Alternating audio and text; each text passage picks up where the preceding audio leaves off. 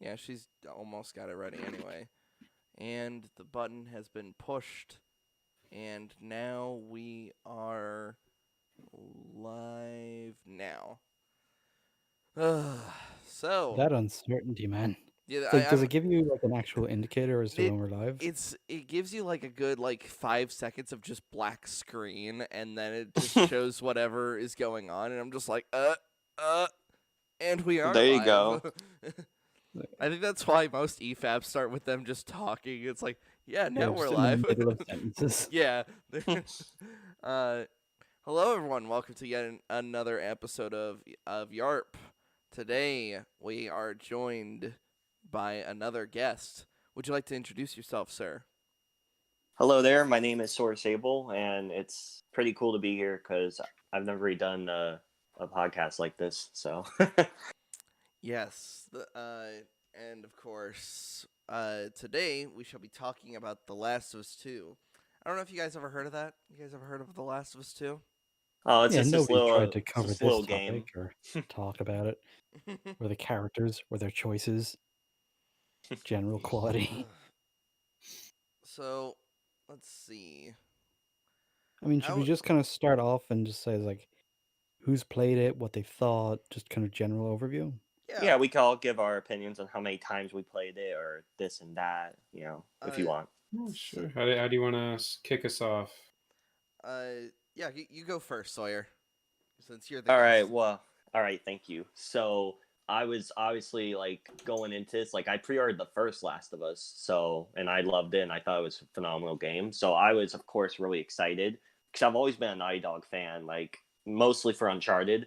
Love that series to death. It's my favorite series in video games. So I was like always been a big fan of Naughty Dog. So that's where I'm coming from. So from what I say, but I am critical of Naughty Dog games because Uncharted 4, everyone says it's great and all. I think it's average at best, and I had a lot of problems with it. Lost Legacy, I was not that much of a fan of, so I'm able to differentiate between the studio. And so Last of Us 2, I heard about the leaks and stuff. I didn't know the spoilers to the extent that others did, but I was still like skeptical, like some bad stuff might happen in this game if everyone's saying it's trash. And I get my copy, like I had this big edition, steelbook, statue, all that stuff, and I was like, let's do this. And I'm playing through it, and when we get to, I'm pretty sure we're talking spoilers, right? Yes. Oh yeah, Okay. absolutely. We have So no spoiler we grace period here. We talked about Mando practically the day after. got you. All right. So basically, we get to the part that I'm pretty sure a lot of people were mad at was not only do how they set up what happened to Joel, but then after when you play, like I was shocked. You play half the game as his killer, and I thought that was really interesting because I don't think it's been a while since I've seen a game do it where not only you have two different perspectives, but like your whole like half the game you're going as Ellie trying to get revenge and stuff, and then Abby is like she's kind of doing her own thing, doesn't even know Ellie's after her, which I thought was pretty funny when you think about it. But it's just I thought it was kind of interesting that you got to play as two different perspectives. And the game for me personally, like I wish they had multiplayer because it's getting harder for me to replay the game. Like I've played it 7 times now. What? Good But God. You played Last of Us 2 7 times? yeah, because so what I did is my first playthrough I played it just for fun. Second playthrough I wanted to max out all my weapons and do all the collectibles. Third playthrough I did permadeath, which was insane. And then I did grounded mode, which was also pretty crazy, but I did those and then my dad wanted me to help him because he got stuck at some part. So I basically had to play it for him twice. And so but I really do like the game. I think story wise, I prefer the first one, obviously, because the first one has way more memorable moments for me. Like the elevator scene still creeps me out to this day. The the part where you're Ellie fighting against David. I have a scene like that in this game where you're playing as Abby against Ellie. I That's my favorite part of the whole game. I I. thought that was awesome. Interesting. Alright. I just like the Okay, gameplay because I wasn't expecting that. I thought that was cool. fair enough. Alright. I actually haven't played it at all because I played the first one, but I was also late to that one. See, Got I'm you. not as much of a gamer as I used to be, so I don't I don't try to stay up to date on things. I'll just kind of get to things if I hear that they're great. Hmm. But when The Last of Us 2 was, about to come out and all the leaks and stuff were happening and it all sort of snowballed into this spectacle, I was like, okay, this is something where I should probably just like watch a playthrough or something, like see someone who's going through it and like attentively going through the story with the characters so that I can actually get what's happening. And so all I can really talk about is the story. I'm not going to really be able to comment on, gameplay or Yeah. what sections were the most fun, but it's just purely on the characters, the choices that they made, their reasoning for those choices. Is that I'm pretty critical of all of it. And I suppose the contrast there is like because you enjoy the gameplay so much, maybe those choices make a bit more sense because you're in the moment, you're like in that situation, you're getting that feeling. Maybe that's kind of what I'm missing. I don't know.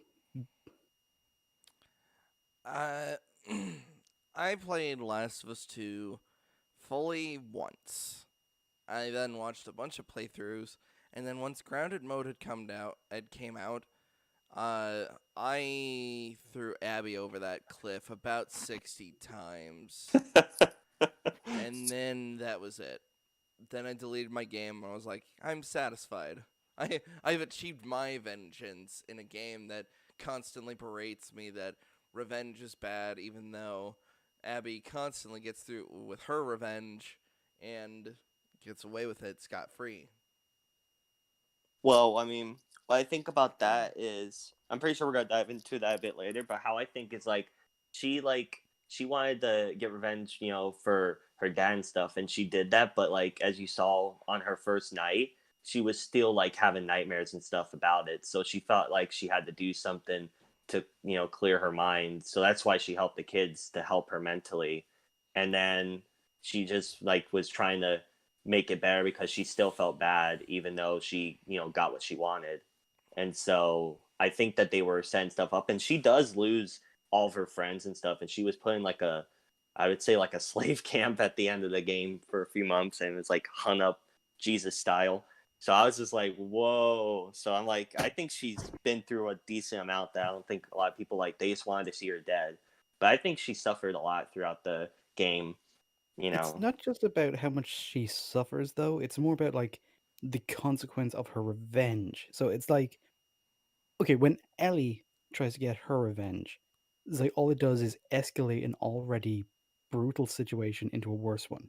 So Hmm. that directly backfires. Whereas the way that Abby suffers is kind of like indirect. So it's more just like cosmic justice that sort of strays away from the point that it's like this is because revenge is bad, not just karma's a bitch, I guess. So I think that kind of detracts from it a little bit and it makes some of the events seem a bit meandering.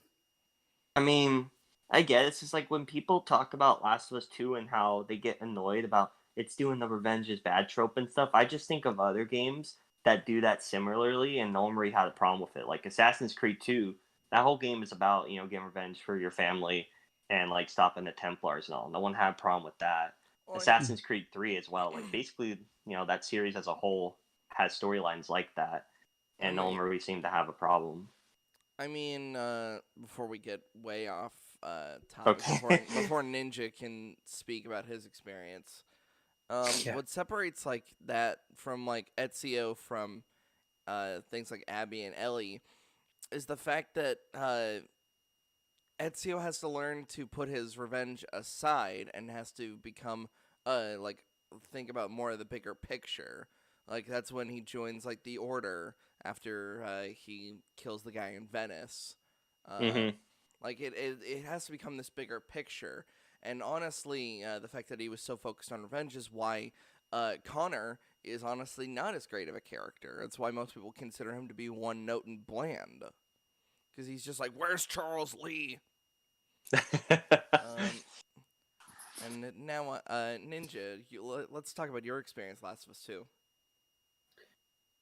So I was exposed to the spoilers going in.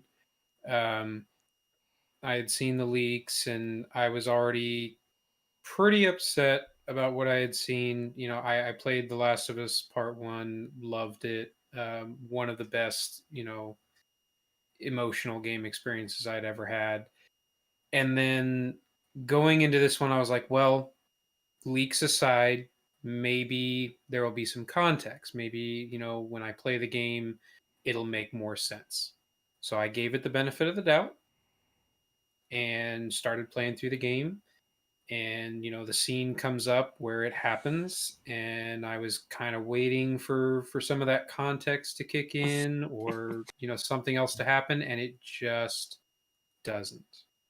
I will agree that how it happened was really dumb because I think that when they were developing the story for that part, I think they were like, we need to figure out a way to get Joel into a situation where he has to die. And I think that's like Yeah. so like I think that I agree with you guys there, and I agree with a lot of people that don't like the game.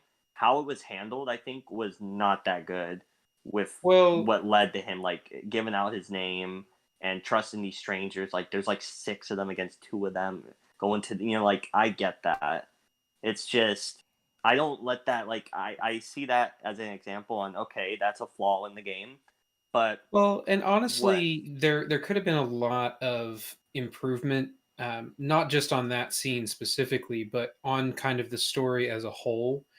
If you just took some of the pieces and kind of rearranged them, the way that they decided to tell the narrative structure of the story makes it difficult for you to get invested in certain characters.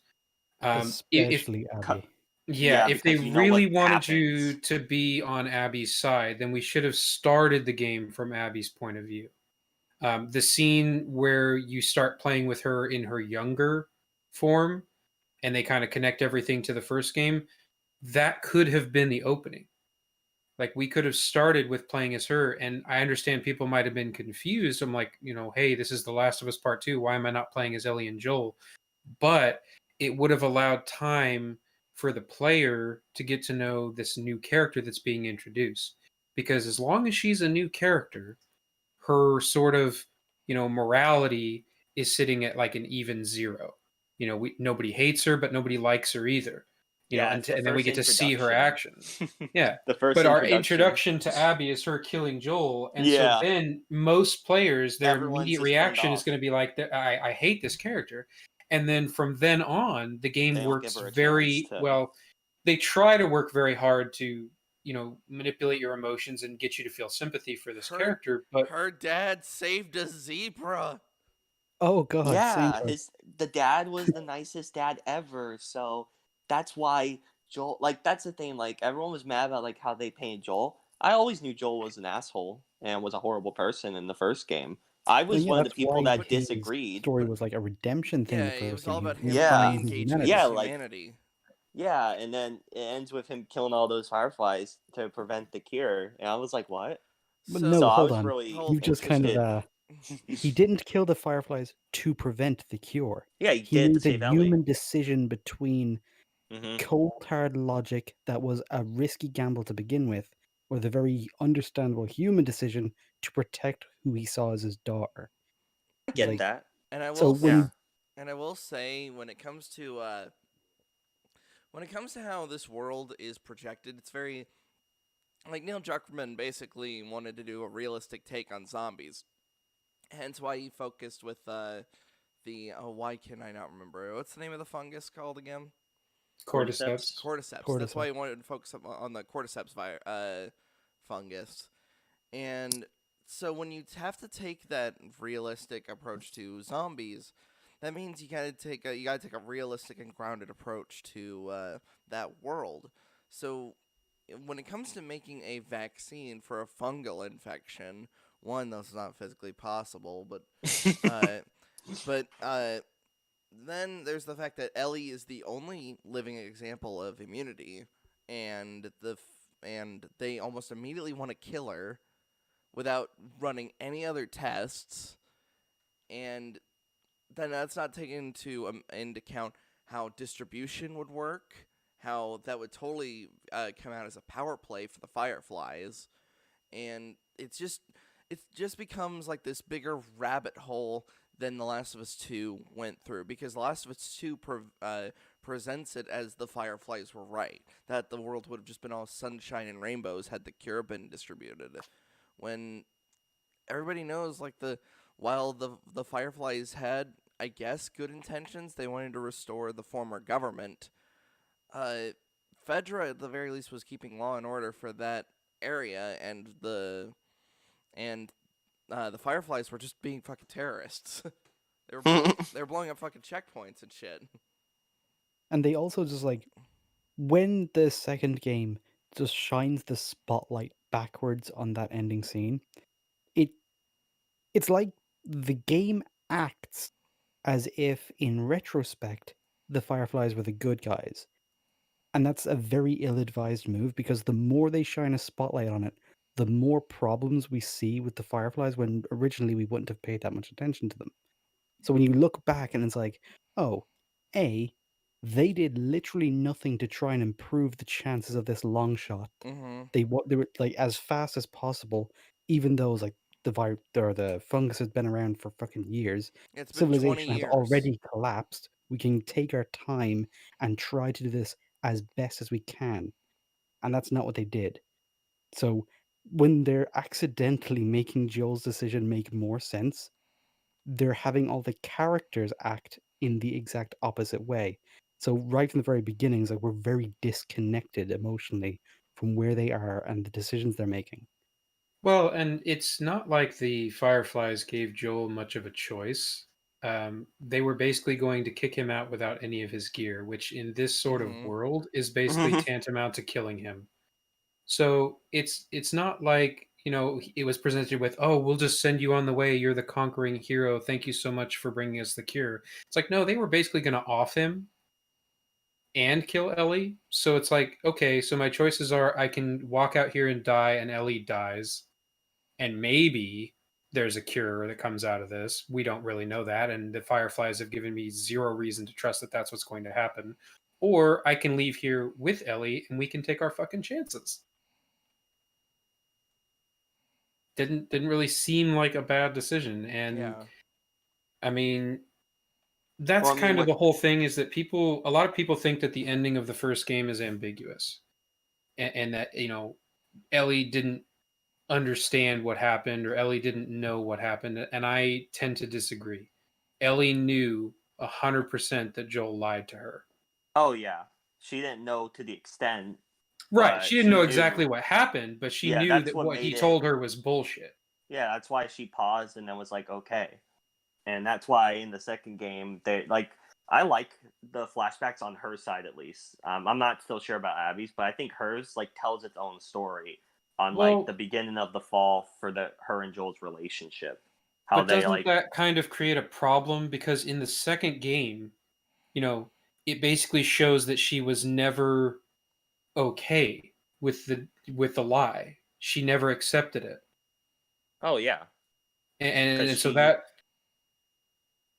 I'm if sorry. she truly had accepted, if she truly was like, I know you're lying to me, but you're important to me, so I'm going to let it go, then she wouldn't have this sort of, because she basically spends the entire second game shitting all over Joel because she finds out the truth, Mm-hmm. and they never actually have a conversation about it. Because if they Well, did, they that do would at the solve end all of of the them. game, but the No, day before he he. never tells her the truth about what happened at that facility. Yeah, he kind of just Not half-asses Yeah, once. it. he basically, when she was at the building and she's like, "You tell me what happened, or I'm gone, and you'll never see me." And all, he basically said that was either you or the cure, and he did what he thought was right, and that's when she was like, "We're Yeah, but done he in this." never told her the specifics. Yeah, He it's never a told her half-assed about the approach. context. Like One conversation between Joel and Ellie could have fixed basically all of their relationship in the second game. yeah, they wanted to Here's why basically, I did what I did. like, and whether you appeal to the emotional or the logical side, it's still a fucking argument. Like, him just basically saying they were gonna throw you on the chopping block and cut you into little bits to try to get their cure, which they don't even know if it would have worked. And And Mm. Ellie's whole side of this is literally a joke from The Incredibles. You didn't save my life, you ruined my death. Which is honestly the worst part of The Incredibles. I thought that was funny. It was funny in The Incredibles. In this, it's like, oh no, you didn't realize it was a joke, did you? Yeah. Oh dear. You didn't save my life, you ruined my death. Yeah, well, that's pretty much how she acts. It's like, how dare you make this decision for me when it's like the fucking Fireflies were making this decision Yeah. for you. They didn't ask for your consent. You weren't conscious. I was supposed to die in that hospital.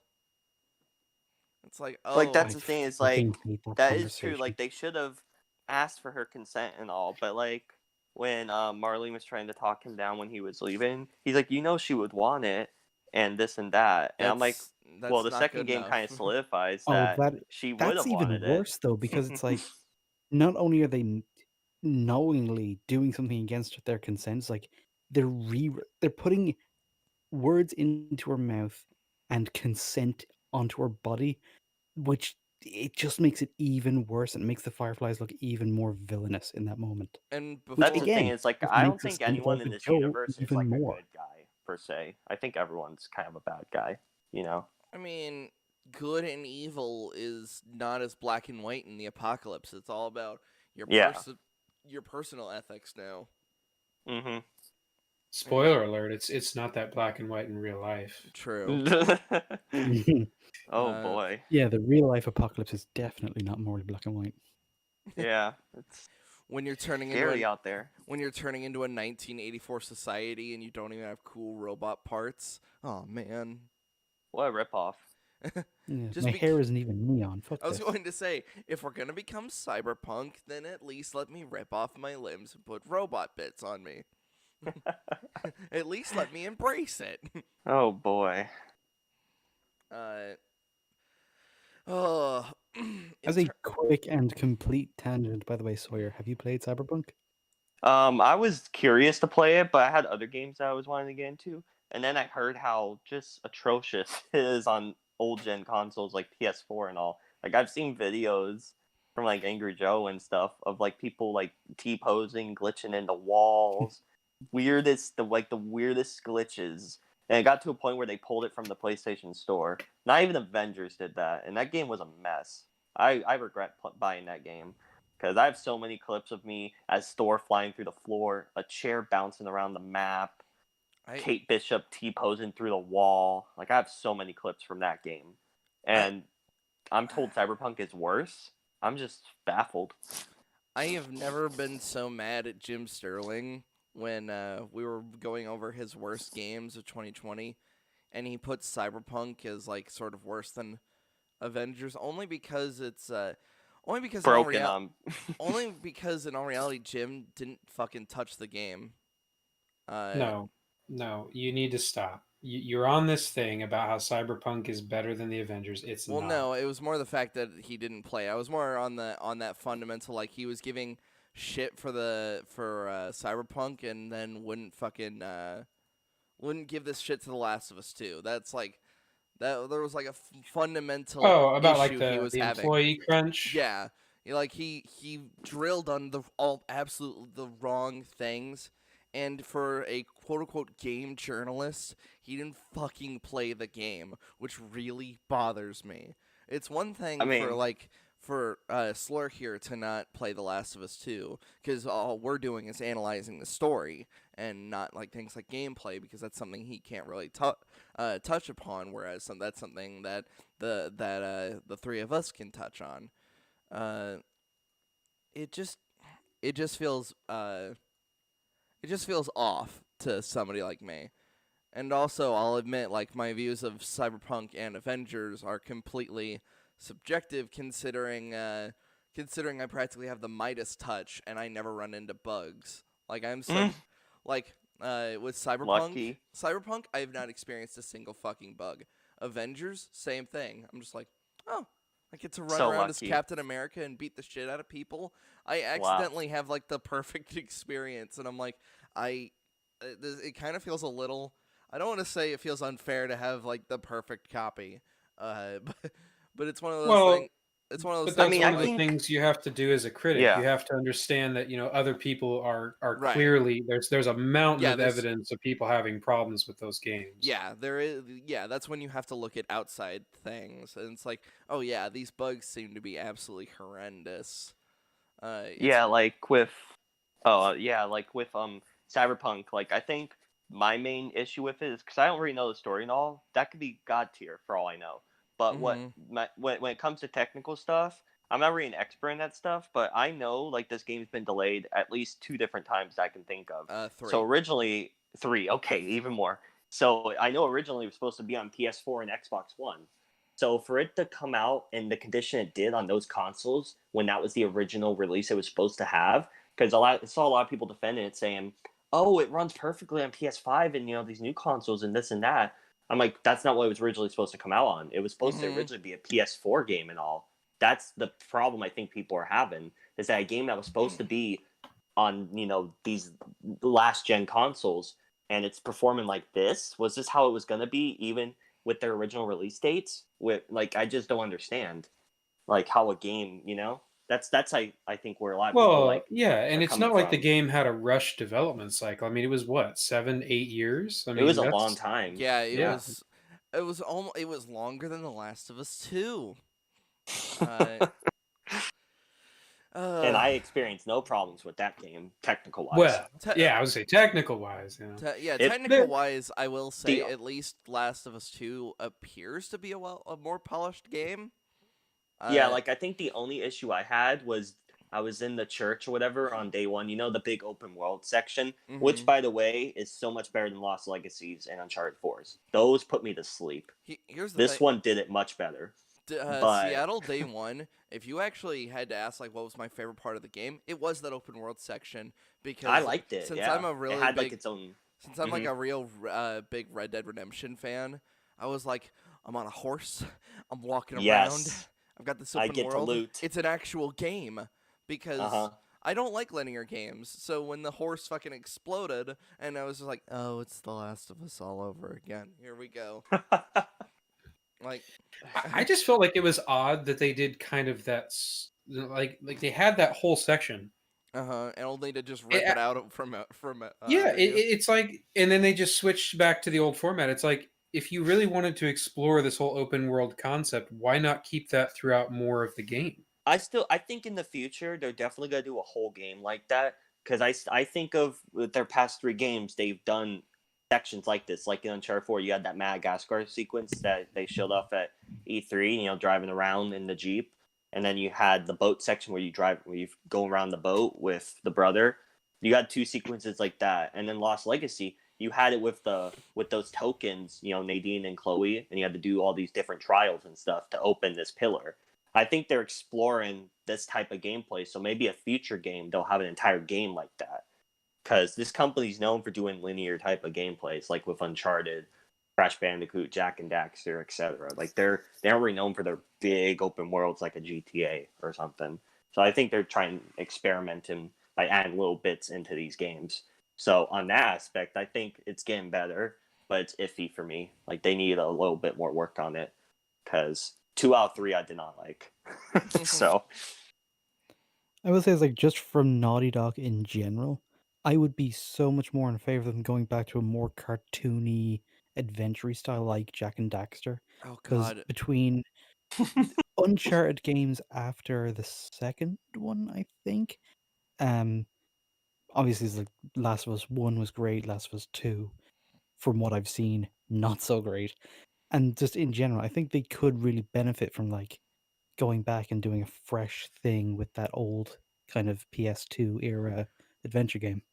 dude, I don't even want to see them touch Jack and Daxter. That was one of my favorite series growing up. So just seeing I like mean, what they can do, same, but like, I like seeing. well, like I don't want to see what another modern.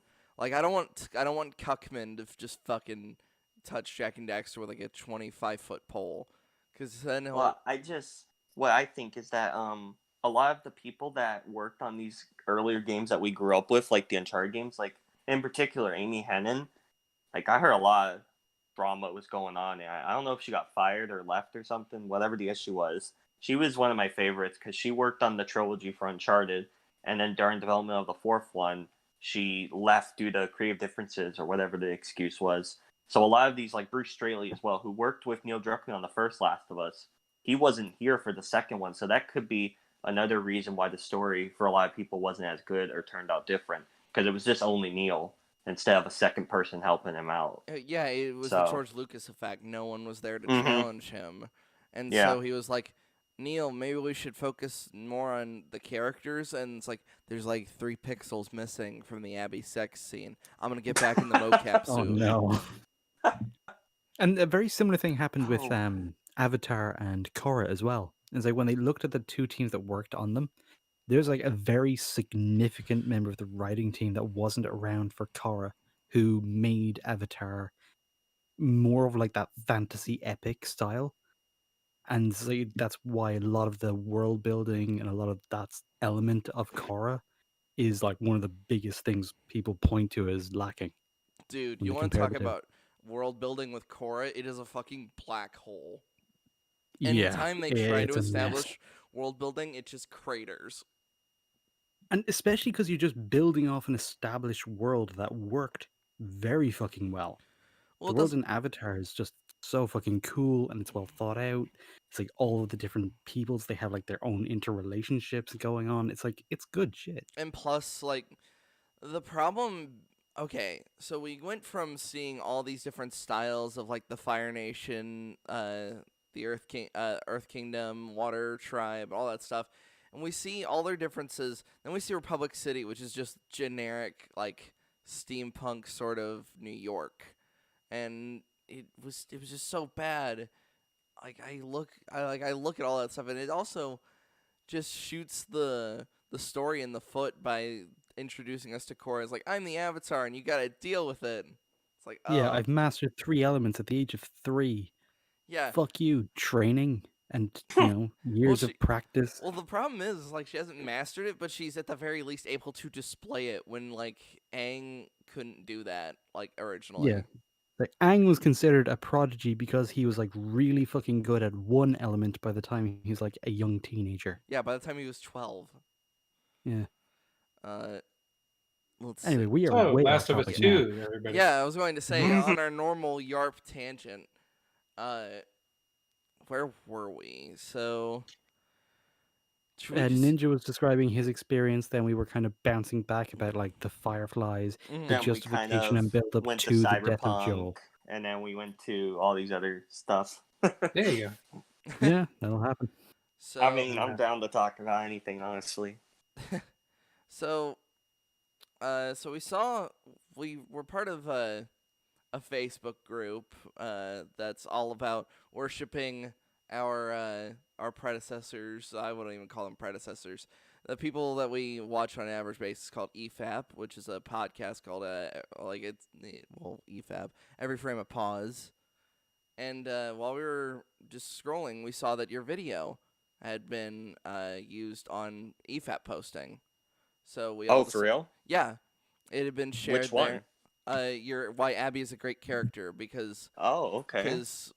like one of the things that E.F.A.P and a lot of fans of E.F.A.P like to do is talk about things like objectivity, which is like maintaining a standard, and like judging like things like writing, world building, and all those things like off your own Yeah, and a lot of standard. it just comes down to, like, does one thing logically flow from the previous thing?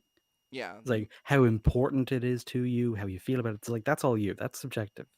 yeah, It's when they talk about objectivity, it's literally just okay, this happened. Because this happened, the result was this. Does that yeah. make sense? Yes. Great. Let's Mahler, look at like the people and what they were doing, why they were doing it, and Mahler. how all of the pieces come together at the end. Sorry. It's So a wait, he did a thorough video and on it? So time-consuming way to look at no, No, things, but no. it works. no, No, no. They linked your video in the chat, and so we went to go watch it to see, like, what it was about. yeah, Oh, okay. And so that's how we were introduced to your, why blank is a great character format. And that's Oh, how we okay. found your channel. And so we watched it, and we were like, we had some, some differing opinions, Mm-hmm. but we were curious to kind of get your side of it, and to kind of have you expand upon some of the ideas presented in the video. I'm All right. not I'm not willing to admit that she's a great character just yet, but perhaps there can be some convincing or some meeting in the middle. Um, I just Yeah, think like that we need some more. I've heard like every argument against her, and I get it. I get why people were frustrated and this and that. But I just like went to the game with an open mind, and I just played the game as it was. And I didn't personally hate her really all that much. So I and don't. then I just Okay, thought does about that then imply that like you see it as the people who, like Bowie, really hate her, went in with a closed mind because she didn't exist in the series before that. that's When true. we're It's just I introduced to think her, people everybody has an and open She mind was by default. she was retconned into existence by well, default. yeah, like how what I see it as is I just saw like how at least people I know and stuff were like I had some people on PlayStation I would hang out with, not so much anymore, but they were just going into it because they knew about the leaks and all, and they said it's the worst game ever before even playing the game, and they're like horrible character because of what they did to Joel and all that, except without telling me because they didn't want to spoil it to me. They're like, you'll find out and you'll hate the game just as much as we do, and they just were judging it before, so that means they already had a notion on we hate this character, we hate this game, and then when they play it, they still stuck by that. So I was really wanting to avoid that because I'm like, if I go in knowing what they know, maybe that would be me. But luckily, I didn't know, and so I went in, and as I play it for the first time, I got what they were trying to go for, or we're going for and stuff. So I personally thought that it could have been better in some aspects, but I didn't hate what they were doing because I like it could have been better with the how they presented the story. But me personally, like I thought it was interesting how you did half the game as one, half as the other. I guess for Abby's section, some of it kind of faltered because when you see the only person I didn't know what was going to happen to them is the two people, the two kids that she met and Manny, because you didn't see Manny at all on Ellie's playthrough. So I'm like, oh, maybe he lives. So then when you see him get his head blown off, it was a nice. It was like a whoa, like oh Oh, my gosh, I my friend that hated him, he's like, that's what you get for spin on Joel, and I was like, whoa. no, That was you haven't seen the half of it. Like I'm gonna hold on. If you want to talk about like Okay, well, reactions. I suppose like the big thing with what you just said was you seem to be giving them points for trying where we tend not to, and I don't know if that's just because we're harsher critics or if that's just a different way that we assess things, but we all see what they were going for, especially with, Mhm. you know, playing both sides of a situation so that like you can empathize with both and oh no, moral gray area, existential conflict, blah blah blah blah blah. But if what they did was shit, it doesn't really matter what they were trying to do. Or if they tried to do this, and I can commend them for taking the risk.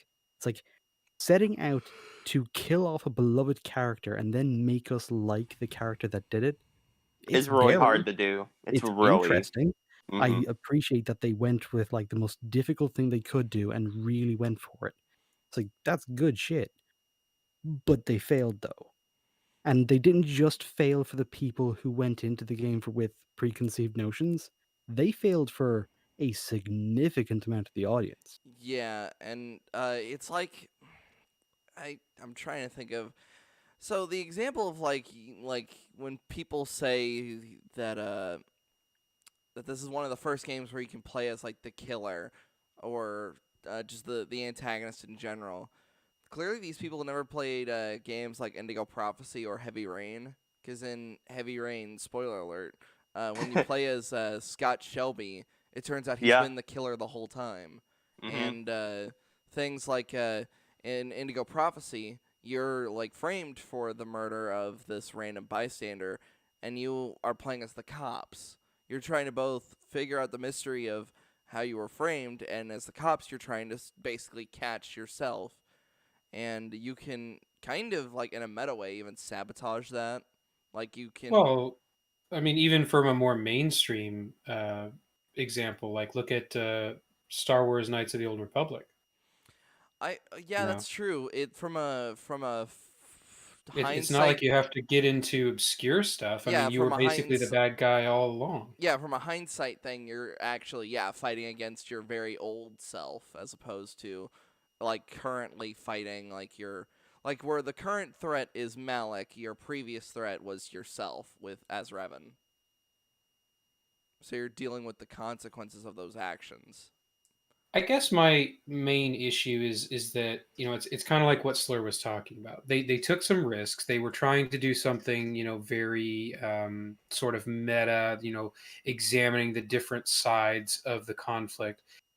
But I think the problem was that they clearly had a side that was right and a Yes. side that was wrong, instead of allowing you to just look at both sides and kind of leave it ambiguous, or really kind of get into each side and explore what makes that perspective. Instead, they're like, no, Abby's right and Ellie's a piece of shit. Yeah, and just in terms And of the cycles of yeah, violence, they make Abby right kind of no matter what. The discussion of the Scars versus the Wolves and who started the fighting back up. Abby pretty much dismisses the entire thing. It's like it doesn't matter. The deaths are on the Scars for the children. And it's like wow. because they sent the Oh children yeah. to attack them. There are some lines that Abby has throughout this game that are just like, holy shit. Like, Oh yeah. oh yeah, she's wow. pregnant. Good. Oof. Like, Yeah, she ooh, teased that's it rough. as Ellie killed my pregnant friend, so I'm gonna get even. Mel That's and basically. Abby were not friends. She called I her a know, piece of but shit and tell her to go fuck herself. Yeah. I'm just telling you though. That's Well, what I that's This think. is and that's kind of kind of what what we're talking about with Slur. the undercutting And their she own did kill emotional her stakes like that. buddy Owen. like- Ooh, Owen. But that's how what Slur was talking about, like the difference with the cosmic circumstance. Like a lot of the bad things that happened to Abby, like a lot of those relationships that she says, like, you killed all my friends, they really weren't even her friends. I mean, other than Manny was the only one that was still actively hanging around. Everyone else had pretty much gone on their own separate way. Yeah, they were like, "Oh, she's a fucking It is. psychopath." I will say, I was frustrated. Two of them. What was the first guy's name that they found in day one? They're like, Tommy did this. He was tied to a chair. Oh, it was. He had no personality at all. Oh, I'll say that. the boob lady, the person who on the Polaroid was showing her tits. Yeah, I know who you're talking about. She just showed. Yeah, she showed up for like 2 seconds during the. Oh, not even during the- her. I didn't even get that. I was talking about the other guy. The I one want no, to the say one his that- name was Nora. like Josh or Justin or Hold something. Mike or on, something. Josh hold sounds on. familiar. I'll just look it up. He wasn't in the game very long. So. Yeah, he held her down with Nora during the scene. That's who it was. He Right. had the beanie. It's funny. He even Was has it little Danny? Hold on. No, Danny was killed off screen by Yeah. Owen. Owen. Yeah. Danny wasn't part of that thing. It was just another guy at the group. Members. I just Yeah, remember what that scene where they were memorable trying to characters get you this game feel had. emotional about Danny, and it's like, I didn't even fucking know this person. Yeah. He's like, who? Who the fuck is Danny? Like, why am I supposed to be sad? Whoa, Why he am I supposed limped to give a back shit? here with Oh. a bullet. That's interesting. Also, who was the guy who was about to like either run into a door or around a corner, and he just gets fucking capped in the head? And Jesse. it just because Yeah. it came out of nowhere and it caught Oh you my off guard, god, it was more I remember fun like than my anything. friend was watching me play and he's like, Jesse is the best. Like I respect him for this because no one says this. He says that Jesse's the best character in the whole series, like better than Joel.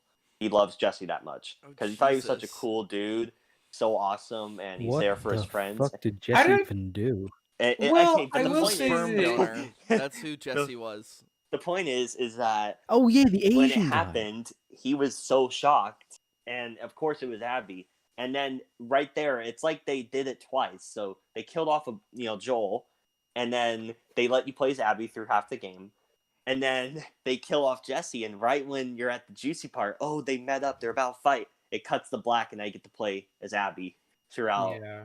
And I'm like, that's funny. They did it not once, but twice. They did it twice. That was will say that hilarious. Jesse was Interesting one that of you the would better count people Jesse from. as that. He 'Cause was a one lot of the better just people from find him either Jackson. annoying or forgettable. Yeah. Yeah, he didn't really have that much there. Like I mean, personally, I liked him more than Dina. Well, Oh, yes, absolutely. She was a Dina was chemistry horrible. black Hey, hole. hey, She offered nothing. hey, hold on. I love the fact that like Dina was such a fucking charismatic black hole that when my girlfriend and I were just playing, whenever we'd come across an issue in Seattle Day One, we'd just go right up to Dina. It's like, you got anything you want to say, Dina? Because in the gate opening puzzle, you can literally talk to her for every step of the way, and she'll hold your fucking hand and tell you what to do. That we just started making this phrase of like, what would Dina do? Uh, Well, and like, and then when we went to the synagogue, it's like, hey, the Holocaust happened. I'm like, great, Yeah, thanks. something that's interesting. significantly worse than the Holocaust has happened since the Holocaust in that context. It's So, like the Yeah, I world remember is she's like, ended outside of that synagogue, I, Dina. You know that, right? I so, remember she was like, I come from a long history of survivors. so Beanie Fuck off. Beanie Guy didn't have a name, but after that was like, I'm quickly running through the little video. Man, it was the guy with the hat that Ellie stabs in the neck after Oh, Dina. Jordan. Jordan, is that his name? Oh yeah, it is Jordan. Uh, as as Dina fucking stands on a fucking skylight and shot out from under her. What was her fucking plan with that one? Oh, okay, so basically she killed the dude that was about to kill Ellie, and then the second dude, Jordan, shot that, and then instead of just shooting her, he just decides to struggle with her to give Ellie a chance to hit the square button fast to get out. But that's like the problem is with the writing of that scene. Like, if you look at how that scene is set up, uh, it's been 25. We're 25 years into the apocalypse. These are apocalypse babies essentially, and so like, why are these people behaving that way? Like Dina wouldn't be standing on the fucking glass ceiling like as she's being shot at. It just comes across as odd. Like the True. like I almost want to say like my problem with The Last of Us 2 is almost it's twofold. The writing of the entire thing plus like the writing around Abby's story. And And that's the thing is like I will give you that. Like I was okay with Abby's story, but at the when you look at the big picture, in my opinion, day 2 is a waste of time because the whole point of day 2 is you're getting the medical supplies for the Yara oh just for her to die on day Oh, 3. there was fuck so that. much fucking I padding in think the that only game. reason they had that was to have some cool action scenes in the Rat King fight. And I think they that's the wanted to only. show I think they designed the Rat King and then like they didn't really have a place to yeah. put it.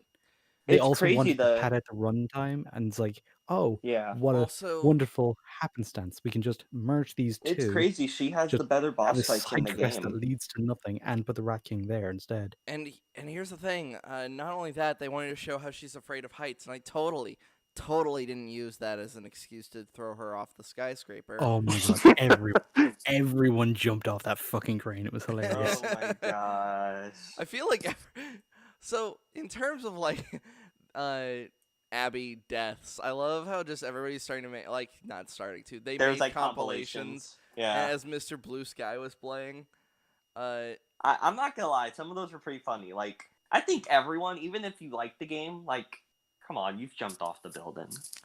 I Yeah, did that because like in even if day you like 1. the game, you understand that I It's they like a made you tradition. You hate have Abby to. before they gave you her as a playable character, and now they're gonna act surprised when you want to see her dead. It's like come on, that think for a was second. that's normally like out of character for me because I'm normally when I play video games, I'm not the I want to see what happens kind of player. I'm normally just the I'll continue along this, but I accidentally become the sucker for the linear path, even though I don't even like most linear games. So it's like when I'm playing like Ghost Recon with my friend Eli, and he'll just shoot the quest giver. He's like, I wanted to see what happens. Like, could you do that on your own time? uh. But with this, I was just like, I'm gonna throw Abby off the building. Ah! Uh, Speaking of the linear path, by the way, Sawyer, because you've played the game so many times, you might actually be able to shed light on this. Oh goody. On a couple of the ones I saw, it's like the gameplay, especially like the combat situations and the sneaking around, it all seemed to function perfectly fine unless you went off road. If you took an approach that the game either didn't expect you to or didn't sort of like highlight that they wanted you to, kind of, it's like the AI wasn't really able to handle it. A lot of the combat situations sort of broke a little bit. Did you notice that just playing it different ways? Well, usually for me with these type of games, like even with Uncharted and all, like of course if you do it in a different way, it's gonna come across as funny. Like there'll be like if you skip through a sequence, because in Last of Us 2, I don't know if you saw like they have all this accessibility stuff, and there's this one where if you do unlimited Oh, pronin game while you're journalist mode I saw. It was yeah We all know hilarious. about journalist mode. yeah while you go pronin, you could be invisible and just skip past everyone. So some of that stuff I wanted to try it out to see, and the only time it wouldn't work was during the Rat King and the bloater. Because I'm trying to crawl through the bloater as Abby. The bloater sees me, picks me up, and fucking twists my head. And I was like, Oh, oh, it was okay. so fun. Just Nice. watching the fucking Rat King kill Abby. Here's the thing. I hated the Pretty Rat King interesting. boss fight. I hated that thing. It does Thing not was look like a scary. very fun or interesting boss fight, I'll be honest. It isn't. Just unload everything you have at it.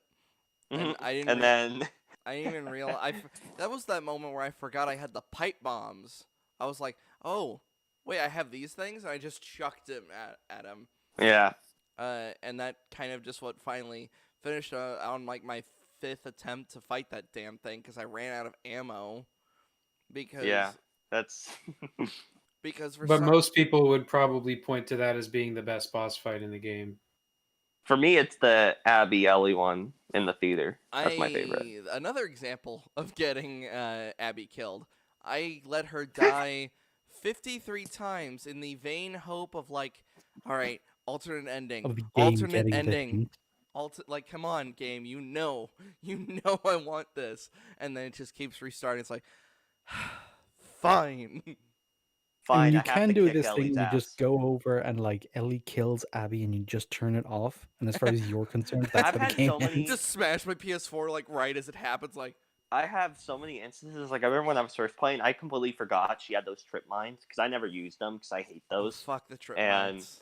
and I went over as Abby, and it blew me in half. My legs went flying one way, my torso went the other, and I was like Nice. so shook because I was so tired, and I was just like, let me just get through this. And I was like, what the fuck?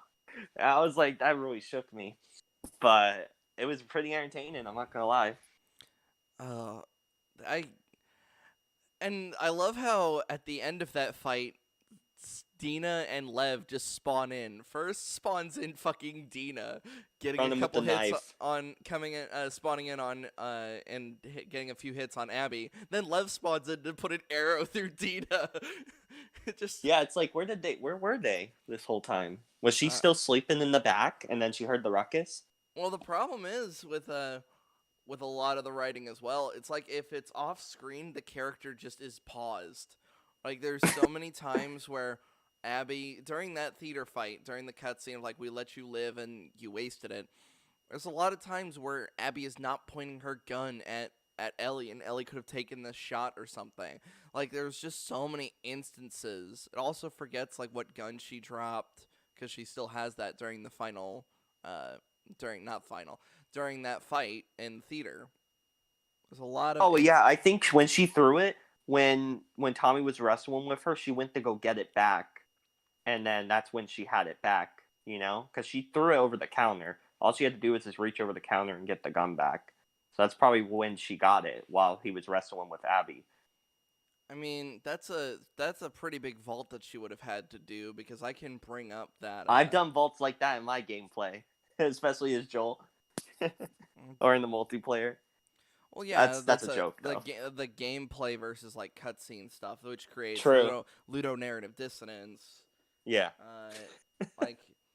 Like we're able to take X amount of bullets before it kills us versus like Jesse who gets like one shot because In the face. because the game is just done with the sperm bank now. Because that's essentially what he is. Poor Jesse. Yeah, it's funny how like the game kind of just forgets about him. Yeah, he was such a cool character. But in order, Was he? Also, a lot of these things, like, oh, when characters aren't on screen, they're paused, like continuity errors. These are things that we would normally point out in like a movie, but we're only pointing them out in a game when normally we wouldn't even notice because the game itself is like designed to be so movie-like and so grounded and all this. And it's like they didn't quite match their own ambition when it came to that. So it sounds like we're being like really nitpicky when really we're judging it by the standard of the thing you were trying to do, which is about as fair as we can be.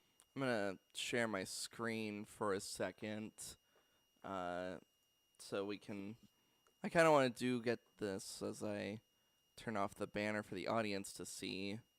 Actually, let me quickly throw my live stream window on my other monitor. Can everyone see the window I'm sharing? Yes, the Tommy. Mm-hmm. Yep. So this is from Abby's point of view, so we'll be able to see the scene well enough. Turn that off. All right. So, Don't you fucking dare! so there. So there. This is from Abby's point of view. So she raises her gun. Toss your weapon. Tells her to toss her weapon. Toss your weapon! Okay, so she throws it over that counter, and it's a good distance away. Yeah. So that's her M9, and now Or revolver. No, it's her M9. Hold on. Oh, okay. Yeah, that's her semi-automatic that can have the silencer attached. All right. So when she tosses it probably a good like over the counter and probably a good 5 or 10 feet past the counter. So after she shoots Tommy,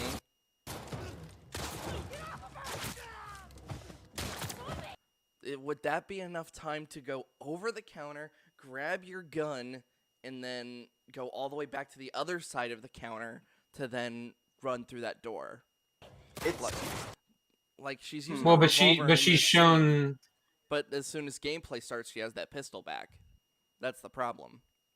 I always thought it was the revolver because in my cutscene, because I added a long range scope on it, and it showed it in the cutscene. So I'm like, that's the revolver. That she, at least for my gameplay, it wasn't that pistol. Because for me, it was the revolver in the cutscene. Let me throw up the theater fight, and we'll. I could be wrong, but it looked like the revolver when I played it. It had like the Would it attachment maybe that I just added. lock onto the last handgun that you were using? Maybe I'm not sure. But I think in like both cutscenes, she's let me then throw this onto the screen. I had to throw the banner back up. So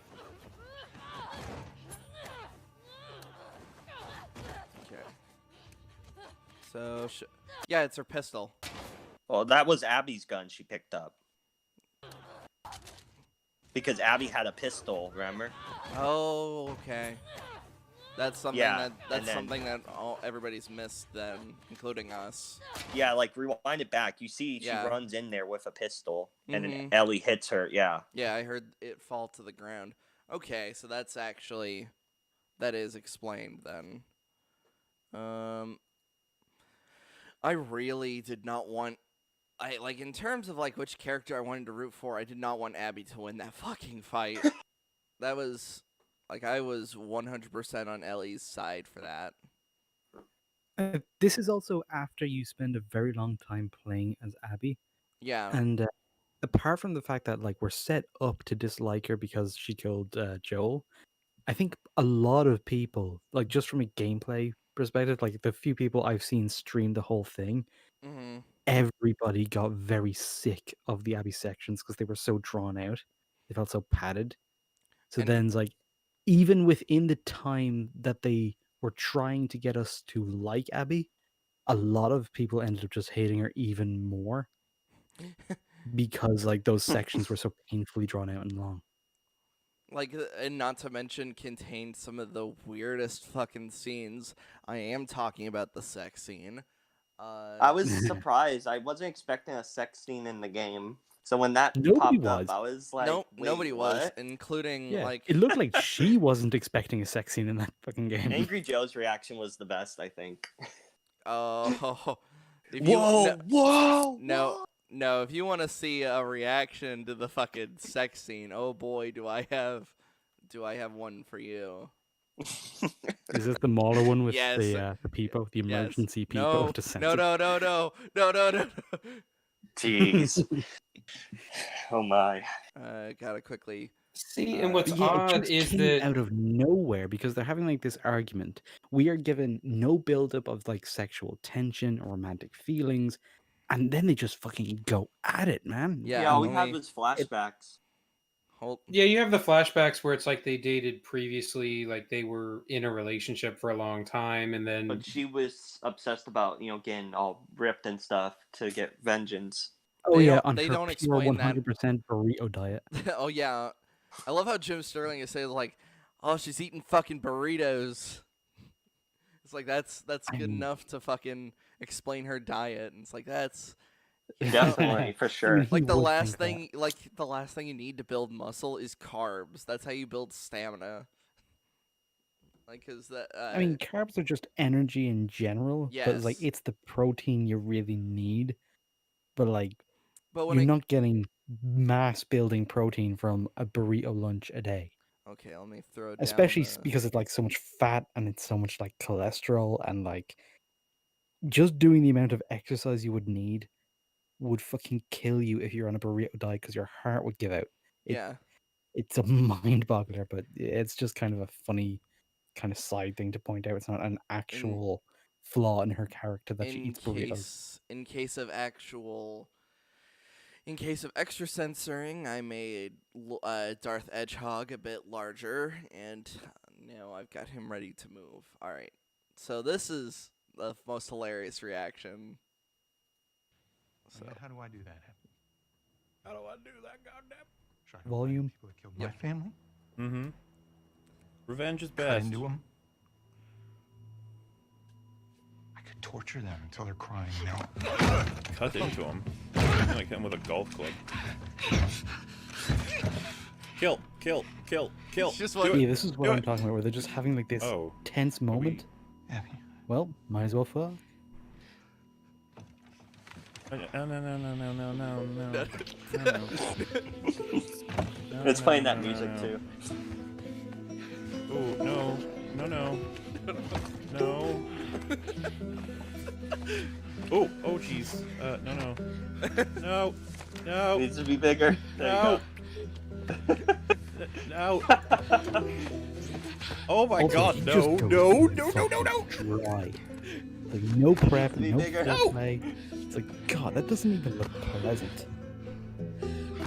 It looks like a sex scene was written and directed by someone who doesn't know how sex works. It's so bizarre. Neil Well- Druckmann. Well, and here's the thing, like, funnily enough, around the same time that this game was getting ready to originally launch before it got delayed because of the leaks, PlayStation had a really big push about like banning sexual content from games. I heard about that, yeah. And so Neil fought to keep this scene in the game. But when you actually look at the story as a whole, this adds nothing. I'd Yeah, argue it basically actually sort of- detracts from a lot of things because it. Okay, apart from it just being so incompetent that it like you laugh at it, it's like just as a thing that happens, it kind of takes away. It's like she's, in theory, is like living the good life. It's like she's reforming these relationships. She's rekindling old flames. Not a single second of it looks like it's fun or pleasant, but that's her thing. And She's it's very actively confusing.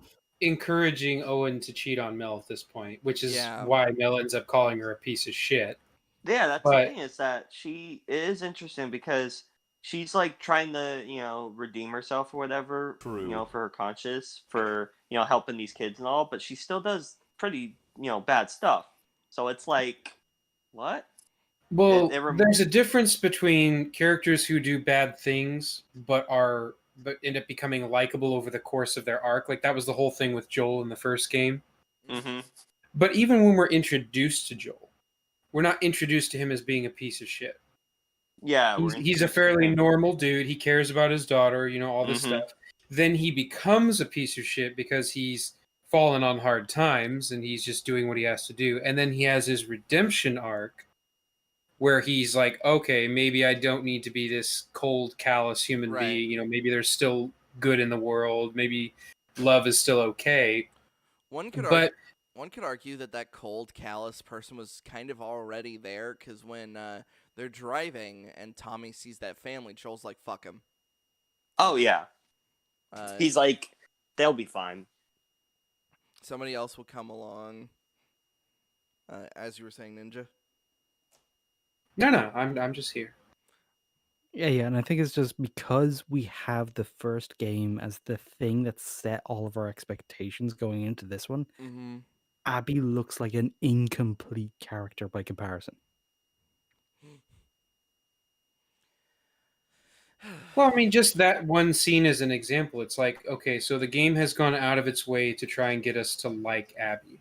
They've made us play fetch with the dog, and look, her dad saves zebras, and they're kind of throwing all these things at you to feel sympathy for this character. But then it's like they show her blatantly doing something that, even in the real world, makes you a horrible person. Yeah, she says good. And it's like, to... well, that I was just talking about the sex scene. Okay. Yeah, That's a cheating. horrible, shitty thing to do to your friend. So now, whatever sort of goodwill you may have built up with me with all of these other scenes, now I'm once again conflicted. I'm like, okay, Yeah. so Abby kind of is a piece of shit. But And especially her how just I being a feel. piece of Yeah. shit doesn't necessarily make her a good character on its own. You kind of have to take everything as a whole. And there's never really that moment. Because, I guess my thing is the thing with her and the kids doesn't make sense to me. It feels really, really forced just because they wanted to have this political message in the game. Also, even she doesn't know why she's doing this. I guess she... Yeah, she kind of actively says that she's like, she just wakes up next to Owen the following morning and is like, I need to go check on the kids. And it's like, why? You left them. Yeah, It's because of her. I think because she thought, this is my interpretation. Like, her whole goal after what happened with her dad is maybe if when she builds herself up and gets ripped or whatever, and then goes and gets the revenge, she'll stop having nightmares and feel better about it. But she still had a nightmare and stuff about the dad, and now the kids were a part of it. So I think maybe subconsciously she's like, I need to do something good, because that was this, that was revenge for me, for my desires. So I need to do something good to help out them, to maybe cleanse some of the darkness in her. That's what I think, at least. I can see where you're coming from, but I guess my question is, this is a big character shift for her, because not only are we going from the whole revenge focus, but saving these kids actively goes against the wolves. Oh yeah, so that means he turns on a group that she's been a part of for years. So that right, was and that requires a significant amount of motivation. Yeah, motivation. I that also doesn't think make any sense. I think also a part of it that I was like when Owen was saying he was gonna leave, she still, I think, likes Owen, but she does, absolutely. Yeah, so I think maybe since he was gonna leave, that's why she was like, maybe she was like gonna go with them to Santa Barbara. They had that plan where he was gonna fix up the boat and all, and Mel's like, oh well, if you go, I'm not going. And Abby says multiple times that she would rather he goes without her. Like she wants him to take the kids, but she's like, I'm not going. I think she's just saying that to get him to fight for her or something, like the fact that we don't know or can't tell based on the context of the scenes, the emotional stakes of the characters, all of this shit going on, that does not spell good things. And yeah, I feel like you end up having to do a lot of the writing for the game. You kind of have to fill in these gaps yourself, and that's not a good from thing. your interpretations. Right. You have to, but there should be you have your own interpretations. That's sure, but interpretations come from what is on screen, what is in the content of the game. That's a huge difference from filling in blanks. Because if you're filling in blanks, if you're doing writing for them, that's not interpretation, that's invention. Yeah, which is something that even I have to avoid a lot of the time because as somebody who just fucking loves to just try to connect the dots, that becomes a big problem because those dots, you're not supposed to connect those dots. The story is sometimes. So with like how Abby acts out of character in the very first the beginning of her story, meaning like when she kills Joel, compared to how she is in the rest of the game, they're almost completely separate characters. And then you got the constant connection that she's trying to get buff because of Joel when that's never really like that's never really said. It's just said that she benched 185. She never really stated a reason.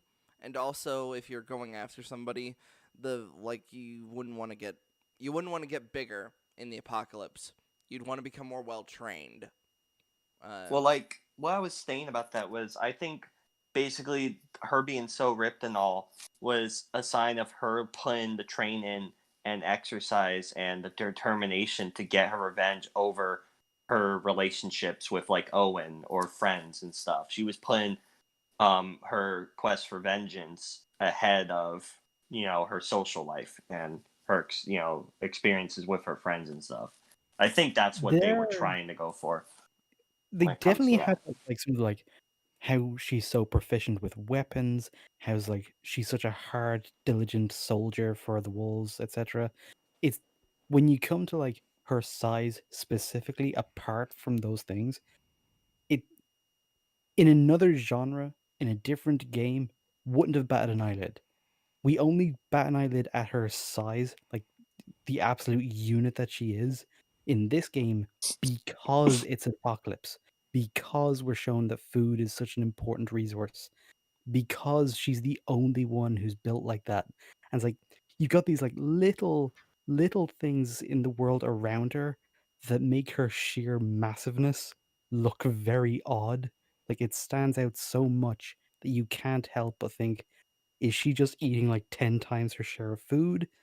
Is she spending all of her time like lifting instead of helping out while also eating 10 times her share of foods? Like if you have this grounded, realistic, gritty world, you have grounded, realistic, gritty explanations for how and why things are the way they are. So that's why it just seems so weird to everyone, I think. That's why everybody comments on it. Mm-hmm. Then let's not forget the shaming when you fucking put when you even try to analyze these things critically. Let's not forget the Jim Sterling.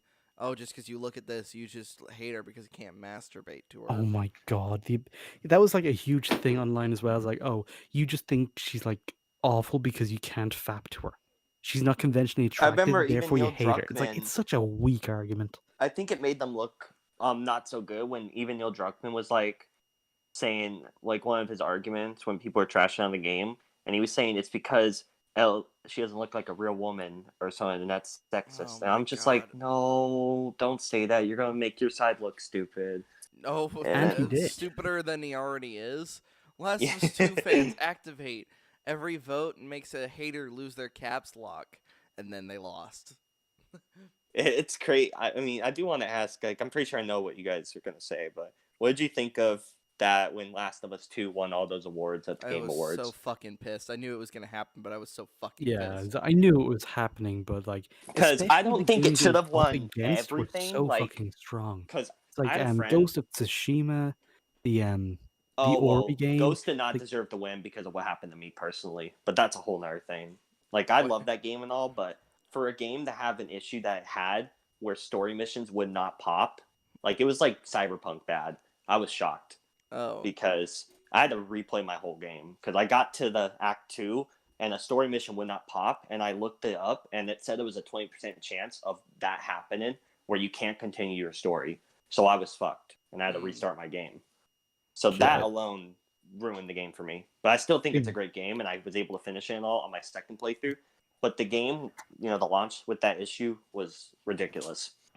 That aside, I did have a friend who was a big Doom guy, and he really wanted Doom to win something. I And I just felt wanted Doom to win Game of the Year, but that's because I, that's what he wanted too. as Yeah. as a massive Doom fan myself, I'm like, come on, this is finally it. Doom wins Game of At the Year. least for the soundtrack, because I think I haven't Oh. even played the game, but the soundtrack is just god tier. Oh yeah. Yeah, and I was like, for me personally, I think the only award that for Last of Us, like one of the main ones that I was shocked because I had a feeling it was gonna win all these because of all the hate it was getting. I had a feeling they wanted to, even it out and stuff. Because for me, I still liked it and all, but the one thing it won I was shocked with was Abby. I just think that was going a bit too far, guys. Oh, You're yeah. doing that just to fuck with And people. Laura it should have been. Laura it should've been Bailey's Ellie. fucking Laura Bailey's fucking acceptance speech. Mm-hmm. We were so Ninja watched the Game Awards live, and I was supposed to join him, and I ended up accidentally joining him like at the last half hour. So he saw Laura Bailey's speech, it's just like, oh, this is fucking shit, and I rewound to it, and it's like, oh, it is shit. So Uh, And that hurts, man, because I actually quite like Laura Bailey. Yeah, Yeah, wasn't no, she, and isn't that- she that's- also Black Widow in the Avengers game?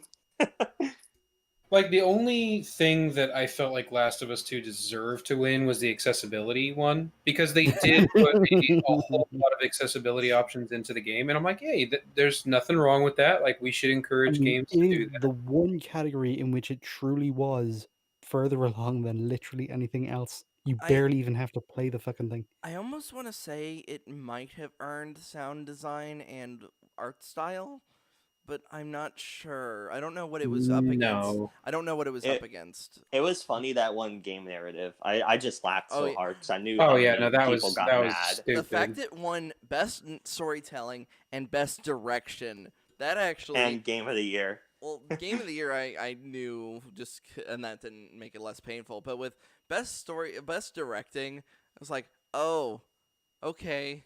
I hope it was worth all the fucking hours slaved away, the fact they couldn't see their fucking families." Jeez. Like, say what you will about Cyberpunk and that crunch. At least they were fucking paid. They were compensated. Most American game studios, they're just promised bonuses, like if the game does very well. And meanwhile, sales for The Last of Us 2 plummeted in like week 2. I mean, I did see reports saying it was the best-selling PlayStation 4 game and stuff. So, I mean, it couldn't have been that bad.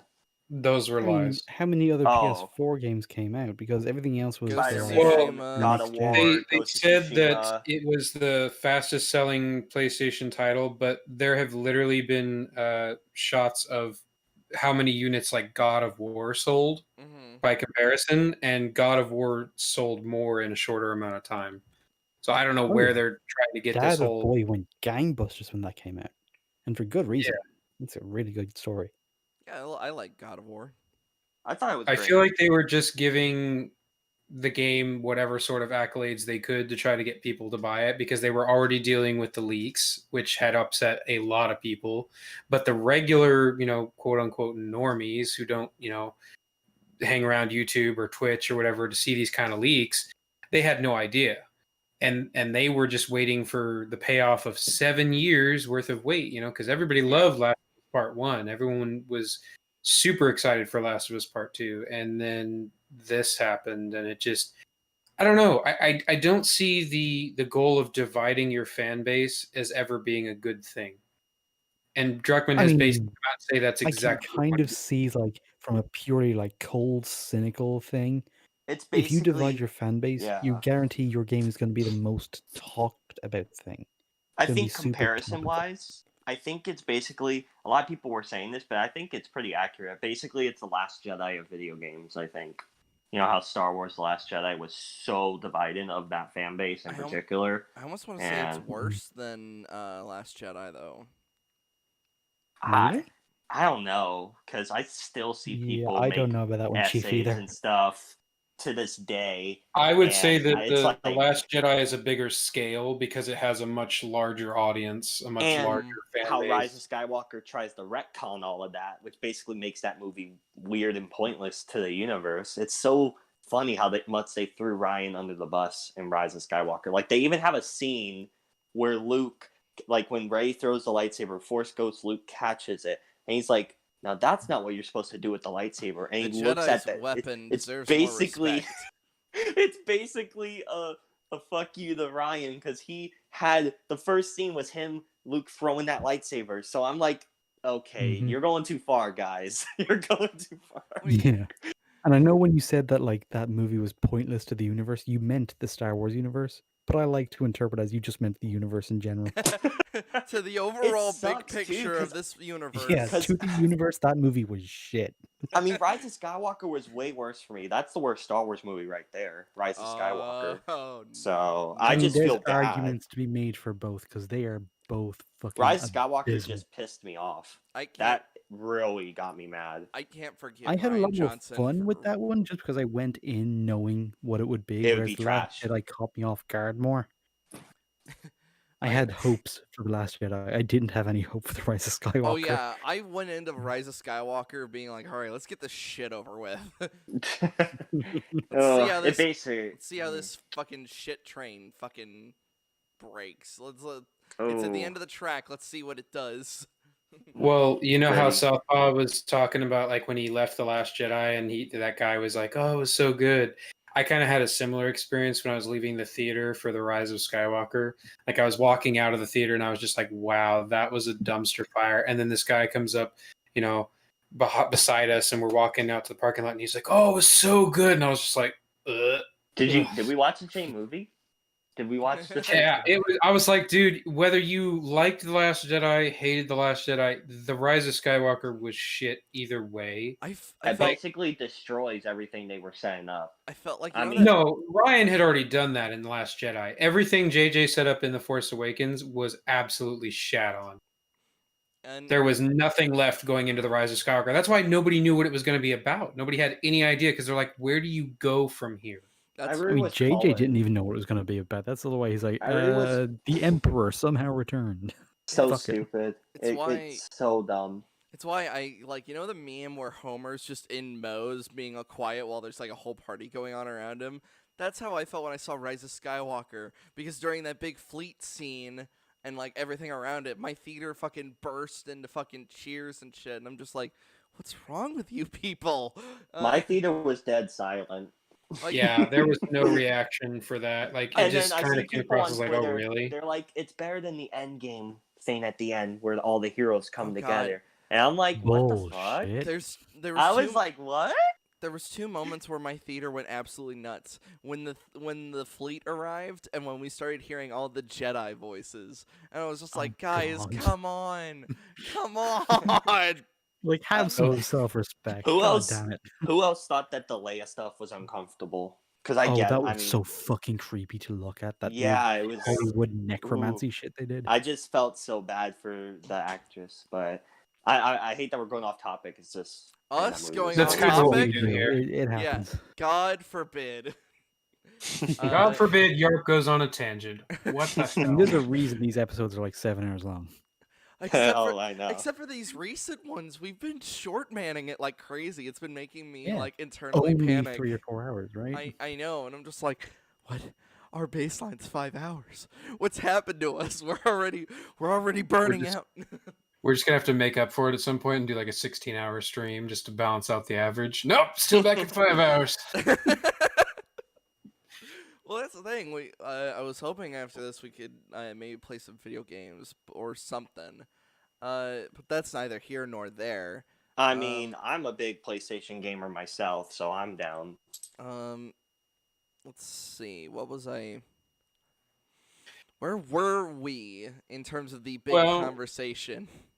We were talking about how, you know, the kind of the implication, the backlash, how divisive it was. Yeah, how, last I you know, remember was we talked about Game Awards for what Yeah, if. we had kind of known that the Game Awards it was gonna do a sweep.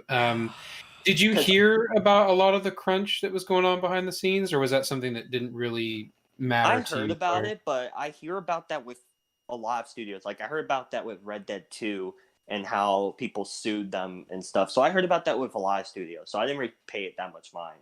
Because I'm like, oh, that's pretty much gonna happen with every big game. at Here- this point. My opinion of crunch is this: don't do it, but if you do it, compensate them immediately. Yeah.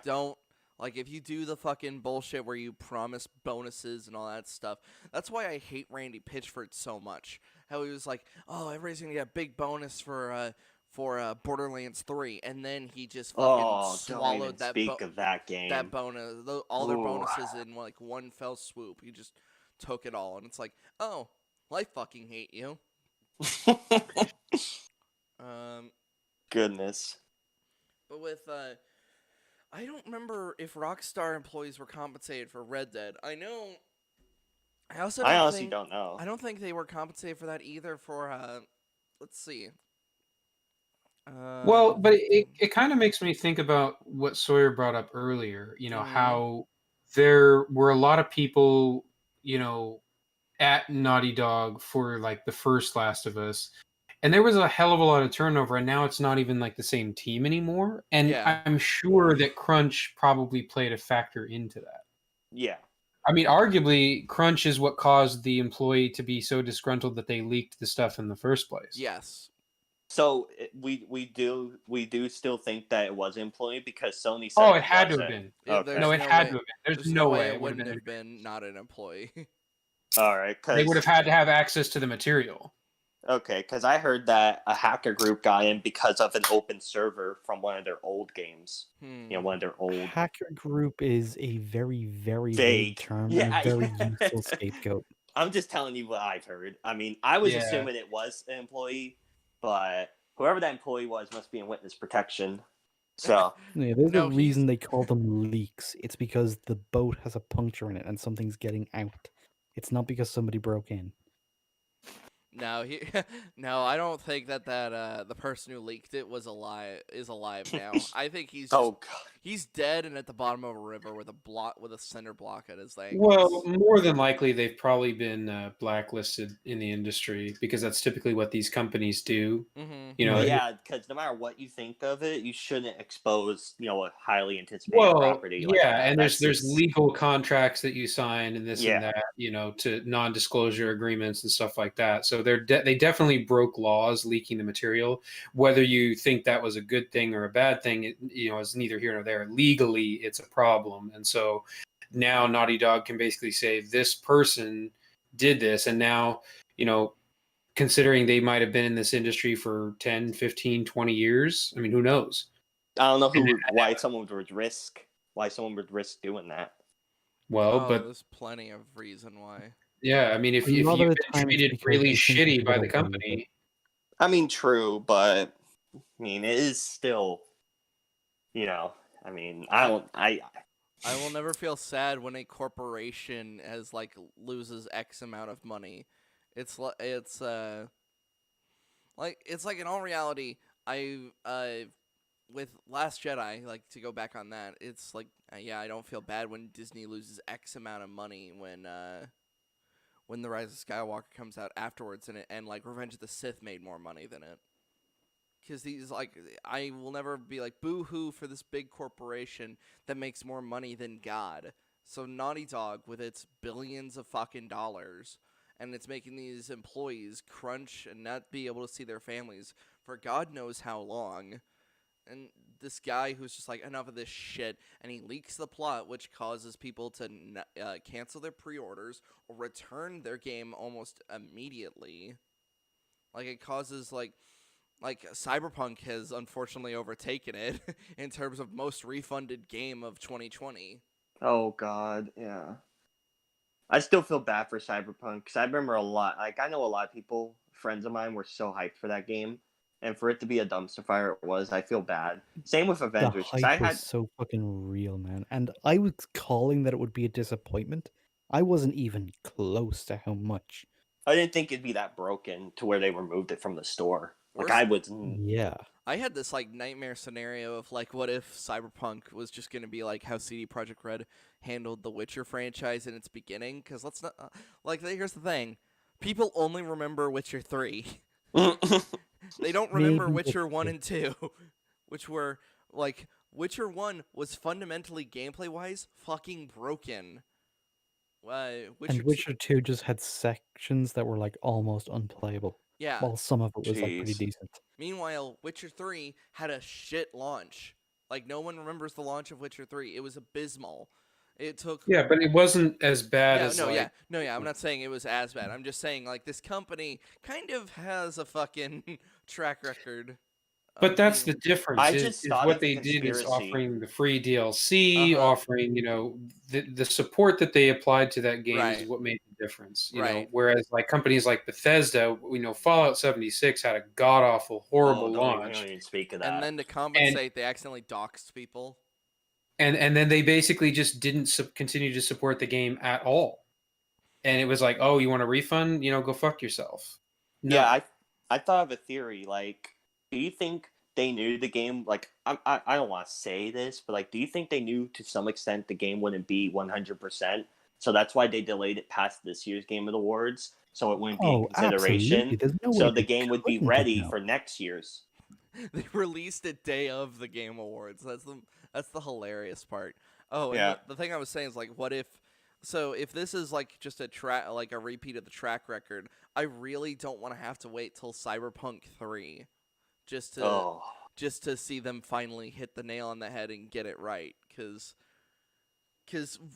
that's gonna require how many patches of just Cyberpunk 2077, an entire sequel game which needs God knows how much time to fucking make, and then to like double down on that for a third game.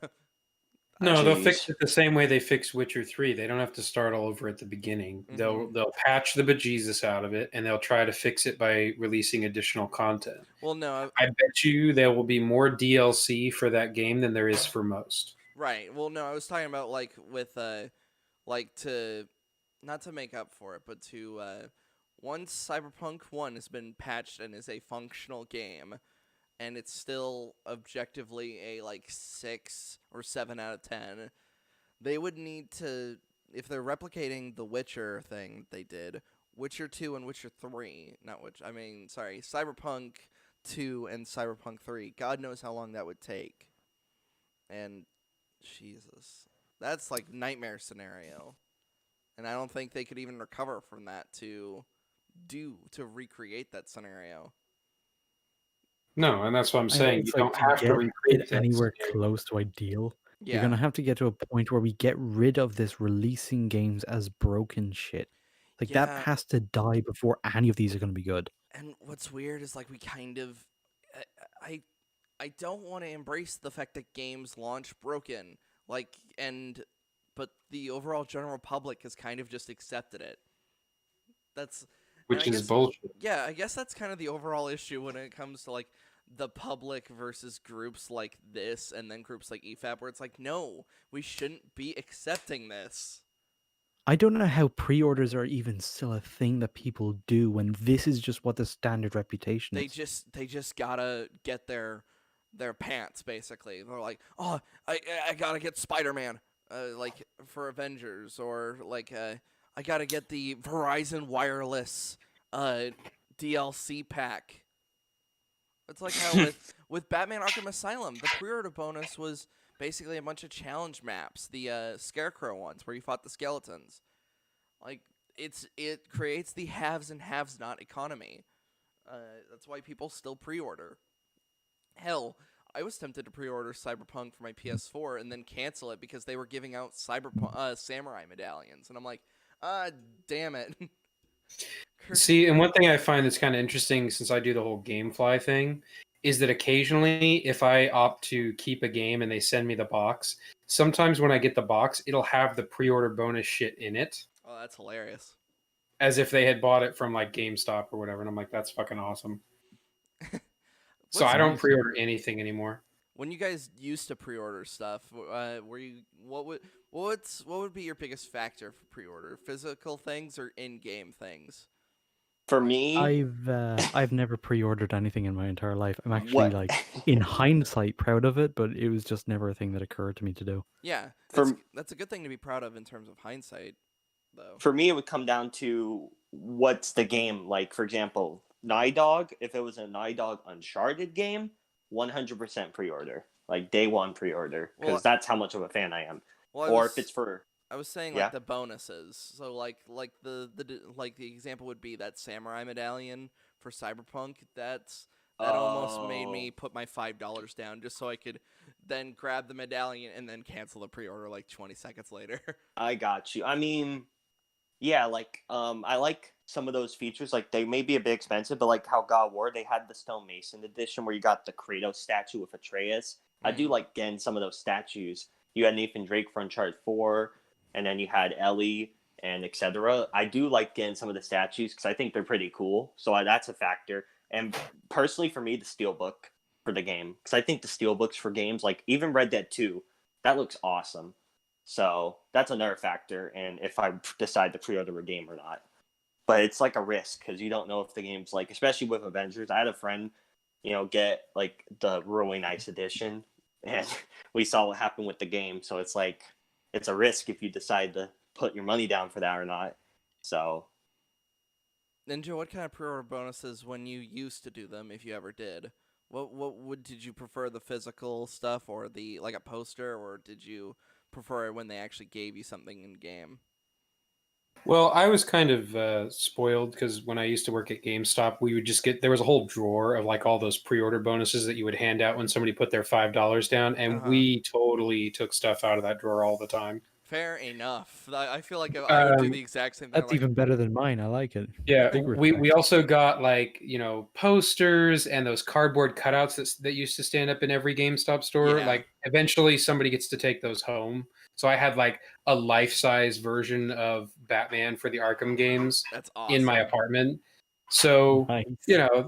there's perks to working at that job. Like it's a horrible job. I don't recommend it to anybody, but it was a lot of fun.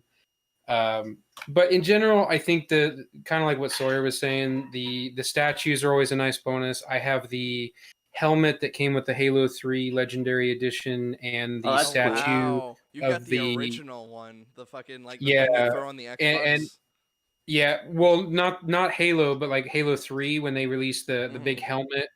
And then there was for Halo Reach, they did this big statue that had Noble Team. Yep. So I got that. I got the Gears 3 Collector's Edition. Came with a Marcus Phoenix statue. So I had some of those. Fallout came with a cool lunchbox. I think it was a Fallout 4. But to me, it's not worth the risk anymore, especially because a lot of those collector's editions are really expensive. Sometimes they don't even include the game themselves. Let's not forget, Mass Effect Andromeda came with like a remote RC toy of the Nomad, I think it was called, the little car thing, and it didn't include the game. I'd be like, what is the fucking point? Wait, what? That's not a pre-order bonus then. That's just merch. You just bought some merch. Yeah, it's really fucking weird. What was it?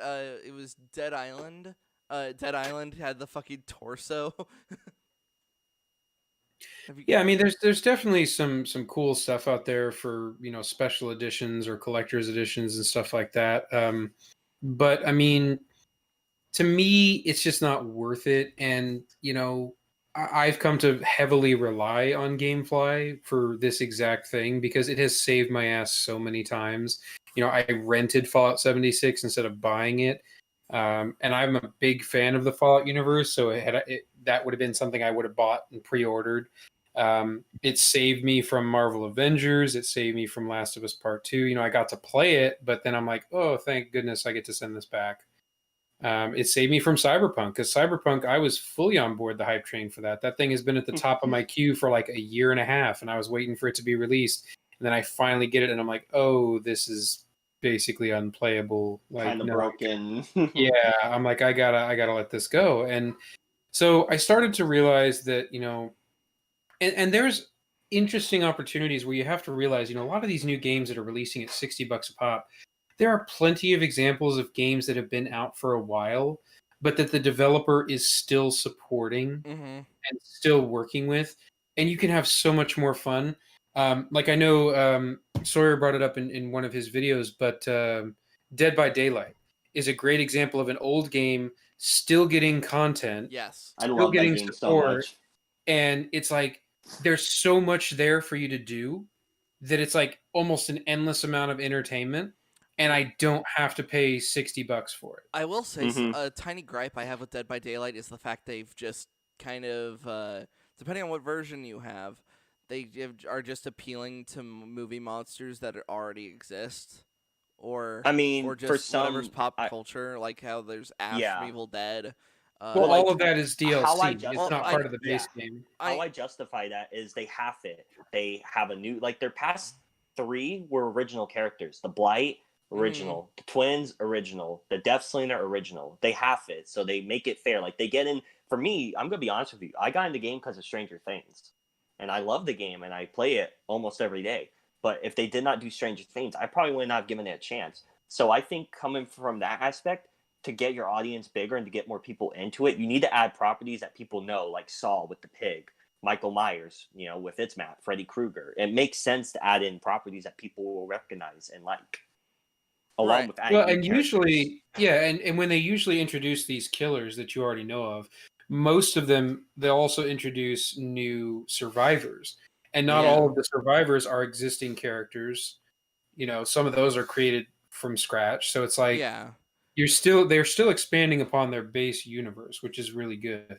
And they It's even just add like the rift and stuff, ways to get more Yeah. blood points and stuff. I like that. Mhm. I really, and they're adding, like, I saw they put out a patch note yesterday how they're gonna fix the pig map and the farm or whatever. They're gonna do graphical updates along with. and they're giving you free Mhm. conversion to the next gen systems. Like if you Yes. already own the game, you're gonna own the game on the new system. Like that's I think awesome. that's great. Okay, Yeah. what probably gets me is, like, I bet the thing that made me think about that is if you look on Steam, just that mountain of DLC list, that was like, oh, okay, that was probably what caused me Yeah, to no, think like that. there's definitely a lot of stuff to purchase for it, but it's not required to play. Right.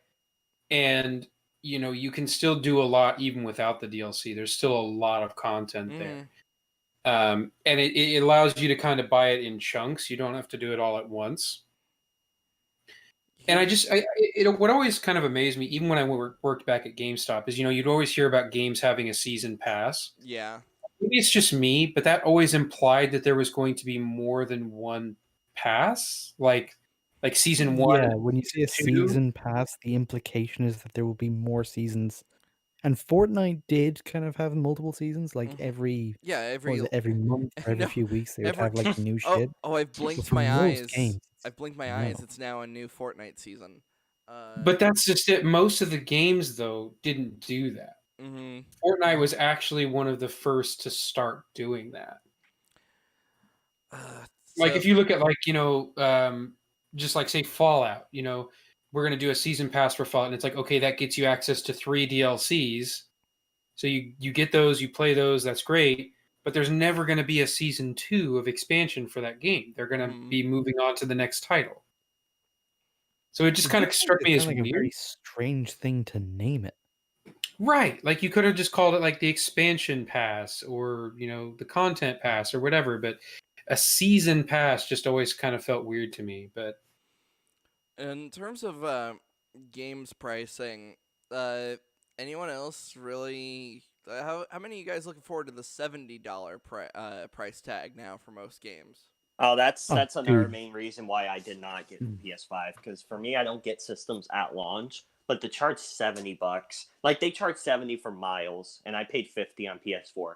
That game is not worth 60, let alone 70. That's kind of a ripoff, because it's not even half the length of the first Spider-Man. Yeah, which I get what they were doing. It's like Lost Legacy for Uncharted. It isn't a full game. It's supposed to be like a little side story. So they shouldn't be charging. Well, isn't 70. the thing with the PS5 version that it not only includes the Miles game, but it also includes like a remaster of the PS4 version? It does. Oh, okay. Yeah. But they changed the guy's face, which I know a lot of people were pissed off about. Yeah, it it looks makes me horrible so now. angry. It looks like it doesn't have its own. It looks like Tom Holland. Tom Holland already is Spider-Man. Why are you copying off of that? I don't even think it looks like Tom Holland. It just doesn't look like the guy that I'm used to looking at, because I spent so long playing that game that I'm like, yeah, this is Peter Parker's face in this universe. And now suddenly they just change it, and it's like, why couldn't you just get and the I don't guy think they back? even gave a reason. Did they even give a reason why they did that? They said something about converting Well, I read an article that said it was more about like the files couldn't be converted over properly, and I'm like, okay, so just get the original actor back and have him do the mocap again or whatever it is you need him to do. Like, why change the actor? It didn't make sense. Yeah. With the whole $70 price tag, that is definitely why I'm like, you know what? I think I'm just gonna commit fully Keep to my PC. PS4.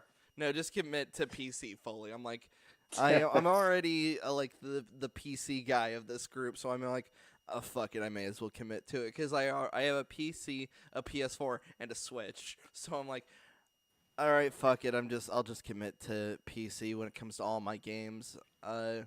Because I'm trying to think of like all the exclusives. I guess I won't have access to Demon Souls, but since I don't lean on Dark Souls type games for my gaming pleasure, I don't like I'm not really bummed that I can't play it. I'm like, okay. I mean, all of my favorite games have always been sort of the things that only work on PC because they're like strategy games and total Mhm. war games and shit. But yeah, it's like with the price tag thing, they chose the wrong time to Oh introduce yeah. it. If they went like 10 years ago when games were still coming out that were bigger and better than the last games, that was the moment. If But microtransactions now we've got like the two things of the price tag is going up while we're also being expected to just swallow the fact that every game is being released shit. yeah, and if Like, Yeah. ooh. It's kind of like they're blackmailing us, like with Cyberpunk. They're If- like, oh, the games run good on PS5, so if you want to play these games good, get our new consoles. if I've heard it's microtransactions not even running good on the PS5s yeah, though. it's not. If It's only on no, the really? microtransactions Titan hadn't PCs that it seems to be going alright. if microtransactions hadn't happened, then I feel like we would have embraced it a little bit easier. But since it's like $70 plus microtransactions, it's like, all right, that's it. Go fuck yourselves. Yeah, that's a And no. everything trying to be a fucking live service now. Mm-hmm. Jesus. This was a H. nice Christ. chat. Well, it's the state of Oh, yet gaming, another man. good tangent The under the state belt. of gaming can sometimes really piss you off because What's yeah? when you I play mean, what's like Jedi Fallen Order was a big example of this. Oh, because oh most people god? complained about Battlefront 2. No microtransactions. Oh, does that really excuse the fact this is a subpar Souls-like game? I'm sorry. Everyone hypes up Fallen Order. I think that's the worst Star Wars game I've ever played. It's so boring. I've played too many to fucking call it that. I'd be like, okay. Well, Hold here's on. what I've played. I'm just gonna tell you what I can remember what I've played. I played Lego Star Wars: The Complete Saga, Lego Star Wars 3: The Clone Wars, Battlefront 1, Battlefront 2 on both PS2, you know, the good ones, and the new PS4, the shit ones. And then I played Fallen Order. That's all I can remember for Star Wars that I played. Obviously, the old Battlefront games were fantastic. Maybe looking back, they aren't because of how they look and stuff, but in the moment, growing up They and all, hold they were up in a fun. sense because I still have them installed on my old like gaming laptop, and like just out of nostalgia, it's like a couple of years ago, I just booted it up again, just listened to some podcasts and blast some shit. It doesn't look pretty at Mhm. all. It's aged very, very much. Which one But like again? just the gameplay is so simple The that it's OG like there's nothing Battlefronts. in it to fuck it Oh. up, you know? Oh, I thought you for a split second. I thought you guys were talking about Jedi Academy and Jedi Outcast. I was about to be Oh like, boy. that Oh game. no. That game may not. Those games may not look the best, but oh my god, fun is cranked to its absolute maximum. And I Mhm. don't know if we count mobile games, but I play Galaxy of Heroes, and that's not that bad. It's a grind fest, though. I'll tell you that. I mean, Yeah, it's a mobile game. You kind of you go in with Yeah. that expectation, you know? Yeah. yeah. But it's funny how I think that game was more fun than Fallen Order, and they add more content in Oof. that game. No, like they had a Mandalorian thing where they had him with his Beskar armor. They added the IG-11, you know, Gina, Moff Gideon. Like they had all these. Like they always add new characters and stuff. So They have raids where you fight the Rancor, General Grievous, and Darth Tyranna and stuff. so what do you think about Mandalorian? Okay, it's probably gonna get some flack. So season Mhm. one is very mid for me. Season 2, I couldn't get into. I'm planning on watching it at some point because my sister is like, I love this show. And I'm like, all right, we can watch it together, Sailor. But I watched the first episode and a half for season 2. Episode 1, I was like, okay, it's passable. Episode 2, I almost fell asleep. So I'm like, I'll just watch it later. Yeah. I don't know. I just feel like the only guy that hates on the show. I don't want to hate Oh, on you it No, too. absolutely you are not not. alone. Oh, come into Okay, the I warmth, don't my want to. friend. I hate Jesus, being like we that. shit on that so hard. See, I hate. here's the thing. I just. Mandalorian, to some people like me, is entertaining, but it's still shit. To some people, it's the best thing since sliced bread because it's better than the sequel trilogy. Not It's realizing, so sad. People say that this is the best thing Disney put out for Star Wars, and I'm like, that's not a good track record because these are the same Yeah, people that that's- did the sequel movies. Yeah, They it's did also Rebels. just a very They low did bar. Like, that's Solo, not which the was praise you think it horrible. is, my They dude. did Rogue One, and it's just like, what? They were the ones that gave EA rights for the horrible EA Battlefront games, which are dog shit at best and cat shit at worst. Battlefront 2 has improved. It's not No, as it's it did improved not. ever since it since they added more Clone Wars stuff, and they actually started giving it a Well, the lot more biggest love thing and that attention. fixed it was the Most of that removal stuff of should have loot been in the boxes. game at launch. I Mhm. feel like that's just ridiculous, and I don't even want to get on that rant. I prefer the first Battlefront, sadly, which is sad because I didn't really have content and the controls and all were so weird and Yeah, disjointed. But Battlefront I prefer that more. Battlefront 1, like 2017, was such a weird fucking game. Like, cause There was no story in the first Battlefront there because I heard they rushed it for Didn't- some reason. they rushed it And because of The so- Force Awakens. They wanted to Yeah. fucking get that They shit had out. Yeah, they one wanted the movie Jakku tie-in. map. They had none of the characters from it. Mm. They had no Rey or anything. But I remember they had Jyn Erso and Director Krennic. I'm like, what? That made no sense to me. Why add them from Solo? I mean, not Solo, from Rogue One, but yet not Rey or anyone. It was so weird. And speaking of that, they added in BB-8 and that It's other the most droid that fucking was broken character in the Yeah, they fucking added Oh game. yeah, wasn't he like they super add OP? BB-8 and the one droid that was in 5 seconds of screen time in Last PB9. Jedi, whatever the stupid name is. They add them over Poe and Hux. Poe's one of the main 3 of the series. So what?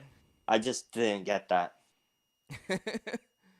Oh, Yeah, I Back still on the don't get it. Mandalorian though, it's like in season 1, whereabouts did it lose you? Because we kind of differ on like where we think it started being shit. It's kind of like a roller coaster. So the first episode, very 1-2. I'm not a fan of it.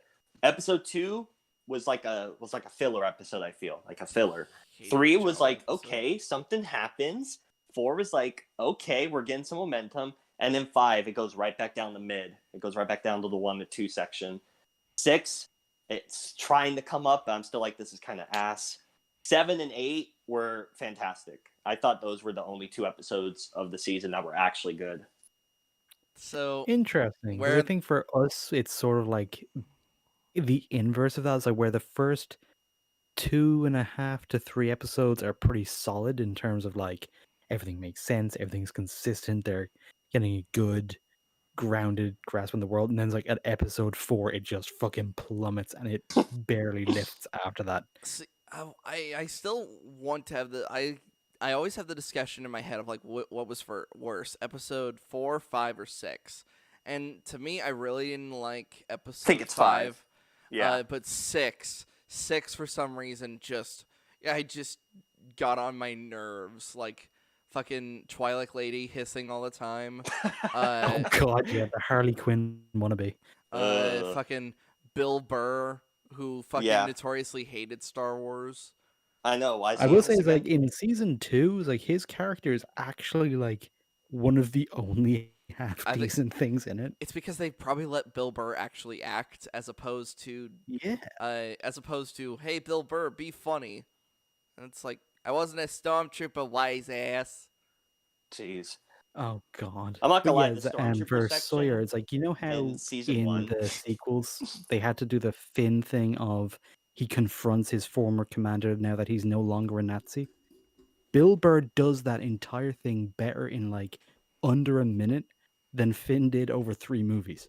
Yeah, it was like a It is 5 pretty- second. it's It was like a insane. 5-minute scene, and yeah, he does it way better than Finn in 3 movies.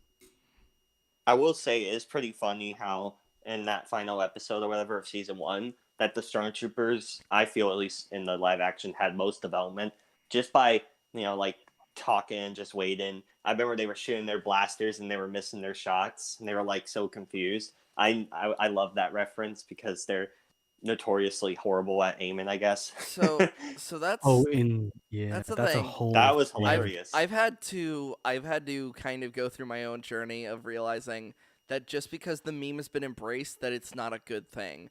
Because I've played Yeah. 15 years worth of Star Wars video games where I'm just mowing down stormtroopers who can't hit me to save their lives. And so I just embraced it. It was just like, oh yeah, they've always been bad. So when people like Y.A.R.P were complaining about it, I was like, what? They were never a threat to begin with. And then I realized, then like as the episodes were going on, it's like it started to finally click into place of like, this is a major problem.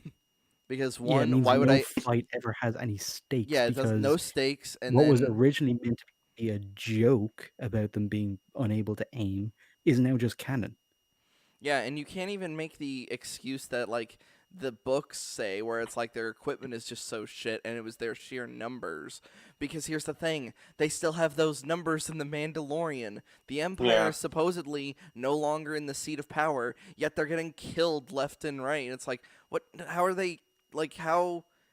You guys aren't the major power. How do you still have like hundreds of thousands of stormtroopers to just throw at people?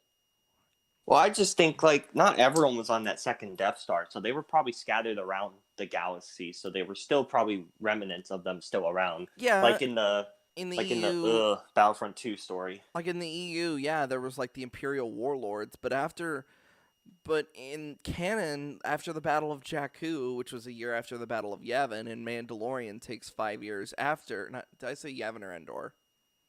You said said Yavin. I'm sorry. After So many battles. Yes, after the Battle of Endor, which was a year after that, was the Battle of Jakku. That was when the Empire officially just lost. Mandalorian takes place 5 years after Return of the Jedi. So, the Empire has been dethroned, and they are no longer the seat of galactic power, which means their resources have dwindled exponentially. Hence why everyone was so excited the fact that there were stormtroopers who couldn't maintain their uniforms. We went from that to in season 2, they're like well polished and they're imperial bases just lying around. And it's like, what? Yeah, they're back to just being stormtroopers. They're not remnants. They're not like these haggard groups banding under like this rogue warlord. It's like, no, these are stormtrooper bases. Oh, and on a side note, I'm pretty sure you guys know about this because it was made fun of online. But the episode that Carl Weathers what's his character's name in it again? Grieve Karga. Yeah, that episode he directed, you have one of the crew members on set in the Oh, background jeans guy. with his Yeah, jeans. And he's my new Halloween costume. I'm just gonna carry a wall with me, and I'm just gonna have like a quarter of my body exposed at all times. jeez, that's what Star Wars is at this point, I guess. I mean, what's better, jeans guy or the coffee cup from Game of Thrones? Oh my god, the Starbucks coffee. Not once, but twice. I think it was shown twice. Yeah, not only It was shown twice, and then in another episode, There I was a think water it's bottle. when they make Bran the king. There's a water bottle at one of their feet. It's like, Yep. bruh, come on. It's ridiculous. Ugh. Yeah, Game of Thrones, another horribly disappointing thing. Can't really get into that though, because I haven't seen We're just it going since down I've the seen- gambit tonight, aren't we? Yeah, Just every single major topic. I mean, we can go back to Last of this Us is if you guys this want is like to. this is our Get back first. there eventually. It's our first conversation with somebody, so we gotta basically throw every Check topic off we all the can. boxes. It's like, all right, Last Jedi, Mandalorian, Game of Thrones. So, so it's like, so what's your opinion on? And then just like throw out some random thing. You know, just dip your hand into the hat. What's your opinion of Okay, of the Chernobyl incident? Oh boy. It's like two out of yeah, It's two funny that you they're very mentioned much that in because the favor of guy the who did Chernobyl that incident. show is doing the Last of Us show. So I don't know if that was intentional or was that coincidental, but nice reference. Yeah, that was an accidental one. I'm not looking forward to the Uncharted movie. Like I'm crossing my Which is fingers what? because I pray it's good because I Yeah. love Uncharted to death. like Tom It's not Holland's gonna gonna be be good. Tom Holland's gonna It's a be video Nathan game Drake, movie. Come on. and I'm not Mark holding. Wahlberg's gonna be Sully. Like I'm okay. So here's the thing. I'm not gonna be mean to Tom Holland because he actually is a really good actor. But I really loved that fan film where Nathan Fillion was playing Nathan Drake. He was great. I loved it. The problem being is that Nathan Fillion's kind of gotten up there in the years. Like he's Yeah, and the story they're telling is a young Nathan Drake. yeah he can't be He's not Captain Hammer anymore. yeah he's not Mal. Well, here's the thing. He could still be Malcolm Reynolds. Like, And he's older not Malcolm Reynolds. He just can't be Captain Hammer. Yeah. He has the cameo in the movie, though. Nolan North has the cameo at some point in the movie. But only as his voice, like as Yes. an intercom or something. No, it turns out. Yeah. It turns out, Tom Holland doesn't speak. They finally do the thing we want them to, where Where gay Nolan speaks through Tom's body. Yeah. I didn't even think of that. That would be great. There's a lot of talks with the Metal Gear Solid movie. That like I'm just like just put David in the fucking sneaking suit. Just have him be the guy for once. Have the voice actor play the character. That's what bothered me with Ahsoka. I didn't want Rosario Dawson. I wanted Ashley What's-Her-Face to fucking Ashley fight. Exon, I think. Yeah, I finally wanted her. Like, she's cosplayed Ahsoka before, so fuck it. Just throw her in the makeup. And she looks like she could pull off, how she looks. Mm-hmm.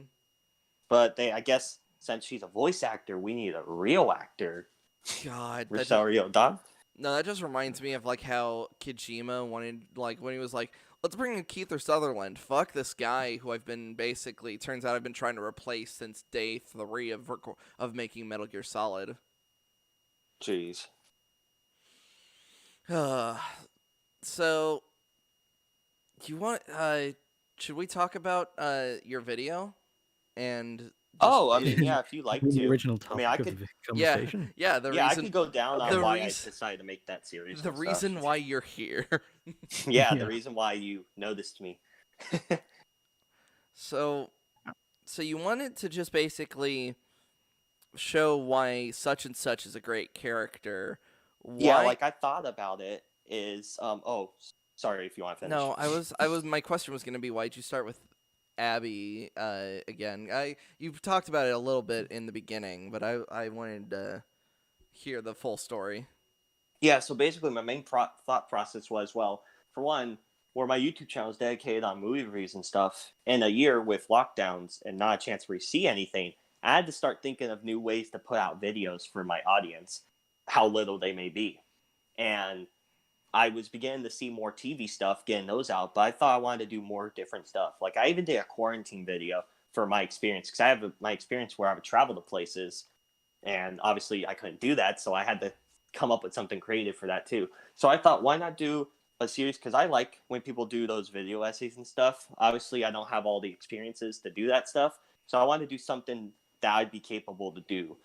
Talk about why certain characters I think are great that don't either get the attention, they get overly hated, or just I had stuff to say regardless. So I started off with Abby because I thought, what better way to talk about a character that is so divided and so divisive amongst many people from that played the game? Why not talk about her first? And then I talked about someone less obscure like Julian Albert from The Flash. I did Angel Dust from Hazbin Hotel, and I did Steve Harrington, the best character from Stranger Things. And I plan on doing more in the future, but I just thought I'd start with her first.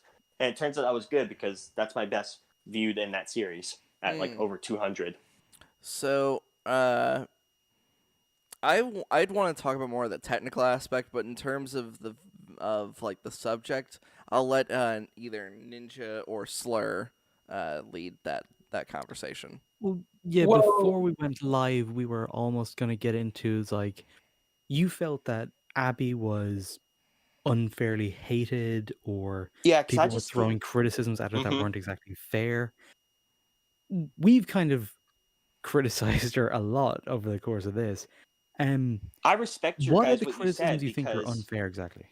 Okay, well, I really respect what you guys were saying because your stuff actually has valid to it and makes sense. Because the stuff that I hear people say is like, and this is, I know, is very stereotypical from what people in the industry and all think of these people, But the people that I've been hanging with say they hate her because she killed Joel and you play half the game as her. Those are the main complaints instead of the actual stuff that you guys brought up, which I respect and I understand and I can even agree to in some extent.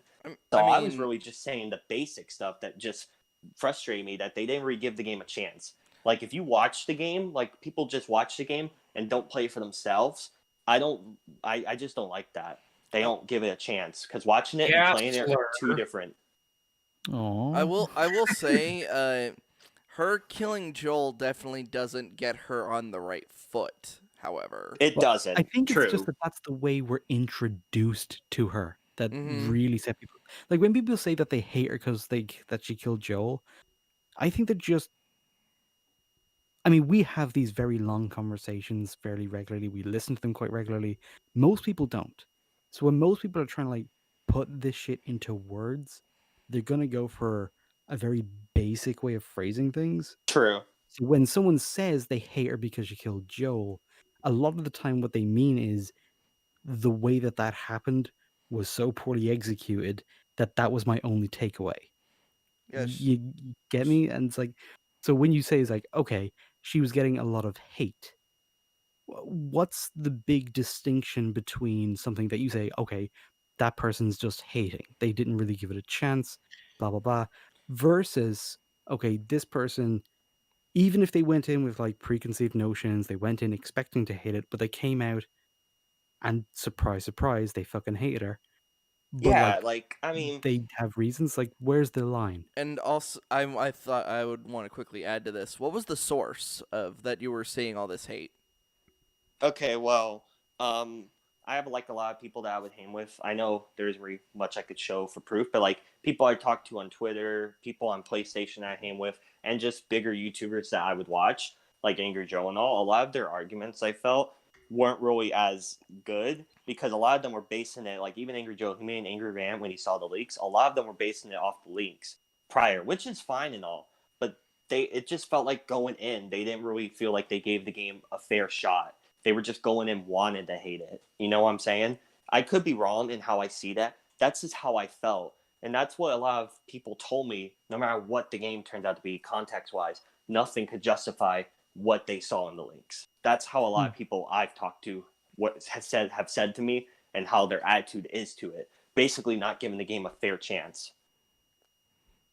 Hmm. Yeah, I mean, there was certainly a lot of that, like people who made up their That's mind mostly, before yeah. they even played it.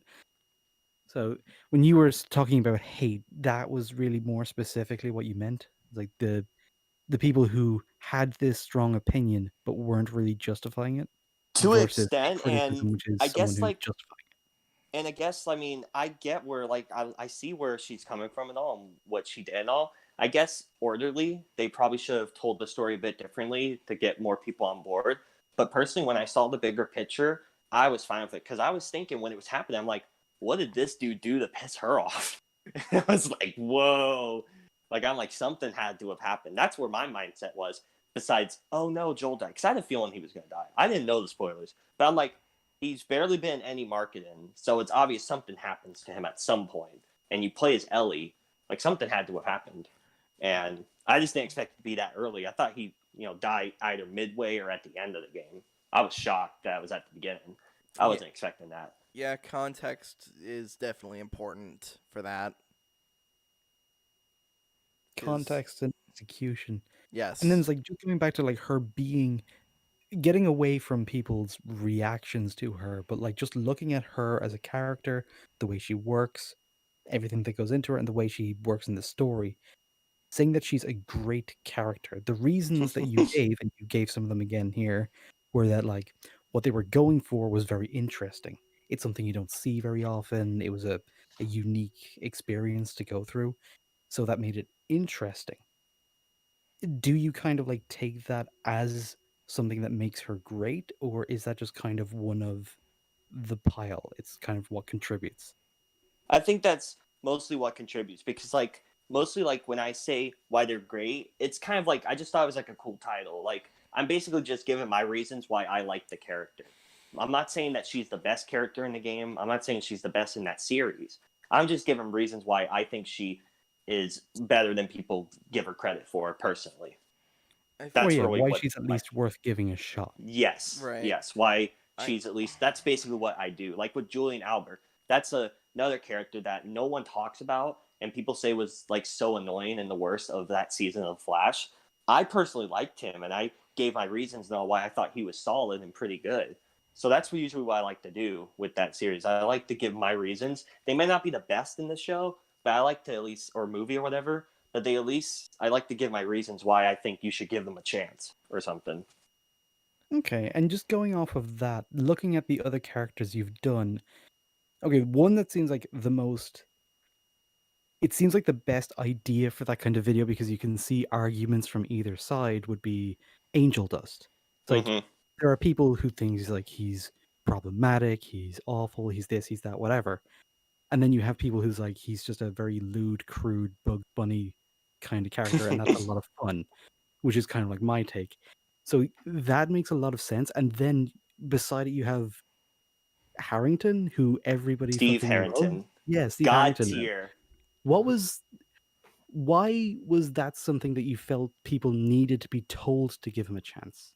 Okay, well, for me personally, like I'm pretty sure a lot of people really liked him and all, but I was just solidifying that he's my favorite. Like not the kids, not Jim Hopper, none of that. This character that was supposed to be killed off in the first season, but the actor did such a great job. They decided to keep him around. I just wanted to emphasize why I really liked him so much. How he So it started out as wasn't like a trying to generic. convince people. You were just like, here's my excuse to gush about this character because he's Yes, awesome. he's the Fair reason. enough. He's the reason why this show is so great. He's certainly one of the Um, best parts of like seasons 2 and 3. I really, 'Cause yeah, a especially with lot of him with the Dustin, season that 2 was and a 3 nice stuff just pairing didn't work. that I wasn't expecting. hmm. Uh, But yeah, me going off real quick. Oh, with sorry. then that kind of makes me think about the title then, because if you're trying to show off like kind of like why you like them, uh, it kind of makes me wonder like why you should name it like something like why I like such and such, Didn't think because it that sounded goes as good as I just think I like the title as it is. Titles do kind of need to be snappy, even if they're not all that accurate. I do yeah kind of get. yeah I can I was just curious about it. Yeah, Um it's all good. I understand. The thing is, like, as you put more videos out in the series, like that shit will just be kind of cleared up on its own because people will have context. mhm. Whereas when you've only got like a handful of characters, we're just trying to piece things together from not very many dots to connect. Yeah. Mhm. Have you put any thought into who you might do next? That is pretty interesting because I was thinking about that. I still need to think about. I was thinking of someone, but I can't remember. Like I do plan on doing another character at some point, but it's gonna take me a minute to think of who to do. I'm gonna try to think of someone that a lot of people don't like, probably, and then if I like them or see potential and why they could be good, I'll give my reasonings in that. So I'm gonna try to go back to that because I think that's really what the series was and should have been about. And going back to Angel Dust, what made me like you brought up how you have people saying he's crude or whatever or that side. The main reason why I think he's great is because I see a lot of potential, especially when I saw the Addict video. I think that was some of the best character development in that whole series and that whole universe. How it brings so much about his the trauma and stuff he goes through with his work and all that stuff. I just think there's so much potential for him going forward to be get redeemed and stuff. So I really like that. Yeah, he does. Like just from the pilot, which the pilot and the song is pretty much all we really have to work with, so we don't Yeah, actually know what it's going to be. correct. But just from it's like he looks like he's going to be very interesting to redeem and also a lot of fun to watch him go through it. For sure. Fucking wise ass. I know literally nothing about Hazbin Hotel. It's not very long. You could just put it on at some Yeah, the point whenever you get pilot's 30 minutes. Oh, The music video's look. 5. They even Um, have the show Hell of a Boss, which is in the same universe. They've released 3 episodes for that so far. It's on VisiPop's Yeah, YouTube. I keep forgetting that that's a thing. That's Yeah, they pretty released a decent. It's kind trailer of got for the like an rest of Invader it. Zim vibe. Does anyone have anything else to add before I go more into the technical side in terms of the questions? No, I kind of covered the main thing I wanted to do, which was like a lot of the reasoning and stuff. What about you, Ninja? No, I think that now that he's kind of explained what his the rationale was, it's not so much that he's saying that Abby is a great character an example of somebody that you should look up to or try to understand. It's more of like she has a lot of potential, and I could agree with that. Mm-hmm. It always kind of comes back to the whole there's no such thing as a bad idea. Could we have really enjoyed you know being in the shoes of somebody that killed one of our beloved characters? Yeah, absolutely. I think we could have, but it was a big risk, and the execution just wasn't there to back it up. Right. Okay. All right, so Bowie, go ahead. Okay, so I'm trying. I'm trying not to just be my super blunt self. What do you use to edit with? Like what? All right, so I use this thing called Shotcut. I don't know if you've heard of it, and I still I've used it for a few years now, and it's pretty generic. So basically, it's gonna sound pretty cheap how I do my videos. So I have lighting equipment and obviously my backdrop and all, and I have a tripod. I put my iPad on the tripod. I film, myself and my thoughts and stuff, and then I get pictures and stuff to be like evidence and show what the rain is and stuff. As you guys, if you've checked out some of my videos, I do that, and then when I go to the editing, I cut out the parts where I stutter or awkward moments, and I add in pictures. That's pretty much it, really. It's nothing groundbreaking or impressive. It's just a way for me to do videos, just to talk and say what I want to say. So why pictures? Like why just The reason pictures why when you're like yeah. trying to show examples or any of Well, so you can see a visual, instead of just me just talking. In case people get annoyed with that, I'll have pictures so that you could see as like a visual example of what I'm saying. And the reason why I don't do clips is because used to do that in the past with some videos, and I would deal with copyright strikes, and I'm so sick of dealing with those. And since I'm not that big of a channel, I thought, why do I still have to deal with that when I don't have the followers to help me fight against that? So doing pictures doesn't get me the strikes where clips does, and they're easier to do. So I just thought I'd do pictures. So I can kind of understand that. The problem being is one, the length of time you have the pictures up sometimes can create these big gaps of silence, which Yeah, can I understood that was an issue. which Yeah. can that can detract that can subtract from the audience's attention because depending on who you are, you can't deal with silence. I can't deal with silence to save my life. So when I see these, yeah, our last stream was literally an example of this. It's like, oh, I'm by myself. How's everybody doing? Just like Aw. I fucking cracked under the pressure. But when it's like when you're putting these like edited projects together, I'm not like silence can work in certain ways, but then there's other times where it can be very detrimental. Yeah. And in terms of Or, dealing with yeah, copyright, sometimes it doesn't look like it's supposed to be there. It's like Mhm. we noticed it most when we saw the Abby video. So you would like, and it's like when she does this, this, and this, and then there's like this very noticeable. It sounds like behind the black screen, you're actually like scrambling, trying to physically find the picture to put it up against the camera uh-huh. because And we're waiting. And we kind of did a thing where Bowie just took that and literally chopped out I that was silence so so it would about to like show that. Hold gel in again. as I'm quickly turning my screen share back on, because I don't want to say I'm in this live format. I'm the editor. Now as I mean, you're probably better than me. I'm not the best at this stuff. I'm So- self-trained. I'm very much self-trained with this kind of stuff. And let me show let me turn OBS, turn the banner off.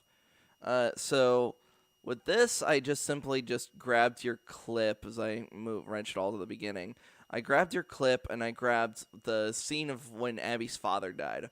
Like I know that kind of doesn't line up with what you're exactly saying, but it's a clip of Abby. It's a this edit is very rough, but this took me like in total like it took 10 seconds, and it can allow you to really get your point across. So as I'll quickly throw it up. Fortunate because I do think that this is a great character. Yes, Y.A.R.P No! Dad! Dad! is a great character. Yeah, it keeps the scene flowing and it keeps it going. Like I know that probably would have chosen a better scene. Like I probably Well, could. but even if you had the still image, like what Sawyer was talking about, where he's trying to avoid the copyright strikes and But stuff. just having like a millisecond or a second Yeah. Well, screws you. if you have the image on the screen, you can still talk over it. Mm-hmm. Like True. and just not have that silence there, so like you can still continue saying what you want to say, but just put the image on screen for however long you want it to be there, however long it's relevant to the point you're making. Yeah, like in Yeah. terms of how long, and also length can and cannot help you. When it comes to these live streaming formats, we can play clips for like in total like 5 seconds before we gotta slam on the pause button to avoid the stream being taken down. With videos, they're a little bit more lenient, and plus, if you understand copyright law, you can dispute the claims. Like you can, because in fact, YouTube's gotten a lot more friendlier about this because they've now included, instead of having to copy and paste entire legal arguments, you can just hit the fair use and you can explain how it's transformative and for the purposes of, in our case, education and criticism. Which is how like our Christmas special got taken down because of I still couldn't figure out why it got taken down. Like it was when we were talking about Unusual Suspects Home Alone video, and it was the scene where he was talking about the angels with filthy souls, and we were talking about how hotel rooms have multiple exits, and for some reason that got the entire video blocked. So Wow. Yeah, it's like of all the things we covered, all like the little movie clips there were, the movie clips that had music in them, of all of that, that was the thing that got marked for like the robots to shoot us. It was so fucking strange. yeah, and I had to fucking like, I fucking like went to. I hit the dispute button with a fucking hammer. I was like, I'm gonna fucking fight this. You've got no fucking right.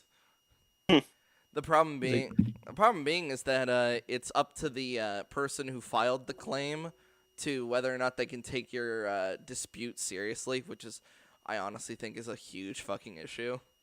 Yeah. It's like that's basically asking your captor. It's like, hey, could you let me go? It's like asking them isn't the problem. Like you know the answer if you were to ask them. They'll be like, no. yeah, it's like, oh, you've kidnapped me? Well, joke's on you. That's illegal. It's like, this doesn't work. This is just YouTube cleaning their hands so they're not involved, so Mm-hmm. that they're legally off the hook. Um. So, with how I think we saw like a comment somebody made. You don't really make these with scripts, correct? Yes, that's correct.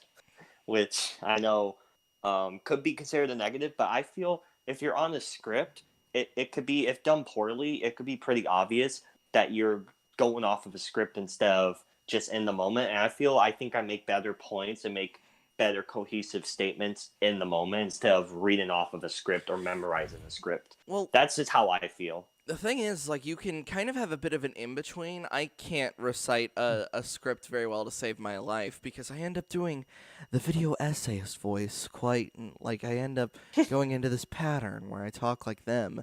And when that's not how I talk at all, I'm more fluent when I'm more going off of my own thoughts. The problem being is that you can sink into two categories. It's either too on the script or it's too too fumbling. I don't know if that would be the right word. You kind of stumble over your own words, which you can you can kind of narrow down by not by having a whole script, but by having a bit of an outline to then bounce off of. That's what I Or do. not even an outline in Yeah. full, even if you just have bullet points. Yeah, something like Like that. literally just something to keep you on track, because that's what we do for or what I did for Mandalorian. Yeah, And I'll probably do it again, just like maybe a little bit less moment to moment if we're gonna do it for something else. Where I dude. think the Dude, Batman movies are what we're doing next. when we get you to watch fucking Dark Knight, I'm terrified of the notes that you'll take because we filled like 3 pages for the Dark Knight with notes. Oh Jesus, I'm already psyching myself up for Batman Rises or The Dark Knight Rises, just because. No, we're Oh, not. Jesus That one's Christ. alright. We're not touching Yeah, that we one. weren't even gonna go into that one because that one's pretty much universally accepted that it's not good.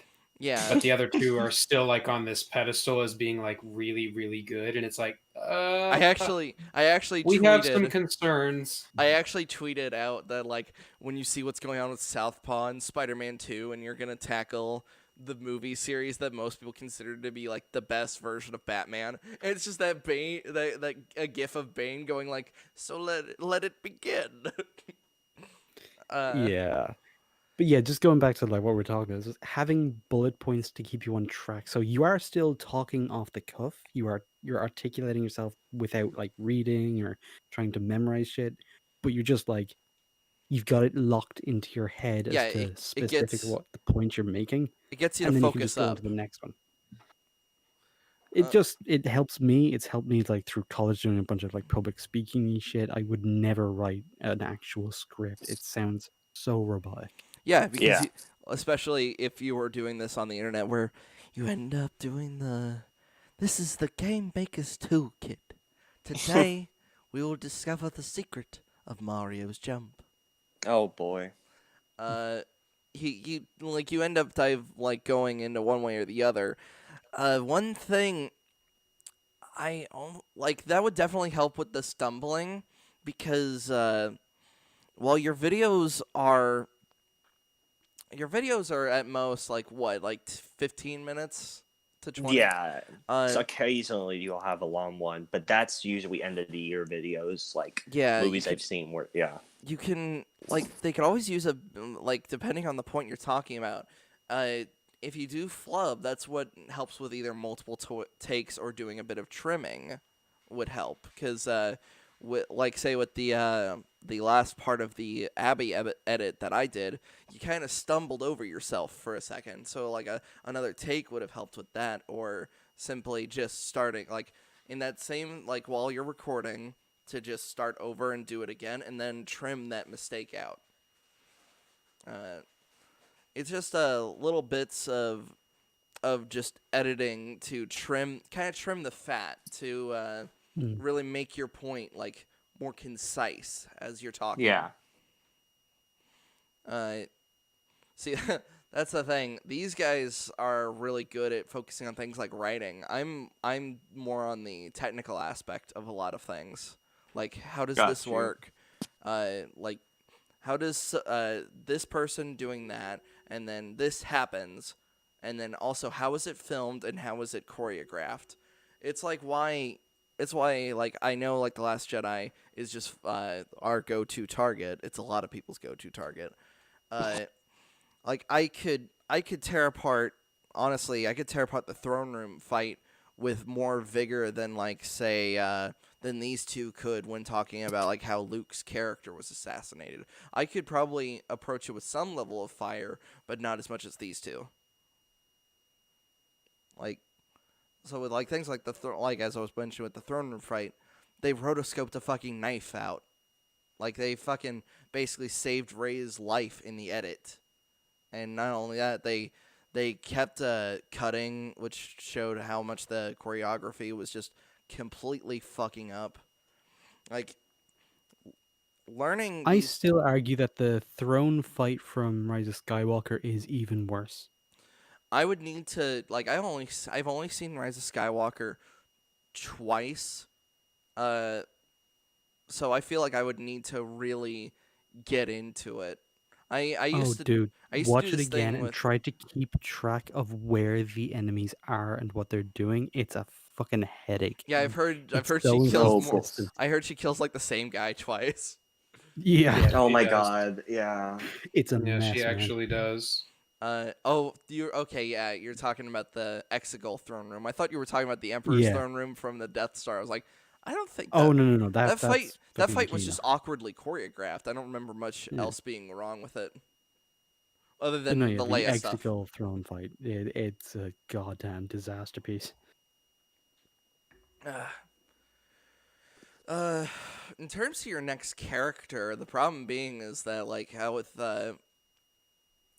you're not trying to go for obvious picks from what I've seen. Yeah. So I can't just be like, you should do one of Luke Skywalker. No, because that's too easy, and plus has been tainted by the sequels.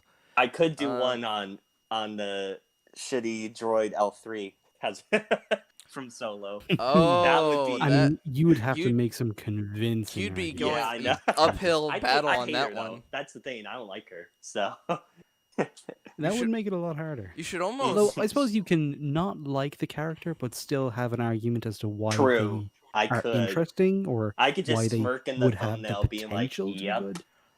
You could kind of go for this contrarian attitude and just be like, and you try your damnedest to like figure out like why this character is great or why they have the potential to be great. Mhm. Although you would have to rename it to why blank could have been Could be good. great. Yeah. Or could have worked. Could have worked. Yeah. I mean, that's Oh, still boy. interesting. It just doesn't Yes. have that little punch, you know. So man, I really need to rewatch Solo. If Oh, you don't want to. You don't want to. Yeah, you really It's don't. really not good. I guess yeah, I saw it. I walked into the theater like 10 minutes late, so I missed the whole Corellian heist. You didn't miss much. And I'm just like and I was like, "Oh, the asteroid fight was really cool." But then I realized, "Oh, it's only because they did the same thing the Mandalorian did. It emitted fun Star Wars energy when in all reality it makes no fucking sense." Like that's the thing. That's how you win over these like mouth breathing Star Wars fans. If it can just So basically tap into the energy from the original trilogy, as it's the asteroid field music, dun, dun, dun. It's like, oh, I clapped when the Star Wars, Yeah. and Goodness. then there's of course, remember Boba Fett? Oh my And there we come God. back to Mando again. Somehow the key he jangling. comes out of the Sarlacc pit. Oh yeah, and he spent those years as a strange bald desert man, Yeah. just down the okay. Just road from his armor, just which apparently staring he at a wanted guy super who had badly. who's just staring at a guy who has his armor. He's like, I'm gonna get my armor back one day. Not today. After I get my ship. Oh, this Mandalorian, he's got my armor. I better go get a robot tummy lady and go snipe a waifu. Oh yeah, I better find a random dead bitch in the desert and give her robo intestines somehow. I love the fact that like everybody's like, how did he do that? When it's like he could have gotten to a doctor, but then the problem being is that this is Tatooine. Those parts would be so goddamn expensive, and also would not be in that great condition. When she's got like an Sorry, entire. do you have context for any of this, by the way, since you didn't watch I have not season seen two? season 2, but I've seen spoilers on Twitter. Ah, okay, fair enough. I thought it was Insane. like for you, this probably sounds like absolute nonsense. I hope it is. I hope it sounds I think like it nonsense. does with context. With context, Even I with think it would. context, doesn't help. No, Yeah. it's insanity. Yeah, it all. But I mean, they got Bowie. You know, he I drank get the Kool-Aid there. I get entertained by keys jangling, but there always is the back of the head where it's like, oh, this is complete shit, and it's just trying to manipulate. I'll admit, I'm on the first go. It is very easy to trick me, but as soon as 5 minutes pass, it's like an egg timer. Ding! Wait a second. Oh man, that It's- episode 6 when Boba Fett arrives, like he watched it on his own, and it's like the key jangling and the member berries. Oh, they hit him hard, and then he tried watching it with us, and you could just hear him recede into it's like, oh no, it's really bad, isn't it? Jeez. Like I said, like I said, it takes that. It either takes a reminder from these guys, or it takes the egg timer going off. It's like how the fetch scene, or the zebra scene from Last of Us 2, that didn't set off any alarm bells in my head, because I was just like, oh da da da da, because I just play the game. But like everybody else is like, this is fucking shit. Like, it's easier to snap them out of the illusion than it is for me sometimes. Sometimes I'm just not even in the illusion in general. Like the Bill Burr episode, that just, like, for most of it, I was just like, this was shit. Well, My and sister that's really kind of liked the it thing. because she likes Bill Burr. He's really good. Yeah, he's a great I love comedian. Bill Burr's comedy. But that's an interesting point that Bowie brought up about Last of Us 2. You know, for some people, they just kind of are going through the game, and like, you know, you get to the scene where you're like playing fetch with the dog, and you just, you know, you looking at it from a purely gameplay mechanic, you're kind of like, oh, we've been doing a lot of talking and walking, so now I actually get to do something. I get to throw this toy, and the dog gets to enjoy it. Yeah, it But snaps you for out people, of cutscene mode. but the people who are looking at this as more of a story narrative, it's very easy to see behind the curtain and go, wow. Like, you're Well, really Clearly, just being blatant about it, aren't you? Mhm. I yeah, mean, I they're will not trying to just. hide the emotional manipulation at all. I mean, Like, I'll you I'll like try this to defend character it.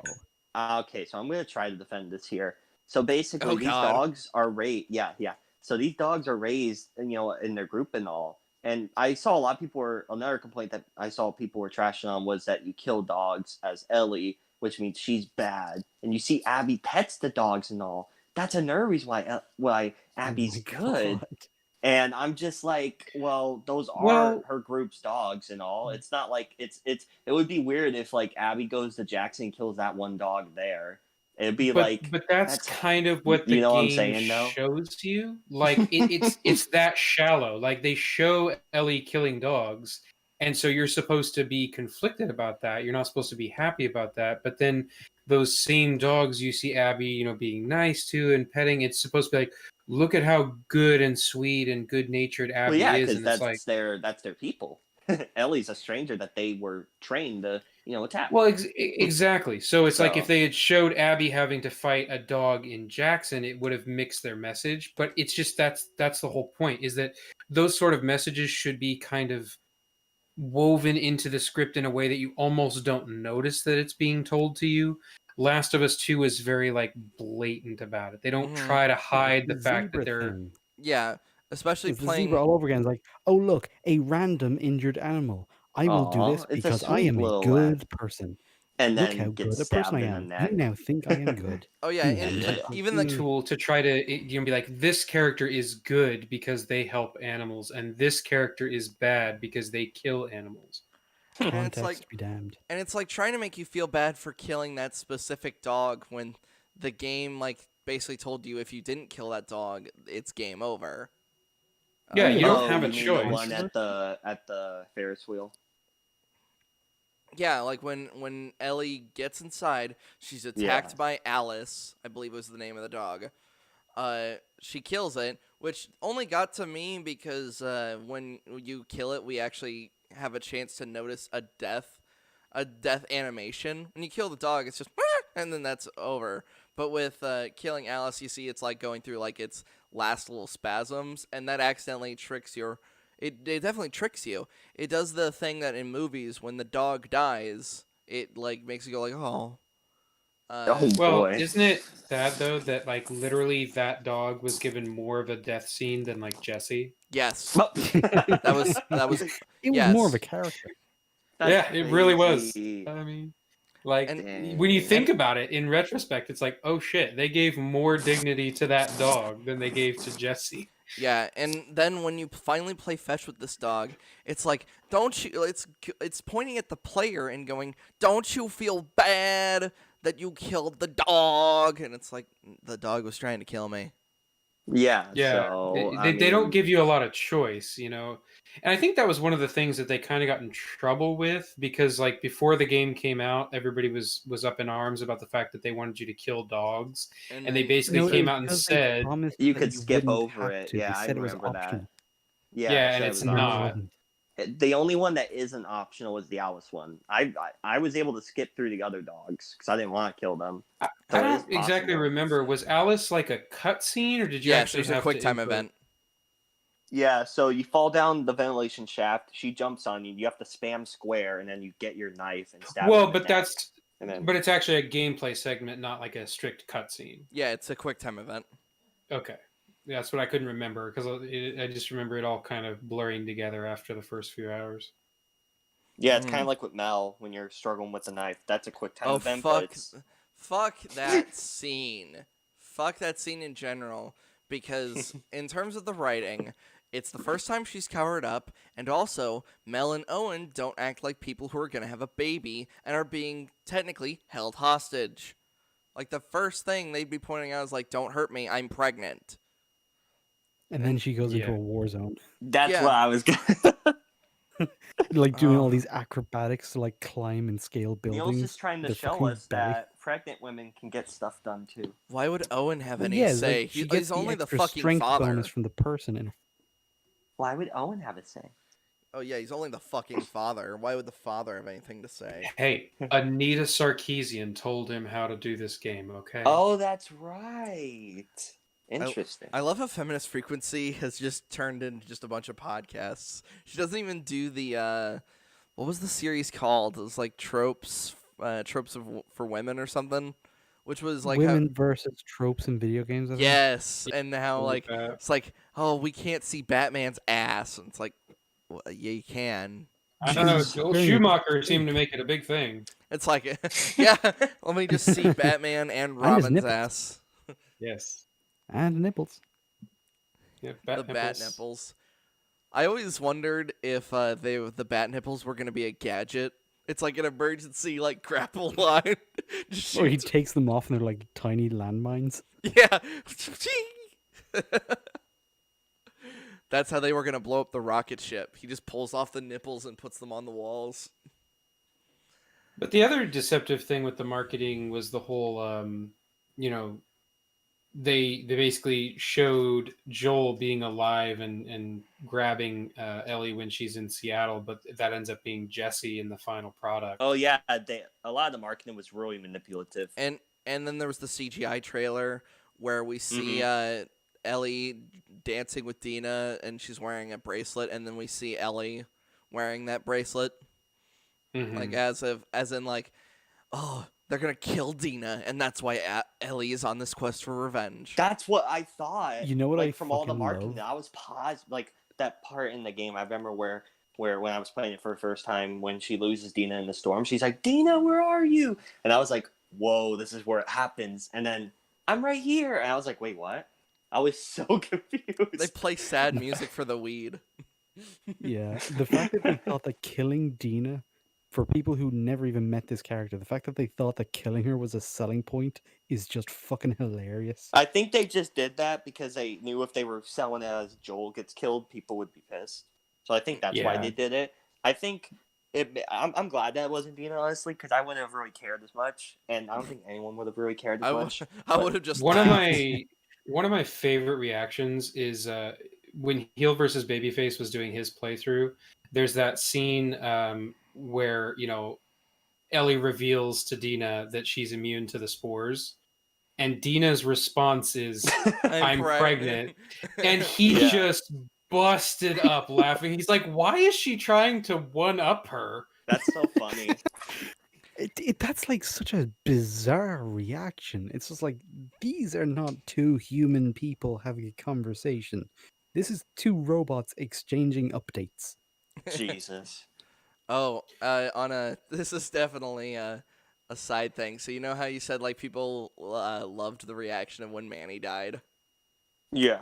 People are applauding and shit. Oh boy, oh boy. Oh, we get to see this.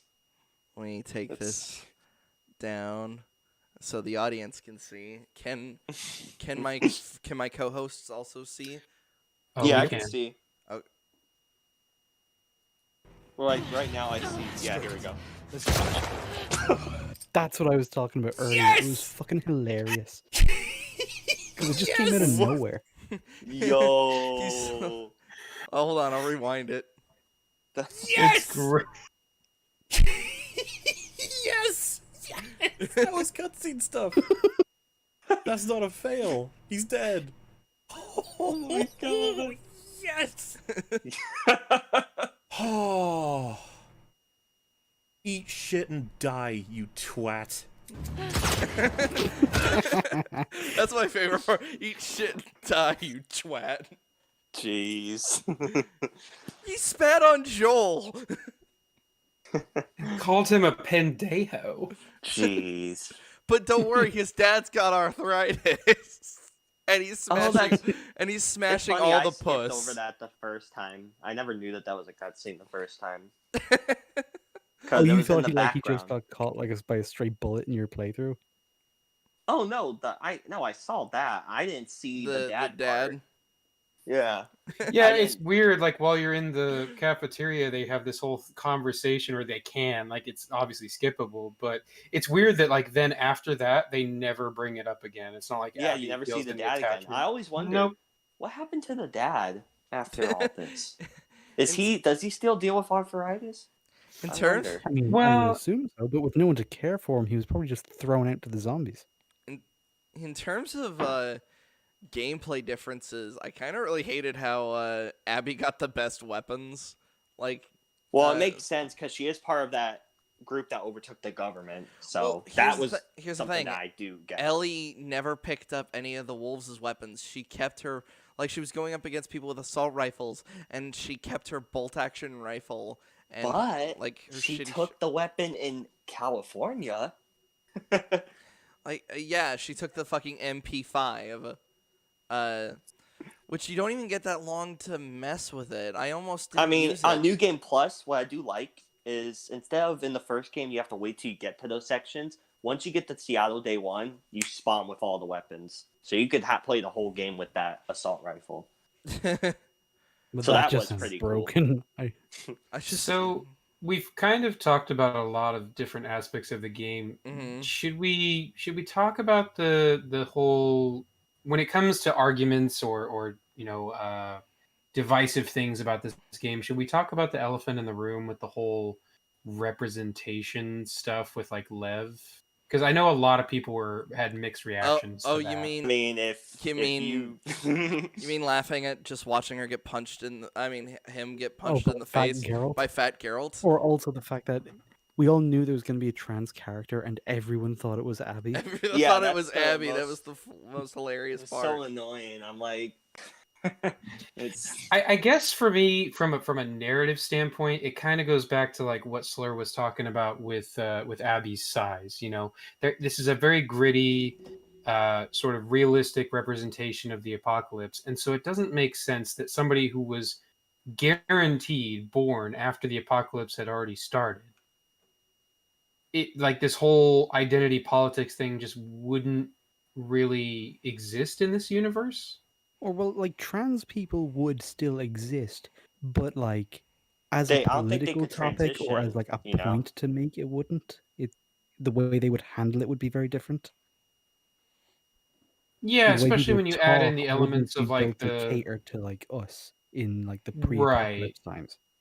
Well, and especially when you add in the whole like religious cult element, it just sort of continues to get more and more convoluted, and it doesn't make a lot of sense. And then like, the two kids that she goes to save, just Y.A.R ends up dying, which feels kind after of like a day. or yeah 2 after like a days. day, which makes the whole previous day that you spent saving her with the surgery and everything feel really pointless. And then And then then Lev she just kills feels Isaac like too. a plot device because they go like when they go back to that island to go talk to their mom, that feels really forced as fuck and unearned. And it's like they just wanted an excuse to have Abby go to that island so they could have those set piece moments. Yeah, and Yeah. then when they finally get to Lev, he's killed their his mother, like off screen. Yeah, it's like all those emotional moments that we could have actually been a part of or seen or anything like that. That's all gone. We're just supposed to react to them, and it's like Yeah. okay, like It's that also actual opportunity for you to say something or make some kind of point or like, hey, this really kind of makes you think. What if you were in this situation? Like that could have been an interesting moment, and they did nothing with it. it's also I The do really want fact that we're bring. not there for that, it's like the fact that Lev is in the game is the message. and also the Like fact that's the beginning and end. and also what's really weird is that Fat Geralt like respects his pronouns when it's like Fat Geralt Oh, runs a yeah. fucking he runs the Rattlers. He's a slaver. They would have stripped Lev down, noticed that there's not a dick there, and be like, "Oh, this Oh is a my girl." goodness. Well, to make sure Or they're even just not like bit. he respects the pronouns, but does not respect A, the personal space, or B, the right to be conscious. Yeah. Because Oh, Jesus Okay, Christ. yeah. Hold on. I gotta show it. I brought Oh, you've already got it loaded up. Oh Yep, boy, I'm- here we I go. had to The bring the best moment in the game. I know there was a 10-hour compilation of this. I had to Oh, it's just such an amazing okay, punch. I brought the Just, like, fucking just banner wrecks his down. entire universe in Psycho. one swing. Also, that fucking pipe was to the temple. Fucking Abby would Yeah, be unconscious. she'd be Did you hear down. that sound? Yeah. That was Yeah. metal on metal. I'm Yeah. telling you, all those burritos. Give her a metal skull.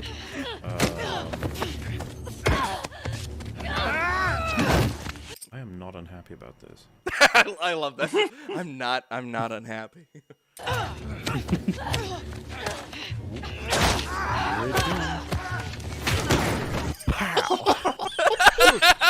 Ruins his entire day.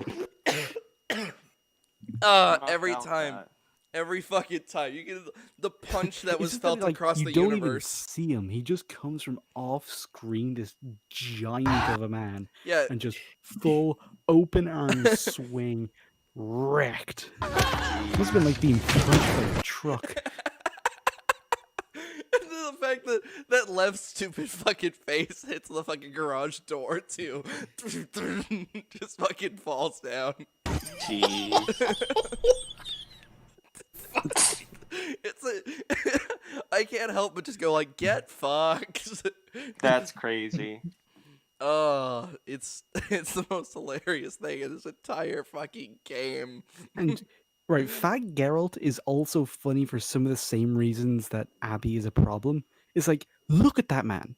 That is a man from like a Mortal Kombat game. He's in the wrong universe. He's Johnny fucking Cage. and not only that, he's comparable to Hank Scorpio because he's like, "You doing all right? Oh, let me get that arrow out of you. Oh, you'll be fine. Come on, buddy. Let's get you out of it." And he's really Jeez. concerned for his men. He's fucking Hank Scorpio from The Simpsons. Oh. That just Such shows a bizarre yet wonderful character The in the thing- midst of like so much problems. the thing is like when it comes to making a character likable, a big thing about that is charisma. And it's like Fat Geralt has it in spades, whereas Abby has fucking nothing. She's like a fucking black hole of charisma compared to the shining supernova of a sun that is Fat Geralt. Well, it just felt like they never really like past the point where she gets her revenge. It doesn't really feel like they do a lot with her character. They just kind of push her from set piece to set piece. But there's never any like reflection or regret or like emotional resonance with anything. She just kind of does things for reasons, I guess. Yeah, Abby smash until Abby gets smashed. Then Abby gets released. Abby and Ellie smash each other. Then Abby fucking sails off to the sunset. Pretty much, yeah. And then you have that fucking ending fight. That's I was about just... to talk about the ending. Oh, yeah. I think that's like the last big thing for us to touch on because we've touched on pretty much the entire game almost now. So, Oh, God, so yeah. Sawyer, what do you think about the ending? All right, so I actually now at first when I played the game, it's pretty funny because I was like, wait, what? Wait, Good reaction. Wait, why did I play this for 20 hours? that's like I was so confused. I'm like, but when I thought about it, um and I was like, I did like a review of the game, like I think it was 18 minutes or something, and I was like, I wish I mean I would have preferred that she killed him and all, but like honestly, like just thinking about it, and especially like Watch Mojo of all places, they made some pretty good points, like how um what was it? How like she was like going through like this like cycle and all, and like she did a bunch of horrible stuff throughout the game. And if she was to like, like it was basically like how at the beginning of the game, how Abby killed Joel and Ellie was the witness. It was basically gonna be like that here, where Abby was Ellie in this case, and then Abby was Joel, and then Lev was the witness, being Ellie. So it would have been that similar. Lev was unconscious. Yeah, and I saw people make the argument, well, you can kill Lev. And I'm like, she could, but if she was to kill someone who wasn't really a part of this conflict to begin with, that would be like, like, not only was it a kid, but it's like a person that wasn't even really involved. And I think that would just weigh on her mentally, because even on the farm, she was still having PTSD from what happened to Joel. She was still suffering and all, despite killing all those people except Abby. So I just think, like how Abby was suffering after she got her revenge on Joel, it's still... Also, that's the whole thing that causes her to go to California, is because she believes that killing Abby will get her PTSD to stop. Also, Lev got involved the second he put an arrow in Dina. In my mind, Lev is so fucking dead. I mean, from Lev's point of view, playing the devil's advocate here, from Lev's point of view, they were attacking his friend that saved him from the island and the woods and stuff. Well, yes, Well, yeah, but you still just can't reasons to get say that involved. they're not involved. Is the point? Yeah, Like, in True. fact, Ellie says it best. You're the one that got him involved. Like, That he's is true. involved because of you. And in all honesty, maybe my interpretation of the, like, what I would have done with the ending would have been way too dark. I would have fucking made everybody lose their minds. I would have had Ellie fucking cut Lev's head off, throw it at Abby, and be like, fucking live with it now. Like, I spared your life, and now you get to fucking live with it. That's not dark at all. Yeah, that's a little dark. Well, It's a bit grim. I know, and I'm the Although one... that's like what would happen in something like Berserk. 10 out of 10. Yeah, I was going to say, Yeah, the well, Berserk because fan the does tone some of the Berserk thing is thing. dark already. That's why I've made the jokes like, what? A Berserk fan does a Berserk thing?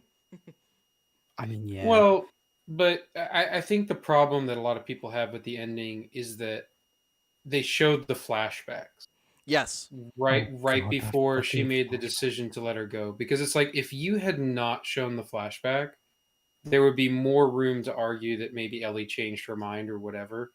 But showing those flashbacks would have made Ellie more angry. Because essentially she's remembering those moments. That's what the flashback is.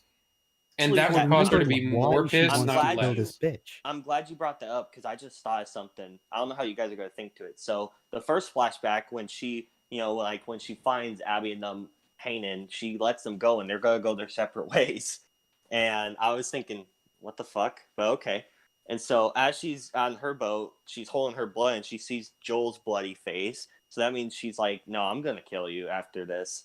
So as she's choking her down and all, the second flashback, which you learn later, is the one where it's the final talk she has with Joel about why he did what he did and how she wants to try to forgive him and give him another chance and stuff. I saw that as as her being like, like forgiveness or something like that. That's what at least I think they were going for there. Sure, he still doesn't explain. Phrase that though.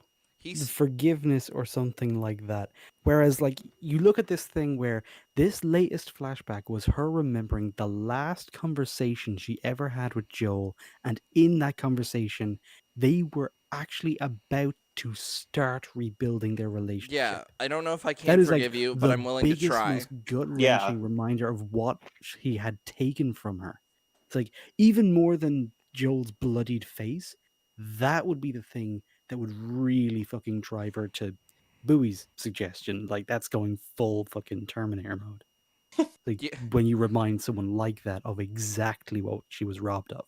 That yeah, I think that's I think that's why I accidentally lean more towards the berserk type of writing. I'm just like, this dark thing happened. I guess the gloves are now off. That's not how writing works. That creates a total fucking makes the scene tone deaf. Um, with so when you said he explains, Joel doesn't explain it at all. He just says, if I could redo what I did, I'd do it all over again. That's not an explanation. That's him just doubling down, which is fair enough. But like Slur was saying, this would have caused Ellie's blood to boil even more, especially since Abby had bit off 2 of her fingers. Yeah. Which, I was when you're so in the shocked. ocean, like, that's Oh. the problem.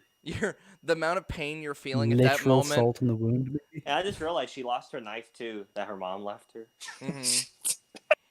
So It So just they- keeps so getting much. worse. And here's the Yeah. thing,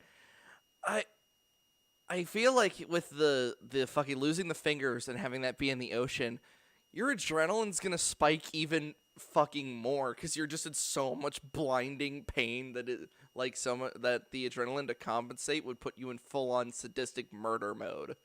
That she, as Southpaw would say, like she would have like let her have a gasp of air and then like thrown her right back into the water. Like this is not how people work. That whole fight is not how people work. And the fact is, like, what Ellie does is so at odds with what so much of the audience wanted her to do. Just spells it out so much better than words can. Yeah, that But, like, just look at how people reacted. that final The fight, confusion. I was practically like, I didn't realize this until after I was done playing. River kind of told me this.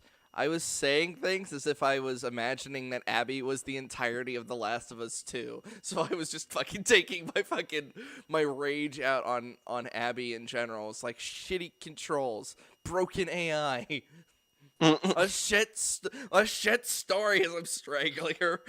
It's like, oh, you can't. Abby accidentally became a manifestation of the game itself. And to just Well, see, and then to follow that up with the return to the farmhouse. Yeah. And it's like we get to Yeah, and see everything's gone. She below. lost everything. Yeah, she lost everything, and so it's just like, ugh, to see, because it's like in the beginning of the game we get to see Joel kind of shit on, and then at the end of the game we basically get to see Ellie shit on, and so it's like, oh, okay, thanks game, we waited 7 years for this. yeah, And now in Last of Us 3, we get to follow Abby and Lab. No. Yay! no, I have a feeling that's what they're gonna do. I don't want it. Honestly, I would love it just for the shit show it's gonna be. No, It'd here's be the thing. I would hilarious. definitely. Here's the Fucking thing. Fat girl. They make Last of Us 3. I will drag both of you into a live stream, and we will live stream it like through and through.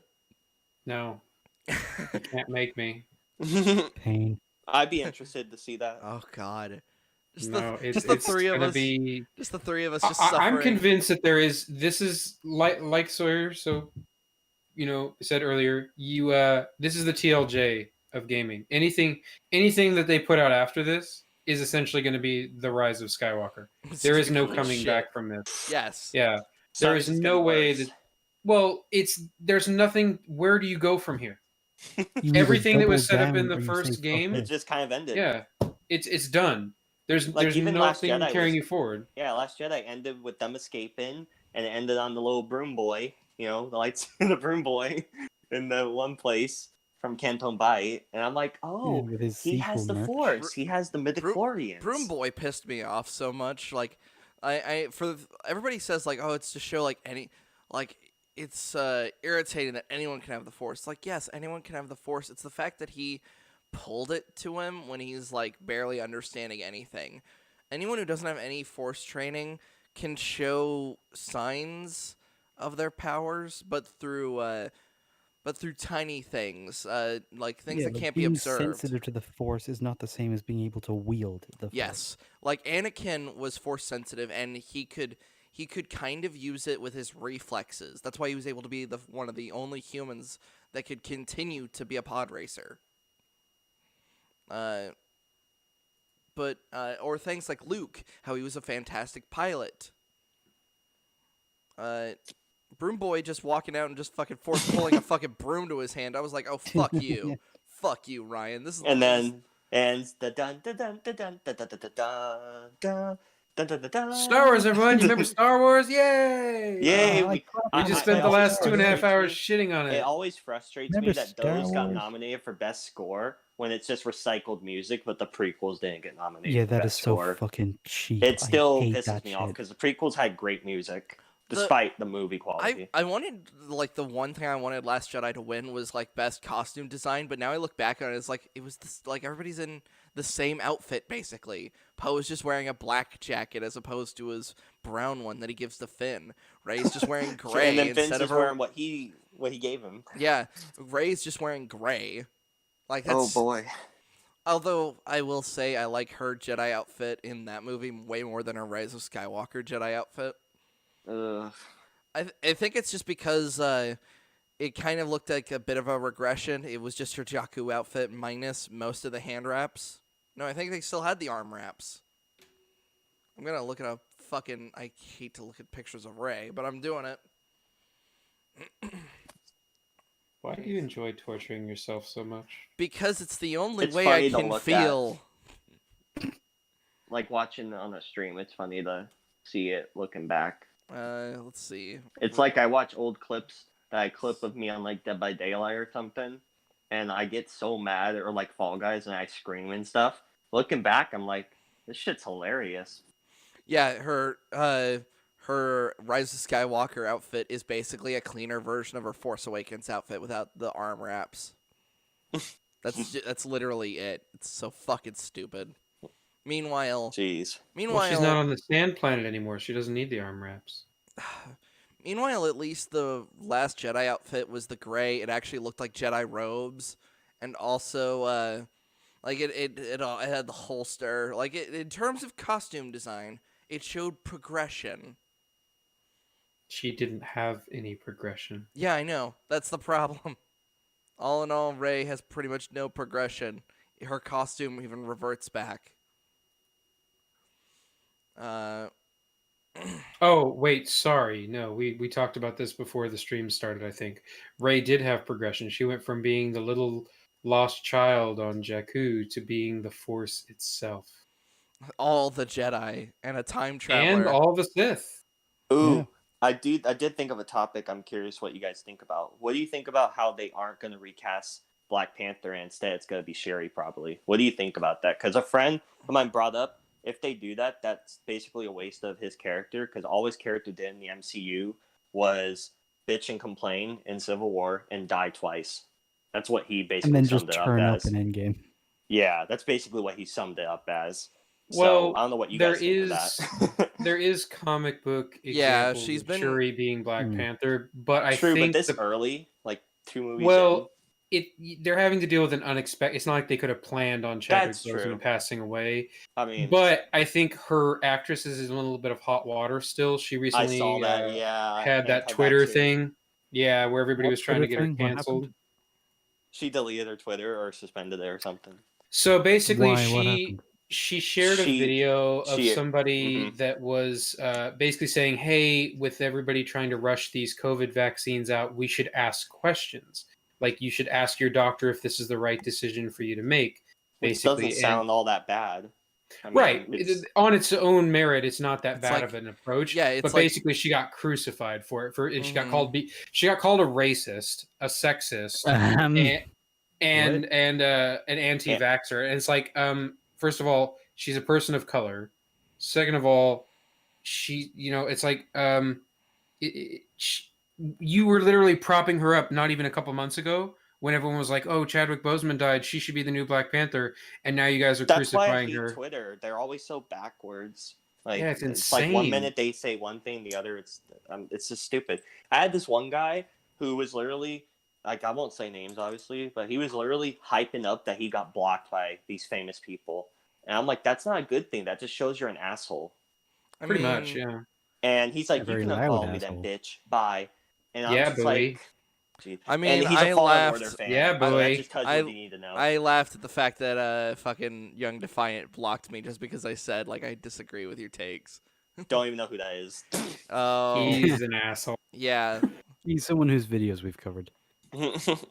He basically has the fucking arrogance of like 17 people combined.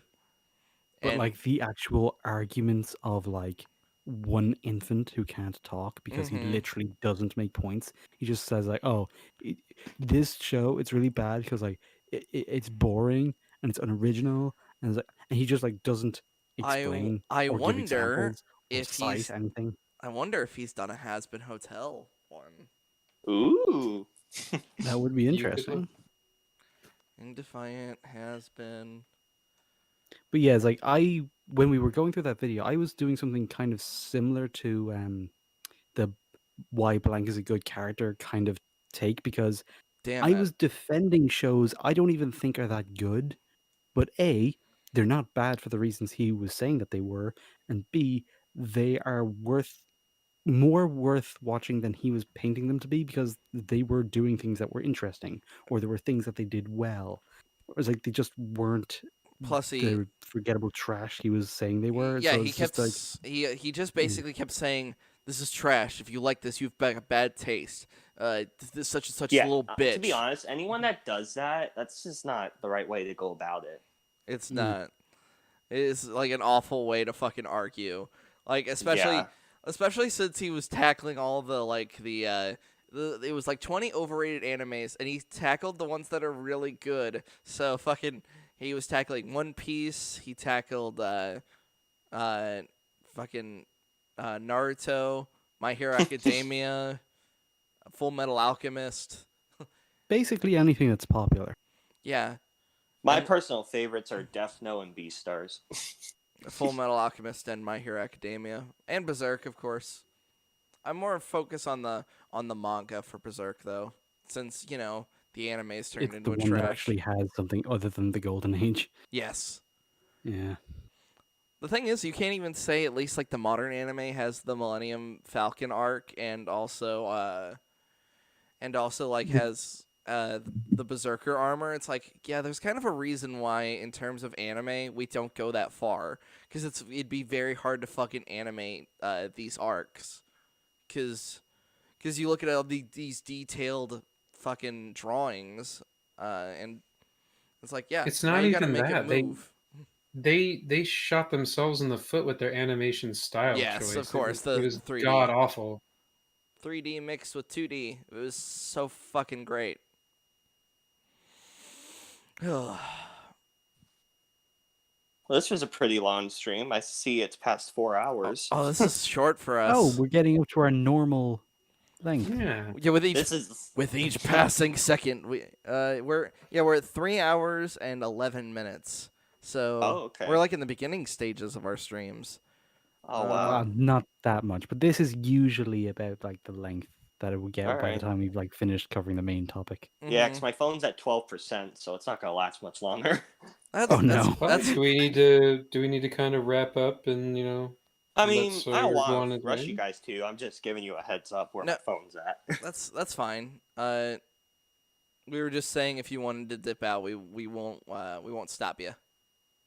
All right. Well, I mean, I do. If this is how it's gonna end in a few minutes, I just want to say thank you so much for having me, and I really did like hearing actual good opinions on this that make sense, because most of what I heard was stupid. But I really do appreciate hearing Yeah, those it's always opinions. good to have conversations and actual discussions about this stuff, And not I do just like the Abby bad. Yeah. and I do like the stuff you gave me on what to do for my channel. I do appreciate that. I might look into that, to maybe record over the pictures, my voice. So Yeah, I do appreciate that. Everything can always be improved.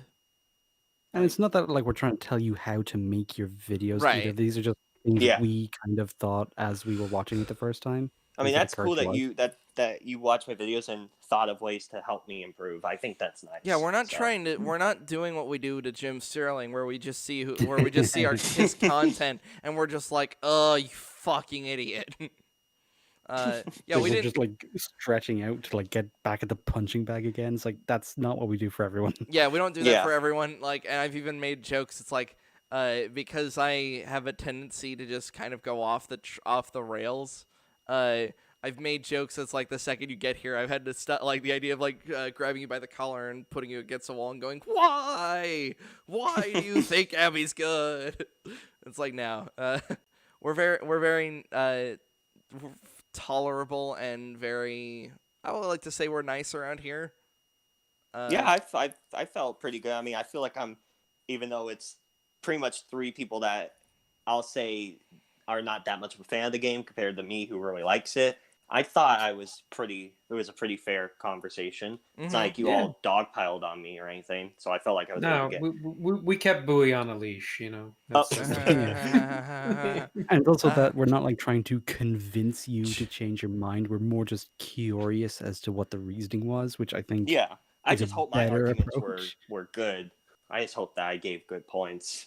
Yeah, it's like especially once you explain that like, you were giving points for like the potential or how interesting it was rather than Mhm. strictly how it was done. It's like Mhm. that actually kind of put it in more context. So yeah, this was fun.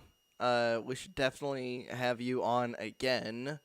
I'm always down to do stuff like this, honestly. Before you go, would you like to tell the audience, like, would you like to plug yourself, basically? Oh, of course. I always love to plug myself on stuff. So, my channel name is Sawyer Sable, after my name. That's my Twitter as well, and my Instagram. And usually the videos I do, I'm a movie guy, so I do movie reviews, TV show reviews, game reviews. I do my experience videos before all this lockdown nonsense. I obviously Y Blank is a great character, which is pretty much why I'm even here right now. SBID, I break down stuff that I find interesting in the industry, whether it be movie stuff or games or whatever. Just a bunch of videos, basically. Yeah, you So, made like a end of year slash then like a Wonder Woman review. yeah, exactly. I do this tradition where I do like movies I've seen worst to first instead of top 10 best, top 10 worst, which is what a lot of people do. I wanted to do something different and just rank all the movies I've seen worst to first. And then this year I did something different because usually I do top 10 favorite movie moments of the year. Obviously, Mhm. this year there wasn't really that much to do about for movies, so I just did entertainment. So stuff from TV shows or video games. I added a bigger category where stuff can be included. So yeah, I really do appreciate you guys letting me on here. That was great. And if any of you want to follow me on Twitter or YouTube, that'll be much appreciated. Yeah. Yeah, sure. It's been a pleasure.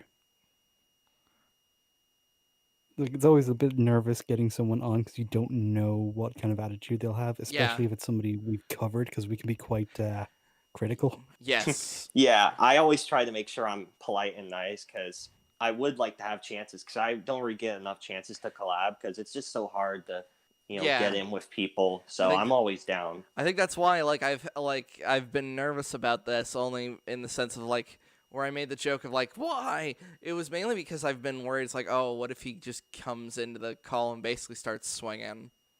Yeah. Because Yeah, I was really nervous because I was thinking going in, it's probably gonna be everyone not liking the game against me who likes it. But you guys, It I like how kinda you was. handled it. it kind of was, but it wasn't like us nailing you to the wall and be like, explain your crimes. Yeah, which I was really grateful You've for. been brought before the council. Yeah, All right.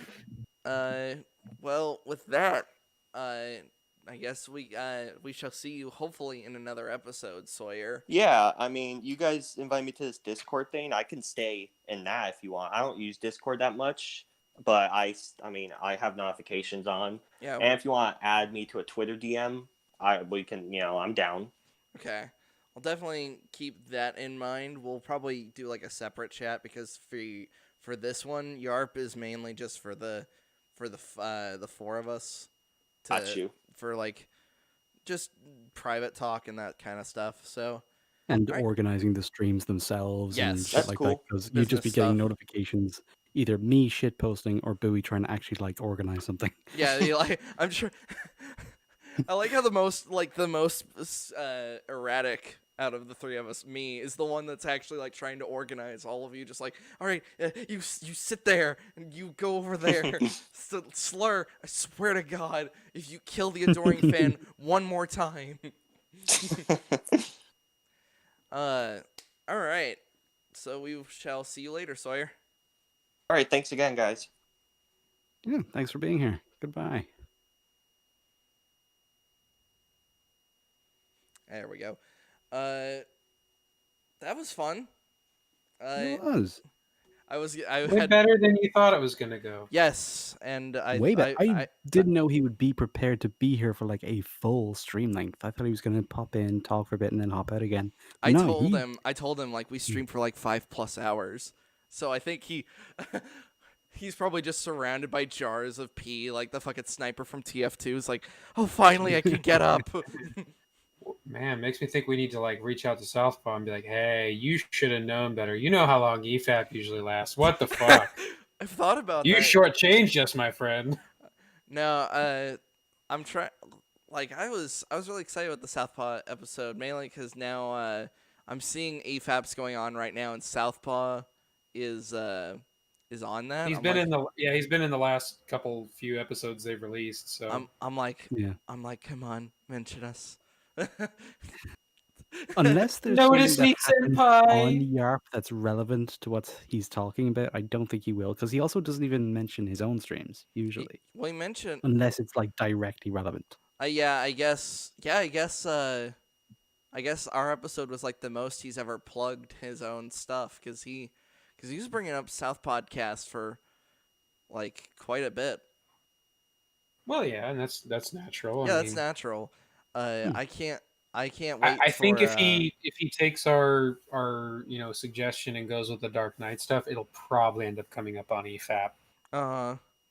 Imagine if almost they end up doing an EFAP covering the Nolan trilogy or the Dark Knight and Batman Begins, and it'll be because of us. my only question would be I would love to be credited, as I added way too many EDs. Like, with hey, can we? Since it was our ID, can we come on as well, please? Yeah, we were actually we made tweets. Like I've got the receipts. I got the receipts. Showing Sawyer the Mauler clips was actually my favorite thing.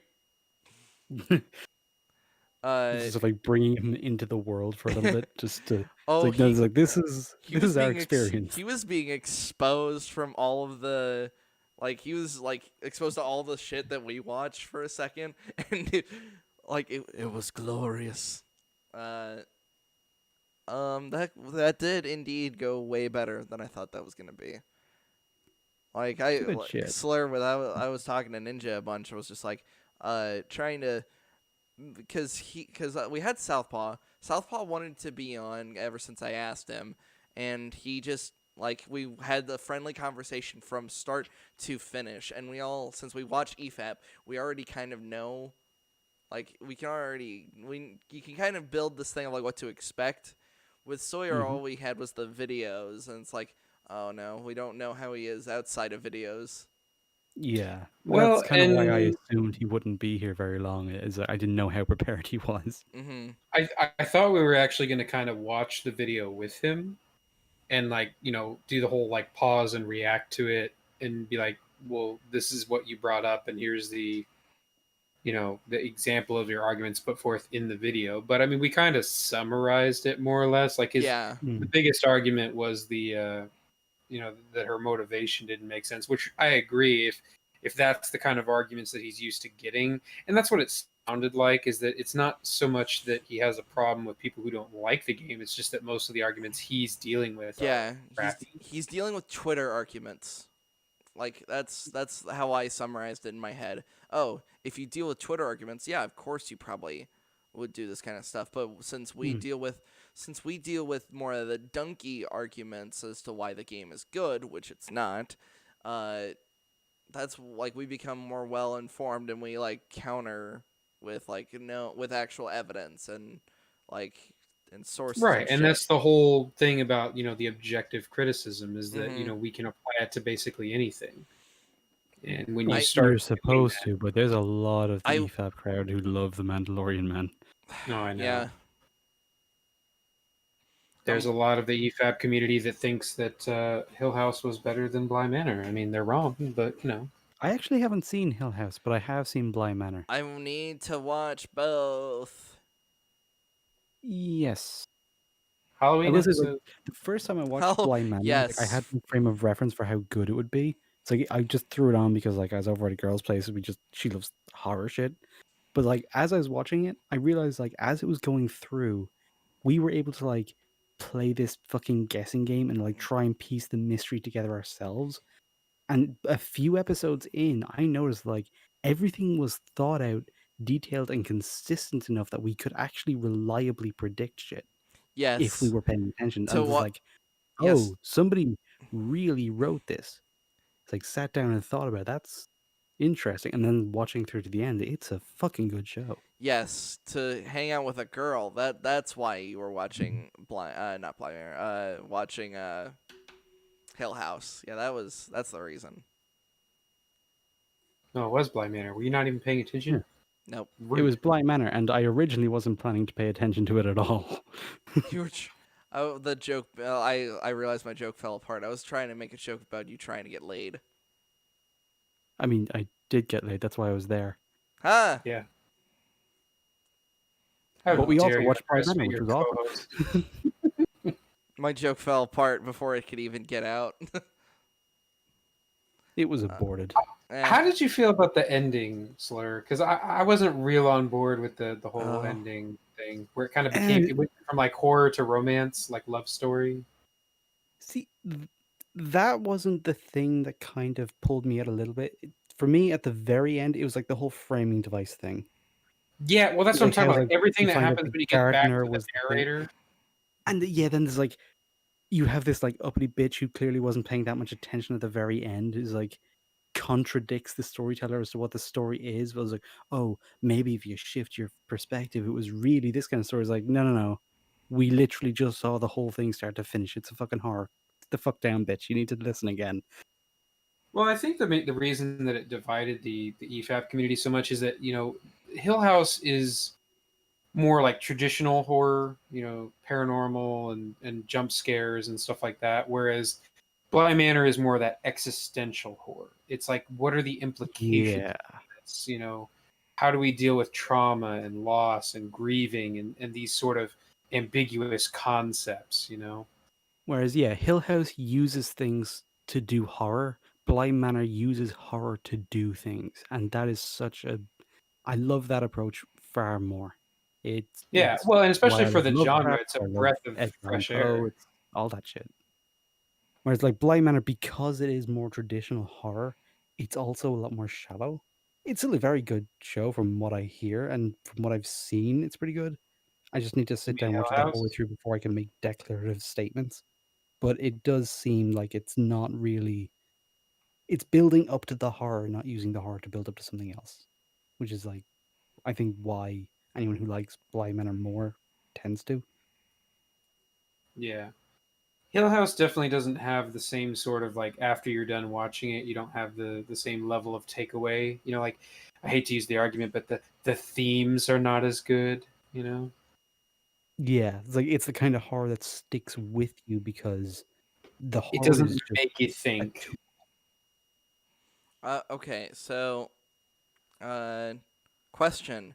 Should we watch something or should we take a break for a minute and like get more liquids and food substances and then stream a video game? What would we be streaming? Probably Tor. Since that's the game all three of us can play.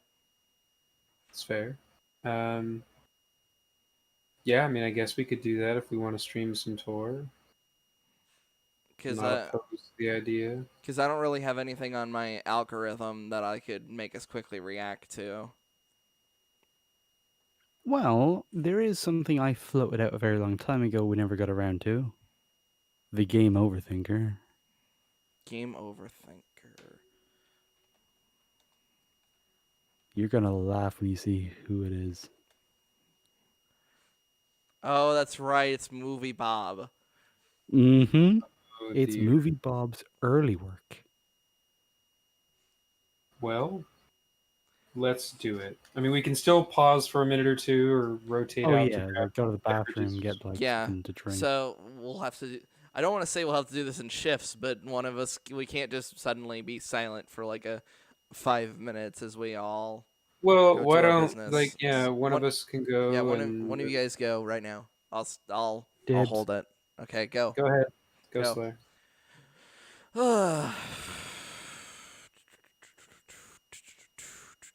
Well, I would like to take this time to, give you some props for you handled yourself very well. Consider that you were very, Yes. nervous going in and, Thank you. worried about kind of losing your cool, So I think you handled it very well, very professional. Thank you. I can be a professional. It's just it accidentally conflicts with a kind of a habit I have. I accidentally assume the worst in people, and that's a thing that definitely needs to change because Well, and that was one thing that I was like, when he first came on, one of the first, I honestly don't even remember what it was now, but like one of the first things he brought up was like an argument that I absolutely agreed with. And it made me so happy. I was like, oh, he made like a good, like he brought up an opinion that I actually agree with. I'm like, hey, there's some common ground here. Like clearly he's not too far gone. Like there's some room for discussion. There's some possibility, some light at the end of the tunnel. So I figured he wouldn't be like, just totally like, oh my god, guys, feelings. You're not listening to the themes. yes, I'm glad he was smart. That's kind of he's smart. He's just not my best guess is that he's just not using that as well as he could be. Well, he being somebody that probably has little to no experience with EFAP or the Mhm. EFAP model, he's probably not familiar with arguing on that level. Well, I meant more So with with YouTube in general. Like since he's made like 4 of the why such and such is a great character, and I don't well, want to that was say kind of something that I wanted to bring up. Is like the Steve one is the most recent. It was done on like October 31st, and I was kind of Mhm. wondering, like, hey, it's been a while. You haven't released a new one, but I didn't want to like, put him on the spot or whatever. That's kind of why I was like, hey, do you have any idea of who you might want to cover next? But it has been a couple months since he did the last one. But then again, I guess, after Halloween, you start getting into the holiday season with like Thanksgiving and Christmas. So I can understand not having as much time for videos. yeah. At some point, we'll have to, do some like Dead by Daylight with him. Although it does sound like he plays on PS4, so Gotta make me stare at that slanted box that's next to my TV.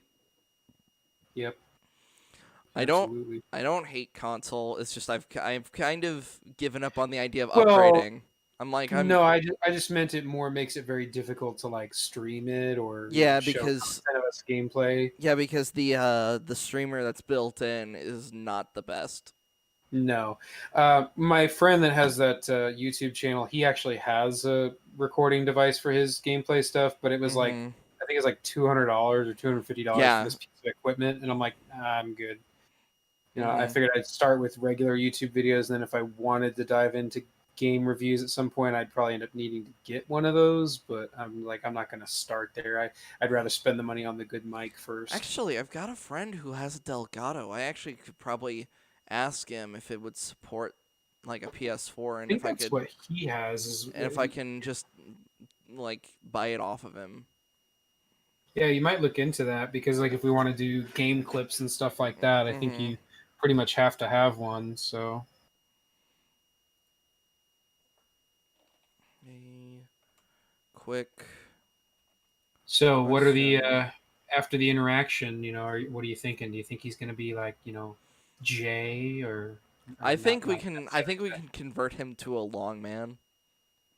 Yeah, we could potentially convert him. I don't know if he would necessarily be like Jay, but he might be like Moodle or Does Bullshit Mm-hmm. in terms of like in recurring guest status. Now, if I almost made the joke of now, if we can just get Southpaw to just appear again. Right. No, I'm sure it'll happen. Yeah. At some point. We just got to give him time. He's obviously busy with his No, own yes, channel. he's super busy. Yeah, that's the thing. I'm not holding that against it. I'm I kind of think curious to see if he does end up going down the Nolan trilogy rabbit hole. If we end up getting an invite to like the South podcast where he talks about it, yes, like that's that would like be really cool. yes, I would like an invite, or if he does all this stuff, I wouldn't mind getting like some amount of credit because I don't know. I feel like we're the ones that may like when we brought that up. It's like we're kind of the ones that would put it in his head It gets kind of messy because it's like we were inspired to look into it because of because of his him. video Yeah, in the first place. yeah, and it can So create it's this kind like of clusterfuck. Yeah, right. So it's like he inspired us to look into it, and then we just happened to be like, hey, this video, this movie, does this hold up? And it's like, well, does it? I better. And I would just be curious to see what he thinks. See what some of his notes are. I better send Sawyer a thank you note. I sent Southpaw a thank you note. So I Yeah, might as well. extend that courtesy to Yeah, I went Sawyer. ahead and sent him a friend request on Thanks Discord at least. again So. for appearing. That was really fun. And it's good to know that not everyone that has differing opinions than us is like just unwilling to talk or unwilling to have these kind of conversations. Mm-hmm. And we didn't make it a thing where it's like, oh, we have to convince you that your opinion is wrong or we have to convert you to our side. It's like, no, we were just kind of curious as to where you stood and how your things were and how you came to these conclusions. And Yeah. would I like to at some point convince him that Abby is a horrible piece of shit? Sure, but I mean, We'd baby all steps. want to. But baby steps, you gotta start somewhere. And just knowing that the door is open is a good first step. Of course. Slur, could you please be back? I actually really need to pee. I am back. You Oh, can thank take your God. turn. You two fucking Right away, discuss Billy. amongst yourselves. Run away! Go away now. Go away now. I don't know if he's actually gone because he didn't mute before he left, so we're not gonna know when he comes Guess back. he figures he doesn't really have to. He just gets up and walks away. Jerk. Nah, we were just kind of discussing like how the whole Sawyer thing went better than expected, and we were pretty happy about that. And I congratulated Bowie for showing some restraint and some professionalism. Yeah, and I'm actually like more sober than I usually am for a Y.A.R.P stream. Because There you usually this is just me like having a few drinks and a few laughs at you guys, like just taking the piss out of shit on the weekend. Where it's like, oh no, Right. there's a guest. It's like we have to behave ourselves. Oh God, expectations. And I do things like, obviously, I'm a bit more coherent. I'm a bit more on point because I'm not fucking swimming in wine and shit. So when I actually do want to have proper conversations, it's good to know that like I'm able to handle myself on stream. Whereas up till now, I haven't really had to try. Right. So, Well, movie Bob might kill us, but we'll see. oh, this is just like I went down. I got a cup of tea. I've got like some fun shit, and I got a packet of iced donut holes because like now we're just getting into absolute tism hours. It's no professionalism, no need to be civil. We can just let loose and start swinging. Have you seen any of these, by the way? The Game Overthinker videos? Because they're something of a cult legend on YouTube. I don't believe that I have. Oh, you're in for a treat.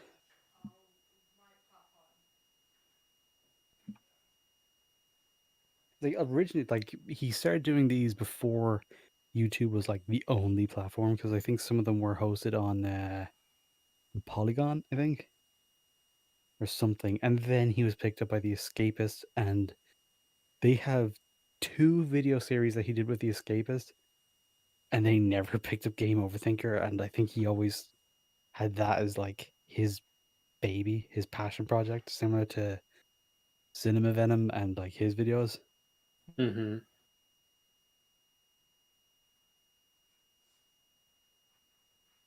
You know, it's weird.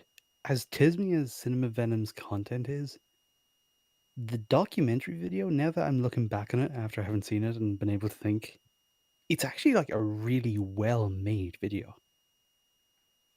What, the documentary one specifically? Yeah. Like just it's well structured, it's well shot, it's well edited, it sounds clear, there's no at no point does it look like it was filmed on a fucking spud. It's an actual well made video. It's just like the content and the topic is just it's Cinema Venom.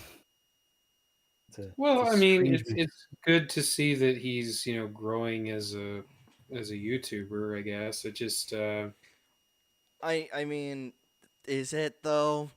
Because here's the thing. He said he was going to delete his channel like as like that documentary would come out, and he still hasn't done it, I think. Well, he said he was going to end Cinema Venom. He's still going to be on YouTube. He's going to do things other than whatever that is. I think he's just going to move on to other projects. Maybe he'll go back to being a rapper. Oh god. I already hate rap music, so I don't want to. I was like, oh god, now it's coming from somebody that thinks Lord of the Rings is a bad movie. Like at some point, I'll just have to go back to the documentary and find timestamps for those raps, just so I can subject you to them. No, They're something else, man. I don't even like It's an good rap. experience. Like I'm the fucking 90-year-old man who's, by the way, Ninja, you can go to the bathroom now. I think he's already did. gone. Oh, Yeah, I already did. uh, I mean, I could probably get. I'm trying to figure out what I'm going to do for food, but I'm still figuring that. I'm debating on ordering something. I have a pitcher of water next to me that River thought it'd be a good idea, seeing it, to put it back in the fridge. So I had to get up and grab it. It's like, no, I'm using this. I wasn't done with that. I'm not done. I misheard that at first. I thought you said a fucking picture of war. Yeah, a picture of a Like, glass juice. of water. Yeah, it's like I just need this for moral support. Yeah, because I don't actually drink water. It's just coffee and alcohol, man. Yeah, And it soda. just fucking reminds me what's important in life, you know?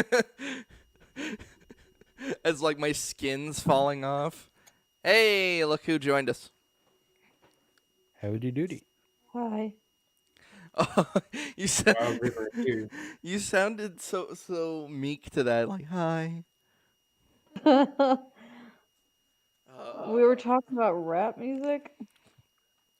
Yeah, mean, Am I the We're only talking about one? your cinema for the Cinema Venom's rap music specifically, and then Bowie says like, "Oh, I hate all rap," which I'm a then you haven't 95-year-old heard that. man, It's like so fucking writing or poetry. Hating the medium, it's like it doesn't really make sense unless all you've heard is shit on the radio, which is okay, yes, I'll admit it's mainly it's the same argument I have with most modern music. I'm like, it's just the shit on the radio.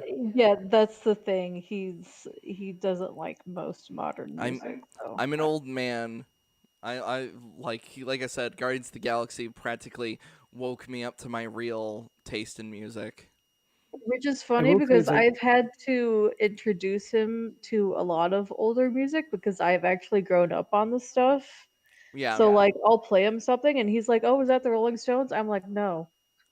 That's not the only old band." Yeah. Is that Rolling Stones? The Beatles? No. you're playing some Led Zeppelin, and he's just like, "Is this rock and or roll?" Yes, exactly. Dude, if the funniest thing is like if it's not one of the main Queen songs, like meaning the songs that are played whenever it's like play Queen, and it's always like Bohemian Rhapsody, another one bites the dust. If it's not one of like those songs, like Best Friend, I think that's what that one's called. Like I'm a best friend, No, wait, that's a different band. You're my best friend. No, you have the lyrics right, but what melody you were singing, Yeah, I was I have no idea what song that was. no, it's like you make me real. That's like that song. It was like It's from Shaun of the Dead. It's one of the ones they use in Shaun of the Dead. all right, you gotta quit singing because then that's how Oh, shit, sorry, yeah. Susan fucking like throws a goddamn lightning bolt at us. Should we wait for Ninja to show up before we get Overthinker playing? Considering he too has not seen this, probably should. I probably Yeah, should we'll wait for him to turn up, but you can like get the Yeah, I'll get everything set up. up. Get that put up. Check OBS. Make sure everything's still working. I might be able to, if you're showing me where the results are for the search. Oh, yeah, Oh, I you're just thought. very, Oh, very. Oh, this is going to be interesting. Even I haven't seen this one. Oh dear. This is going to be good. Hey, Slur. Hmm? Do you like covered almonds? Covered. Yeah, like covered in either like things like chocolate or like a flavor powder. Flavor powder, no. Yogurt or chocolate, yes. I'm eating wasabi. Although they have to be roasted almonds. Raw almonds are a little bit too chewy. I'm eating wasabi and soy sauce flavored almonds, and I don't know. I like them. I feel like I'm the weirdo that likes very strong flavors and also things that could break my teeth. Hence why my favorite candy are jujubes. I like wasabi. I wouldn't put it on an almond. You can get like wasabi coated dry peas. Oh, Those What? are actually good. quite tasty. That's so weird. I ought to just buy a whole Basically bag just like of those. Chinese mustard or Japanese mustard. He did the thing to me yesterday.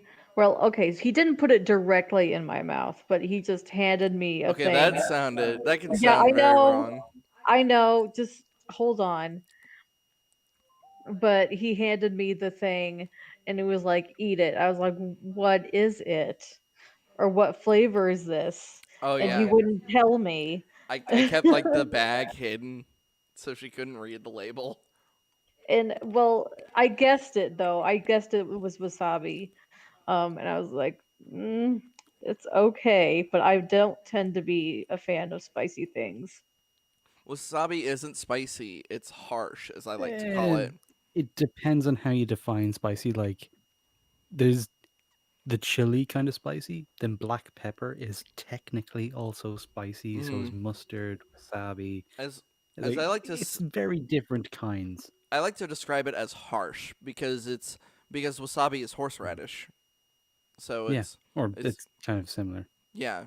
So it's a very harsh flavor. Very nice. I love horseradish. And there's like mint, technically Weirdo. in the same category. It's a very harsh flavor. It's just cold spicy. So as I honestly, whenever I'm feeling like really stuffed up or sinusy, I will just get a fucking roast beef sandwich and slather it in as much horseradish as possible to just like, make myself want to die. Oh, Like, I just do the exact same thing with like chilies and shits. Or what I get is like these jars of ground chilies in olive oil. So it's like this paste, but it is fresh chili. And it's so fucking good. And I just declare chemical war on my face. Yeah, you're just like Pure you're just pure. like Oh you my just see your gosh, sinuses we're just asking leaking out for of your it. face, just It's just like, oh, you want to be blocked up? All right, block this, bitch. yeah, and then just like your mom comes in or something. It's like Slur. I don't know why she calls you Slur. It's like how's it going? Did you just turn? You turn. You're just leaking. It's even leaking out of your hair, out of your ice cream shaped hair. Oh Jesus. I always wonder why you guys try to call me by my nickname on my Discord when I have no problems being called It's more Wyatt. just trying to keep it consistent. Yeah. Besides, you don't want these crazy YouTube stalkers tracking you down and Oh yes, they know my trying to steal name. your shit. They've I mean, au- at this point, we would just be happy for an audience. I'm Yeah. just saying. All right, kidnappers. Now Just hear my watch opinions on the the Last show. Jedi. Just listen to the show. Like, you can capture Bowie if you watch our stream, I promise. As you're triangulating my position. Now, my opinions of the Last Jedi. Where to Yes, begin? That's how you get them to go away. That's your defense. You don't They need a stalk and gun or a kidnap us bat and or we just anything. don't. Just start talking. like a burglar just comes in. Give us all your stuff. Now, take a seat. I've got some opinions to share with you. What are you doing? I just sit down in my Yeah. chair. Now the So- throne room scene. Now Yeah. they rotoscope the knife away, and also at the same time they cut to this. That's a bad camera angle because if you analyze like how the camera is positioned and how everybody else is moving around, there isn't enough space to do this movie. And the guy's just a skeleton. 8 years or Yes. 8 hours later, he just fucking stands up. It's like, you know what? Keep your fucking TV. I don't care. And no, Leaves. no, Eight no, he doesn't hours do that. He later. just he slits his own throat right in front of me. Fuck this.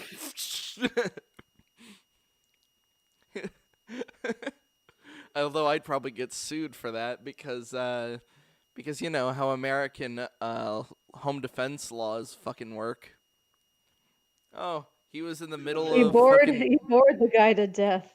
So Well, that's the his thing. estate will get the money. That's the thing. There was the guy who robbed a convenience store. The guy defended it. Then his family sued. It's like, he was trying to rob you, but oh well. Like, trying to say, Yeah. like, he Yeah. shouldn't have fucking defended himself.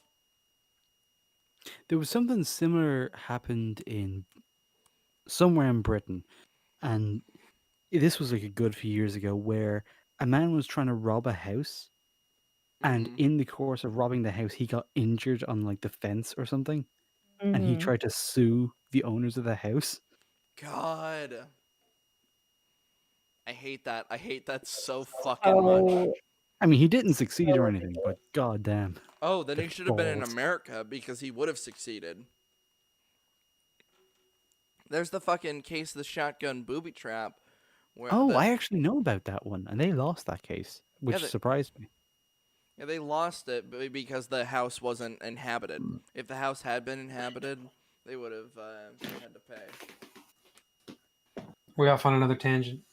We were just talking about the shotgun booby trap and the home defense laws and how like we were talking about like them triangulating my position and I bore them to death. Like the robber comes in.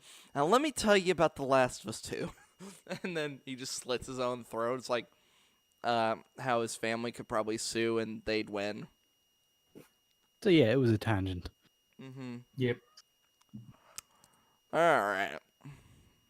Am I sharing? Let me see. Am I sharing? Therefore, I am caring. Let's do this shit. Here it comes. Hey! Yeah, I know, it's weird. I'm letting it all grow back in the same length so that I can, like, trim it into a different style. I just kind of got bored with the way it was looking. Anyway, what you're going to look at here is, this is a test pilot for a new idea for a show that we had that came together pretty quick. How Kind of old excited do you about think it. he is here? Because it's I- hard to place. I never know how old Movie Bob is. I stare at him, like I see his profile on Twitter, and I'm just like, how old are you? Like, I mean, even now when he looks younger than he currently does, you still can't place it. I'm just gonna look it up. I'm gonna look up just Movie Bob age. Movie Bob. Movie Bob food challenge. Jesus Christ. Do they really post these kind of things? Yeah, because he's on famous birthdays. Actually, he's 39. Famous in quotes. yeah, I was gonna say 30s. He's I was gonna say I was gonna 39 guess now? 40s. So You He's say he's almost there. 39 as in 39 now? Yeah, he's 39 Because he years. looks like he's Right. starting to go grey and shit. Right now, this is like God knows how fucking old he is in this image. I'd assume that he's like about to die of whatever is going on. It's Diabeto after all. I hope it works out. Something that we've been picking at for a while. It's an idea that I've wanted to do for a long time, which is find a way to do basically MST3K for video games. And I don't mean Mystery Science Theater in the sense of making fun of video games, of old video games or whatnot. There's plenty of that content on the web, on YouTube. I just realized this is Movie Bob just talking at a normal speed. Instead of talking Yeah, out like this yeah, every he does 20 these days. seconds. Right It's now. also like I him mean, actually being on camera with like Uh-huh. a backdrop like a normal YouTuber instead of whatever the fuck he's been using for the last few years. You know, like using Judy Bloom as a way to get laid. more in the sense of, you see, this is what happens when I don't have a script, is I ramble. You see, the thing of it is, we often hear, like, How about make a fucking script then? it used as an insult for movies and television that, oh, it looks like watching someone play a video game, as an insult for something that has a bunch of special effects or has too much action. But me, myself, I always really enjoyed watching other people play video games or watching a Let's Play or a playthrough of a video game. I always thought that was a lot of fun. And I also, and I know, maybe this is a weird, goofy, nerdy activity, I always thought it was fun to watch them with other people. I always thought that was a good kind of conversational sit down and watch sort of thing, and it has the same kind of energy that Sorry, I thought I'd quickly bring this up. So what he says, like when it feels like a video game, I honestly see the biggest problem of that. Like Hardcore Henry has that feeling of it being a first-person shooter. Like the problem That's being is that deliberate. yeah, it's deliberate. I know, but the problem with that is like if you really look at Hardcore Henry. The feeling you'd get from that kind of stuff is that you're playing it. Just watching it, you're not really. It's not really going to elicit the same emotion.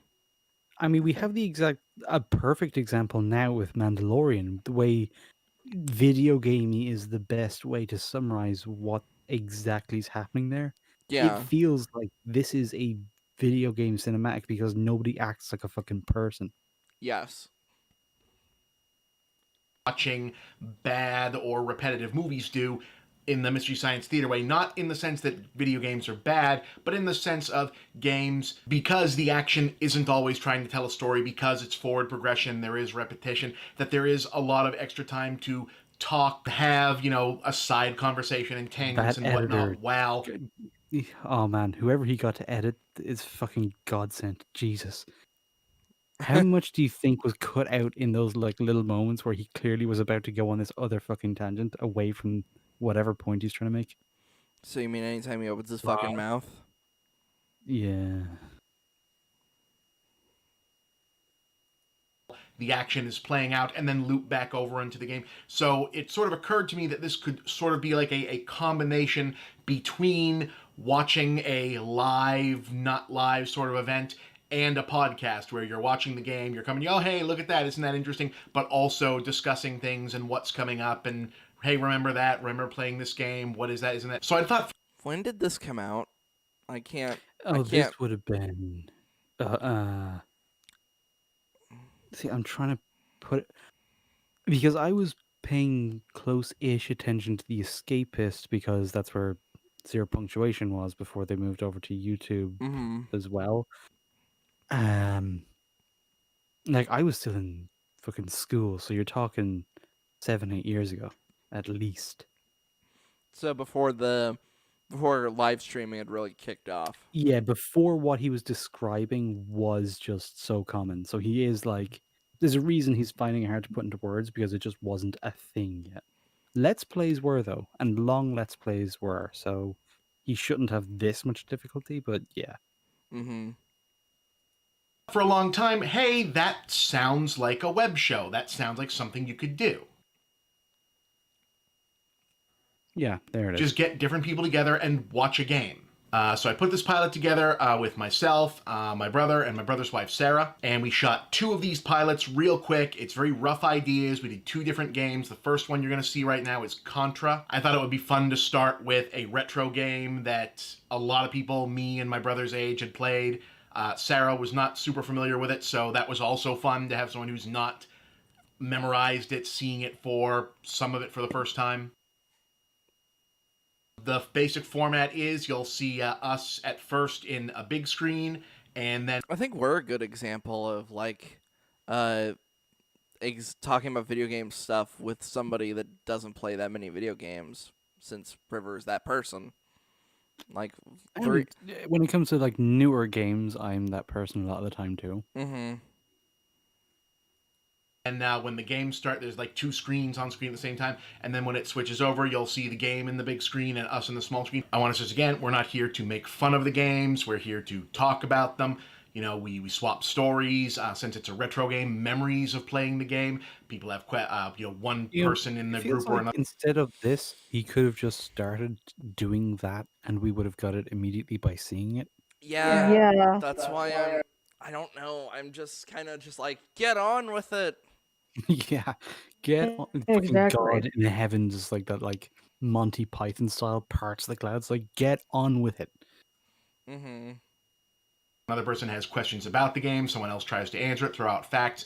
The record was done very quickly. I had a couple audio issues, little drop-ins here and there. So I actually chopped seconds, little slivers out of it here and there, and also dropped in some factoids about the game. Break up the rhythm. Maybe that becomes part of the final show when we get that through. Maybe that is a permanent fixture. Okay, now I'm like it's gone from like a man could just start to okay, that's it. Fucking start it already. Is this the video? Is like the pilot of the show is literally just him standing in a room explaining the idea of what the show is going to be. It's like the commercial. It's like the commercial for fucking Psycho when fucking why is my brain having a brain fart right now? Hitchcock? Yeah, when Hitchcock would just walk through the house and just spoil the fucking movie, basically. And here's when the knife, when we filmed the shower scene when the knife goes into her. It's just like, we'll see. It's just the trailer's just him explaining the movie. Just so you know, if you think this is rambling and incoherent now, I shot about 30 minutes of this, and this is what was left of the best takes. So here is the pilot for Game Watch with me, Chris, and Sarah watching a playthrough of Contra. Take a look, and I hope you enjoy it. Did he say whose playthrough he would be watching, or is it his own playthrough? Maybe it's his own. No, it sounds like he's watching gameplay via longplays.org. Okay. He's watching somebody else's thing. That's a little weird. Yeah. Yeah. Web series concept, pilot, title, visuals, audio, backgrounds, etc. Not final. I don't like the idea of like if you're gonna be talking over this stuff to be watching like I couldn't imagine us all sitting around and watching somebody else's Let's Play. I'd rather do what I previously did where I'd be playing like Cyberpunk and Luke would just be watching me. Even though we weren't streaming. Someone we knew and we could actually like credit them as a content creator in their own right and just say that we're using their footage because we know them, so we know it's cool with them, and it's just a very handy way for us to have it on screen to talk about. Okay, yeah, I get it. It's a pilot, so therefore no he sound. He really wants you to read the Come whole on. thing. Oh, fuck. Hey, all right, this is a pilot for Game Watch, where this is people watching someone play. We already know. I really feel like they didn't need to do this whole 2-box concept. They didn't. It's like trying they could have just had their audio over the Let's Play. Yeah. And I've seen other Game Overthinker stuff. None of it looks like this. This is entirely new. This is something he tried and it just never went anywhere. This is one of Diabeto's abortions. This is well, in a weird way, it's almost E.A.R.P-esque. Yeah, it's so weird. It's kind of like proto-FAP. Also, like, look at like the size of his brother compared to him, and he's already kind of fucking huge. And then there's just his wife over here just being like, I don't even know why I'm fucking here. We're watching a video game. This is a video of Contra on the original NES. This is a 2-player run of original NES Contra. I'm Bob. from the Game Over Thinker. I'm here with Chris, my brother, Chris Chipman, and his wife, his wife. Sarah. Yeah, I'm not convinced Yeah. Movie Bob has a wife. Movie Bob is married, actually. It's insane. Hi. Okay, and they are from the Creating Geeks podcast. And we'll tell you where to find that afterwards. This is the pilot for Game Watch, so there will have been an intro on the beginning of this telling us where to what the deal is here. And I also run the Chipman Brothers Tangent with that guy. Indeed, and he has a Patreon as well, which there will be links. So you know how restrained I was talking to Sawyer. I'm getting angry. Up to Oh, and what. dudes, like, this is the area where we can stop being polite. We don't need to be professional anymore. It's like, I can vape into the fucking mic again. It's like, this is just take the gloves off, let's let loose. So, yeah, fucking Jesus. Jesus, I'm getting so fucking... Get on with it! It's like he has the self-awareness that this is rough, but not the self-awareness to try and make it not quite so fucking painful. Mm-hmm. So, without further ado, let's start up this footage from Contra. Contra! Yes, we're watching Contra. Yeah. Okay, I googled Movie Bob wife. Do you want to see the first picture that came up? I kind of do now. Yeah. And you're gonna need to put it on the stream anyway, but it's just I know, but it's like, interesting let's that try this not... is the Let's try first not to be image. like mean though. Like the thing is like, oh,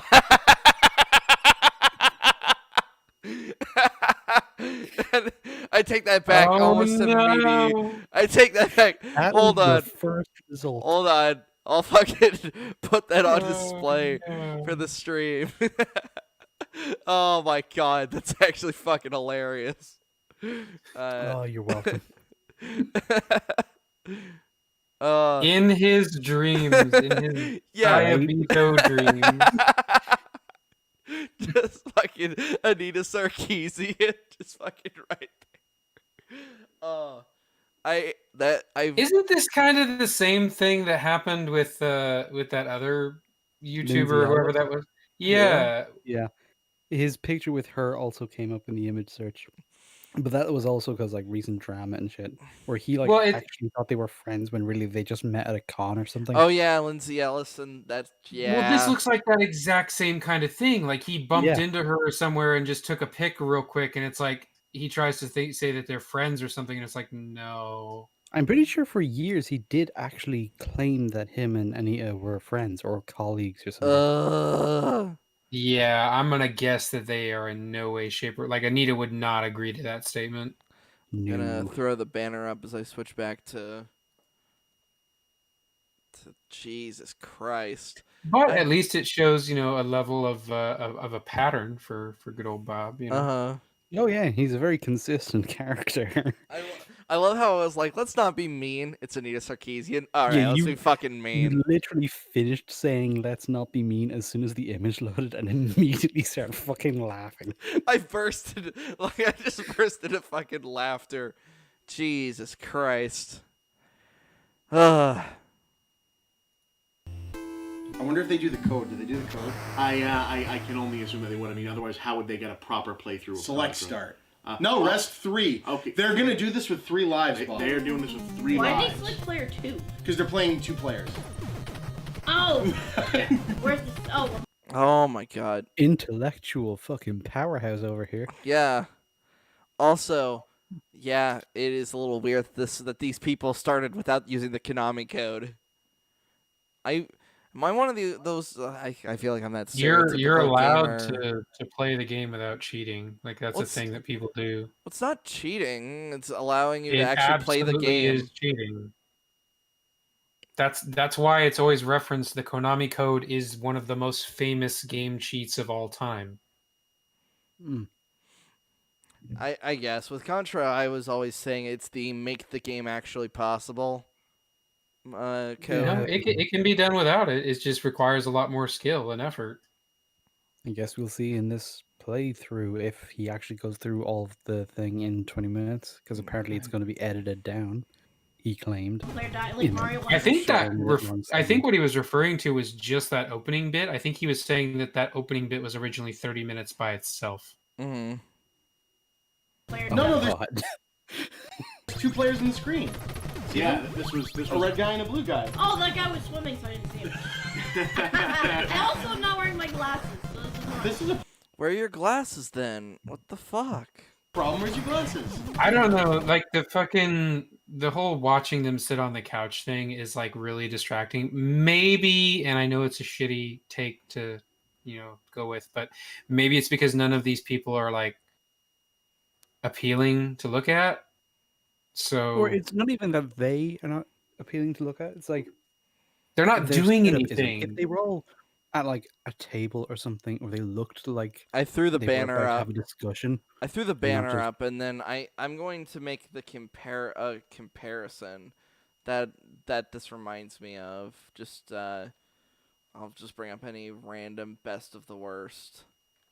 When they're all just I invented.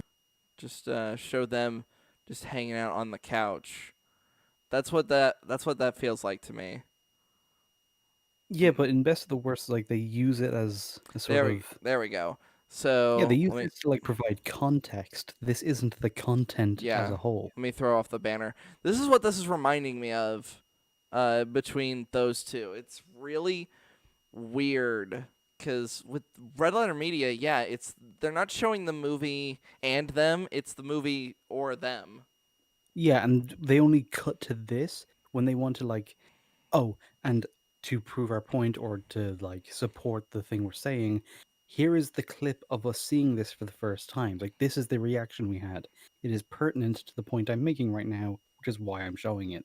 Whereas over on Movie Bob's, like that's just literally the content. On a slight thing, do you guys ever think it's funny how I used to think when YouTubers would have like offices, I thought they actually would get like an office building, and then it turns out like Rooster Teeth or Red Letter Media, they just bought a fucking warehouse and then shoved rooms into it. They just use Well, a all lot the of empty people do space. that. Bizarre. Yeah, I didn't think that's how that. I didn't know that's how it's actually done. I always thought they just legit got an office building. No, because the whole warehouse thing, a lot of them are set up to where you can kind of do the modular thing. Yeah. So you can set up rooms or take them down really quickly and easily, and it's a lot cheaper than buying office space. Mm-hmm. So, all right. especially Fair. for the younger generation, it works a lot better. Yeah, fair enough. I never put it into much thought. Let me throw the banner back up, and I'll switch us back to Movie Bob. No, just dox yourself. It'll be okay. I wouldn't be doxing myself. I'm trying to make the transition between, for the viewer, the transition between browser stuff. Oh, I just realized as I look at the stream. Hold on, I'll take a fucking picture of this. I accidentally have Darth Edgelord just fucking hanging out in front of Movie Bob. So no. So it's like I fucking have him blocked. He's like, this is my He's stream. censored. This is my stream, Bob. I have him just like that by accident. I need to move him real quick. Damn it all. Talking shit, Bob. Is there a way to flip the image like on the fly? Not right there. You'd have to put it into some kind of edit program. Even Yeah. the most simple one will let you flip it. Okay.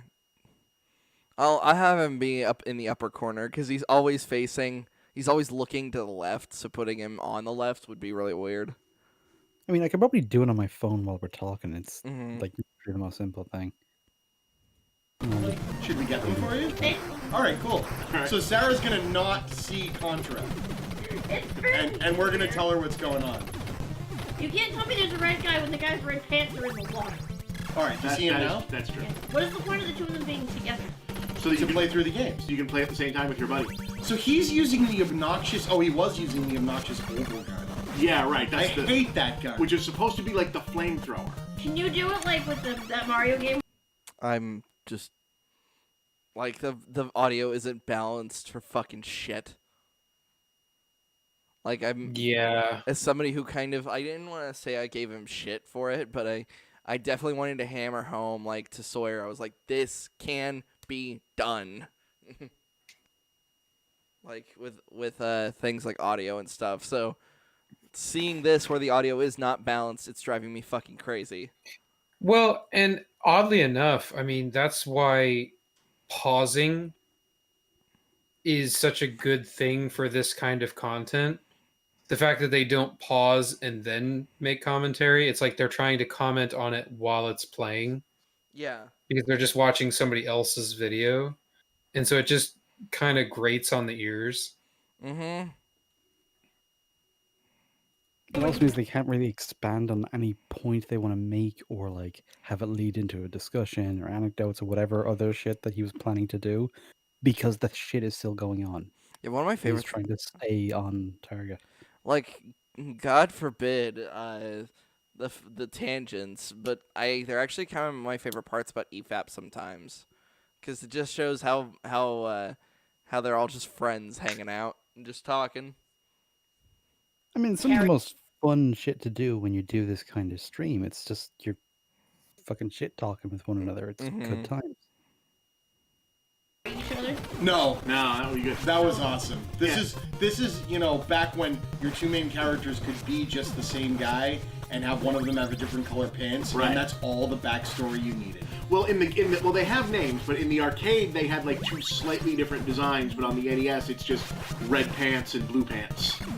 So is the arcade the one that's more you're fighting like? I should probably keep an eye on the stream because Contra, owned by Oh, Konami. that music. I didn't even realize. Yeah, I was like, oh fuck. I just realized. In the background, I'm just like working on getting us a new asset to join Hedgehog. You'll never guess who it is. The communist. Is it the alien from Jujutsu? It is not. I would. Could you do that edit? Just put the face on Lord Nyax. Just put. It's all Nyax. And in this, you're fighting the communists, but they're aliens halfway through. Well, it's in the arcade it was like it's a surprise in the last level. It's like, oh hey, it's the. Did they just 3-shot kill that? Well, teamwork. I mean, I've played this game with you a lot. Yeah. Yeah, if you got two guys running the rapid fire, it goes real quick. I guess. Yeah. It just feels like they're fucking yelling. Yeah, that's why I'm like, we gotta deal with this for 20 odd fucking minutes. Why don't they wear shirts? Because it's supposed to be Because like it's Rambo. badass. Well, no, that was. What? I found us a new asset. Oh, let me see. You're gonna He's perfect. something that's just hard not to just crowd the fucking screen with just icons. Because we've got Darth Edgehog. It's just like, oh man. I mean, Oh. it's not like we're covering up valuable content here. Ivan Ooze will protect us from the copyrightisms. I'm gonna choose the first one. Let me save image.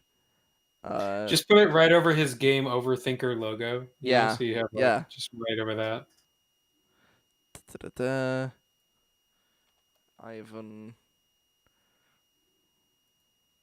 Maybe one Okay. day we'll get fancy and have like our own version of the little watermark thing that EFAP Movies does. Uh-huh. And it's just Ivan Ooze staring at you. Like the most distracting overlay ever. Uh-huh. Let's see. Then add images. Create new. It's Ivan. I don't know why I didn't put the ooze part. I just put Ivan. I mean, that is his name. And I think we're close enough now. We're on a first name basis. Mhm. We're on a first name. Oh my god. That's the funniest Mr. fucking... Ooze. Oh, that's weird. It didn't save it as anything. It just saved it as Ivan dot nothing. That ain't right. Yeah, hold on. Why are you breaking shit? I'm breaking all the shit. Hold on. Gotta put the fucking... Hold on, I'm just gonna let him play while I do this stuff. Well, that's the thing. This was like at the time, video games mainly tried to remind you of movies that you'd seen, so they're not wearing shirts because Rambo doesn't wear a shirt. By the way, I know they're only using single frames for this run-in, Right. but for the NES, Right. this is fucking impressive. Yeah, with the. Can we swear? Yeah, we can swear. All right, just checking. Yeah. Fuck yeah, you can swear. Yeah, fuck yeah. And I can drink. Oh my god, these rebels. Oh yeah, that they could fucking swear. How fucking He legendary. sounded so uncomfortable. Like, Can I he swear? said fuck in such a way as I'm not convinced that he actually thinks he's allowed to swear. I love how when I saved it to its thing so I could actually modify its name, its .png name starts with Polish. It's like, what? Hmm? Polish, then a bunch of numbers. No, Polish is the name of the fucking app I use on my phone if I need to do something real quick. Oh, okay. And then if I need to do Yes. something on computer, I'm either using GIMP if it's something simple, or my actual Photoshop if it's something complicated. Hold on, I need to check to see if... Oh, Jesus. Yeah, That noise yeah, is I paused that nasty. by I hate it. accident. The heroes of the original Contra were named PFC Bill Reiser and PFC Lance Bean. The action is supposedly set on the Galaga Archipelago, a fictional island chain off the coast of New Zealand. Is this what he meant when he said he would put trivia in? He meant Yeah. like he Yes. was samples with it with his editing. That's Apparently. really odd. There he is. I'll fucking take a picture of the stream. He's on. I don't know if I should make him equal or smaller or bigger than I mean, Darth make Hedgehog. both of them quite small unless we need them to cover things up. We don't Yeah. want to have You them just want him too- like hanging out in the corner, you know? Mhm. Yeah, little Easter eggs. I'll take a quick little Like the swat. snapshot. And we'll kind of like add our little pets as we go. No, yeah, it'll just be to the point where just the whole screen is covering them. Oh, look at him down there. He's so happy.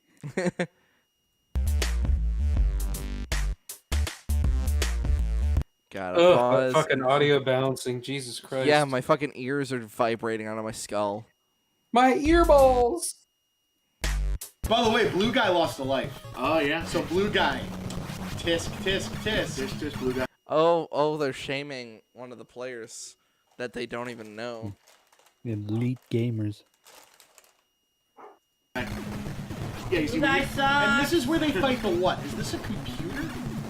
You and I used to always say this was a computer. Well, it's like a computer hologram thing. Oh, okay. I mean, that explains it. Yeah, sure. Quickly, to the bat pole. Well, it's like What the hell is it that they were just shooting at? That's what I Yeah, just said. well, it's the computer. delay? Wow, she's not paying attention like at all. She's also drinking and doesn't have her glasses on. Her input is going to be basically useless. Mm-hmm. I think, did they just need a third person? They just or- needed a lady, and this is what they could get. Not on such short Oh. notice. That was me. No, they just needed the couch and she refused to get up, so now she's in the video. Yeah, because she was just watching her soaps. She had her glass of wine. Oh. I was drinking. Well, I mean, come on. I mean, look, you and I, like everyone else who had an NES, played through Contra a million times trying This to is get true. through it. Million times. Million times. I love the waterfall level. This is the best level in the game. Well, and this is also the first level where This is so much fucking noise. I know, it's great. And it's not the usual movie Bob flavor of hard to listen to. This is like someone who just started making videos and doesn't know how to balance audio at all. Mm-hmm. And this was like Having back to play- in, I think, when Windows Movie Maker was like everybody's like first I'm making YouTube videos now thing before OBS just came in and Jokes. made everything simple. See, jokes on everyone did that. I refused. I was like, I'm not gonna have Windows Movie Maker be my first editor. I started with Power Director. which was What also the free fuck on is my Power computer. Director? Power Director is basically Vegas Lite. It Oh, allows it allows you to do shit, but nothing too sophisticated, unless you pay money. Then you can do sophisticated shit. Player thing, the cooperation really comes into play because you can leave the other guy behind Completely stranded. and if he falls off screen, he loses a life.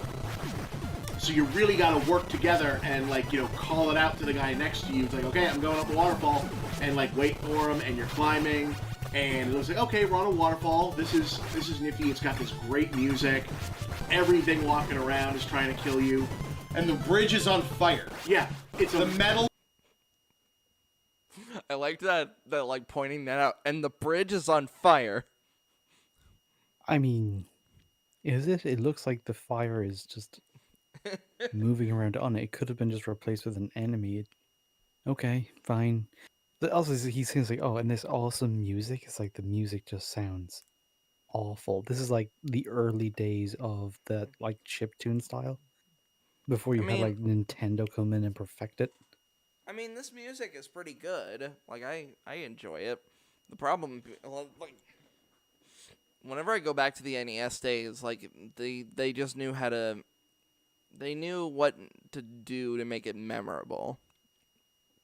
Yeah, because they had to use their limited tools and just have a very catchy melody, Mm-hmm. and that was what sold it. It's why we remember all those themes. Yeah, I think that's why in all reality I don't like. So a good example would be Breath of the Wild. I don't like Breath of the Wild's music. It barely has any. And when it does have it, it's just a remix of old music. Yeah, I'm like, oh, you put me on fucking Long Long Ranch, and I'm fucking singing along with Malin, or however you pronounce her fucking name. Mm. It's like, some people say it's Melon, it's Milan. It's like, no, I don't fucking know. I remember they kind of had this middle ground in I think around Majora's Mask where they were using those old melodies and it was still quite simple. Yeah, But because they were on more sophisticated machines, they could have the music be a bit more complex, yeah. have a bit more depth to it, and it So, actually sounded way more pleasant. mm-hmm. I mean, the Dreamcast. There are so many fucking Dreamcast games with slapping soundtracks. How many people actually? How many of you guys watch Let's Players? Like I used to watch I Markiplier like used to crazy. watch a good few. Don't watch that many anymore, just because time. Not I. Just was never really a thing that I did, I guess. I vaguely knew of the whole concept, but it just seemed like sort of an odd waste of time for me. Like I'd rather go play a game with my friends and have fun that way than watch somebody else playing a game. I get that. Yeah, it was always just something to have on in the background because I wanted to have something on. Mm-hmm. Whereas if I actually was sitting down to watch something, I'd watch movies or TV shows. Plus, I wasn't able to always get the hit new video game, so watching somebody else play it, I was like, oh, that's kind of interesting. I've realized. Whereas now, the only time I'd watch a Let's Play is, oh, this new game came out. I'm curious as to what it's going to be like, but I am not arsed getting to play it. So I'll just find someone who has played it, bump the speed up to 1.5 or 1.75 and go through. Yeah. Fair enough. Then there's channels like Achievement Hunter or Funhouse, where you're just there to watch them talk. It's not really about the game, I guess. Then there's things like Game Grumps, where you just watch Aaron Hansen fucking be a retard over video games. Yeah, it's you have those channels where you're there more for just the podcasty side of it, and the game's just Mm-hmm. what anchors them down. Game Grumps is on the far end because you're not watching them for the gameplay, but their conversations can be amusing and they've I worked together so guess. long they have that good chemistry is because they are genuinely friends and all. So depending on what it was, their content could be very good or it could just be unwatchable. Yeah. Like when I remember seeing clips of whenever they're playing Skyward Sword, and it's just him just fucking struggling. Or when he was playing Ocarina of Time, and then somebody made a compilation where it was pointing out his Game Grumps playthrough and his footage from Sequelitis, and it's just like, does he just not know how to play video games? Yeah, he does seem to have like forgotten also, or he's paying more attention to talking to Dan, so he's just barely even playing the game at all. Then something will happen, or he'll die, and he's like, "Oh wait, what was happening?" Yeah, Like he's the one with the but controller in his hand, but and he'll he's not play, watching the road. but he'll blame the game for it, and it's just like, okay, because you're gonna be that asshole. Bridge. The metal bridge is over, and the fire's moving. I was gonna say the fire's like sliding back and forth like a fire over here. Yeah. Fire over here. I honestly Fire have over never here. seen someone complete this with 3 lives. This is going to be really impressive. Well, Yeah. 2 lives and 3 lives. Well, they know what they're doing. I'm sure it's not impossible to play this. I always just was like, I just accepted that I could never do it, so that's why the Konami code was basically the get through the game code. I'm pretty sure I know what I'm doing with Contra 2. Well, yeah, well, you and I know what we're doing because we put in the Konami code: up, down, left, right, A, B, start. No, select start. Select start. And there's 2 A, B, A, B. Well, select start if you want to do the 2 player. And B, A, B, A if it's on the Genesis or if it's Contra 2. Right, yeah. Nerds. Ow! God, that fucking sound again. Jesus. They're pissing me off. It's like the ding sound that everyone uses, but nobody actually like gets the volume to match the rest of the video. Is this entertaining to any of us? This is like we're Yeah, just. it's really bad content. It's not even like We because can't this even is riff something on that it. even Movie Bob didn't think was worth continuing. It's nothing. Yeah, I'm It's throwing just up- non-content. I'm throwing up the banner, and let's see. So, Game Over Thinker, which one were you trying to point out? Were you trying to like top let's 10 best Ninja Turtles, or? No, you have to go to the one where he was like trying to get deep on us. So Let me pull up the whole list. yeah, and then like go through it slowly so I can kind of read them. You're gonna have to scroll down a little bit because the top 10 ones they're just not gonna be worth watching. Okay. Nintendo, what the fuck? Gamers are not. Gamers dead. are not dead. That one, Okay. because this is the one where he gets on a fucking pedestal about being a gamer, Oh Jesus. Oh, I accidentally turned to Darth like it's an Hedgehog. identity.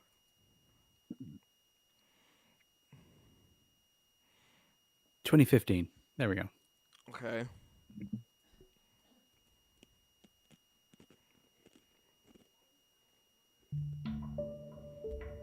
Yes, this is what I What the remember. fuck is this? This is the Game Overthinker.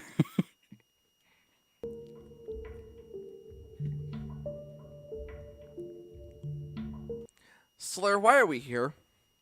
Just to suffer? Just to suffer. Oh, and he hasn't even started doing his bit yet. There's a bit. Oh no. Does anyone else see the part where it says remastered? Yeah, I see it. Yeah. He I had just the find thing that at the beginning funny as for well, some where reason. he had different title cards and shit to make a comprehensive playlist of like his old Game Overthinker episodes. Wow. Gamers are dead! Do I have your fucking attention now? What?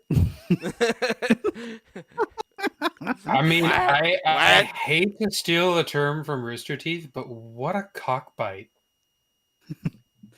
Yeah, absolutely. But is he like mocking people? Was that a thing that people said? I don't know. In 2015? That was so weird. I'm just like, that's why I just went, what? Oh, strange man. Fucking music.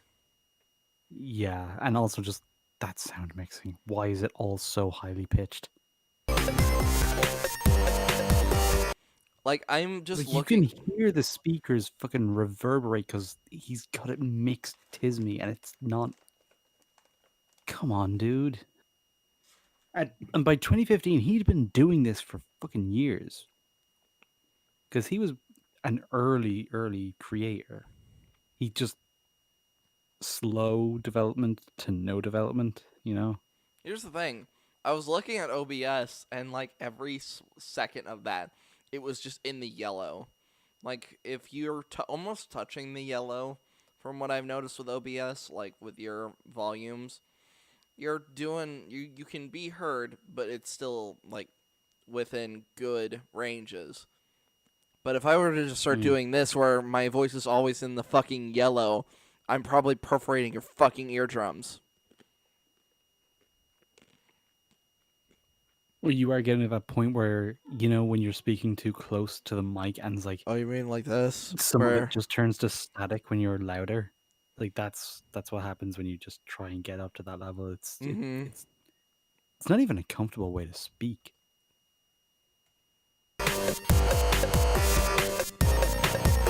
I can see the reverberation of the sound in my own like audio levels. Like it's fucking reverberating into my mic. That's how loud this is.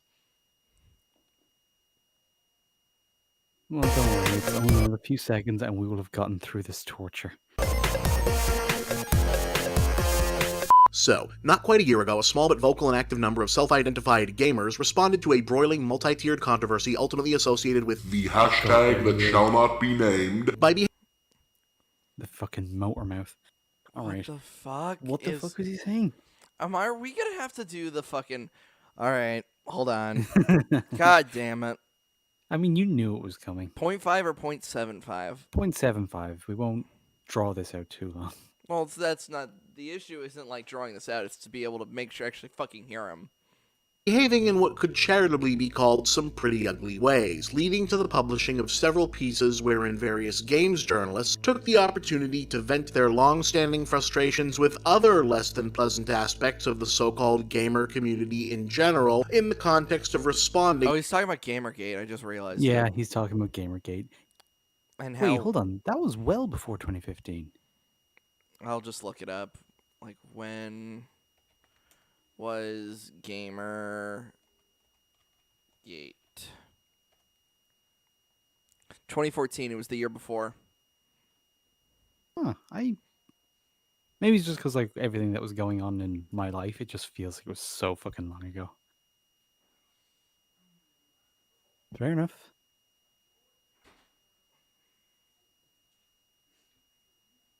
To the aforementioned ugliness specifically, which were cynically, erroneously, and now infamously reframed as the gamers are dead columns by... What? I've never heard of... Is this just how we were just checked out of history during this part? No, I mean, it's like, this is still close enough to when I was, like, mainly watching YouTube and shit. And while I was still playing, like, lots of games and stuff, so I would have been plugged into the Gamergate shit. At least following what was happening. Faux outrage detractors. I thought this story had kind of passed us by, but apparently a lot of people are still pretty butthurt over it, while still more and more are now wondering if it wasn't ultimately unhelpful to have run those columns, however much truth or familiar observations may have been contained therein, in that... The problem with Gamergate was it was just pushing back against shitty game journalism. I mean, it was kind of the beginning of a lot of shit, and it mostly boiled down to, we say that Gamergate is this. The people who don't like us say that it's actually that. And the people who say that it's that, they're the ones who that journalists will agree with, because it's far easier to say that everybody's a racist, misogynistic asshole than to actually address that your own industry is a corrupt fucking cesspool. And it just spiraled from there. Hooray. That particular moment, derailing the story into a broader desire to reform gaming culture rather than respond to a specific outbreak of loathsome behavior, because apparently it's mean to make people think about two remember things. them trying to change gaming culture? How do you think that went? Probably Well, not and very wasn't well. the whole thing just a couple of journalists basically airing their personal dirty laundry? Yeah, pretty much. That's what started it all. A more innocent time, really. Yeah, compared to fucking now, it's like, yeah, this is fucking nothing.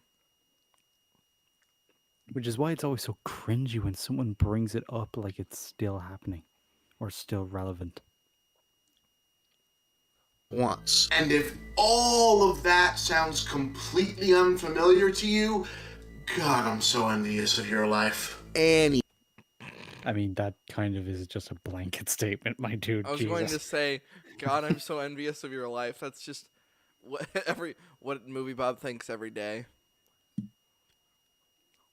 Anyway, the bottom line is we've landed at a place where gamers and so-called gamer culture has been getting really bad rep for almost a year now, which is ironic because more people are playing video games than ever and thus are in fact gamers. I mean, almost everyone in the developed world now, whatever that means anymore, is What do you mean? What do you It mean? means the same thing that it's always meant, Axe. Yeah, I think it's funny that he throws little jabs in there like that, like it's some kind of, witty or smart thing to say. And it's like, dude, it makes you sound retarded.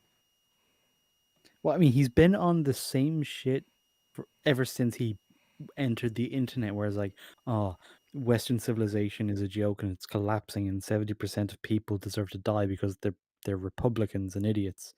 It's like he's literally never not been beating that drum.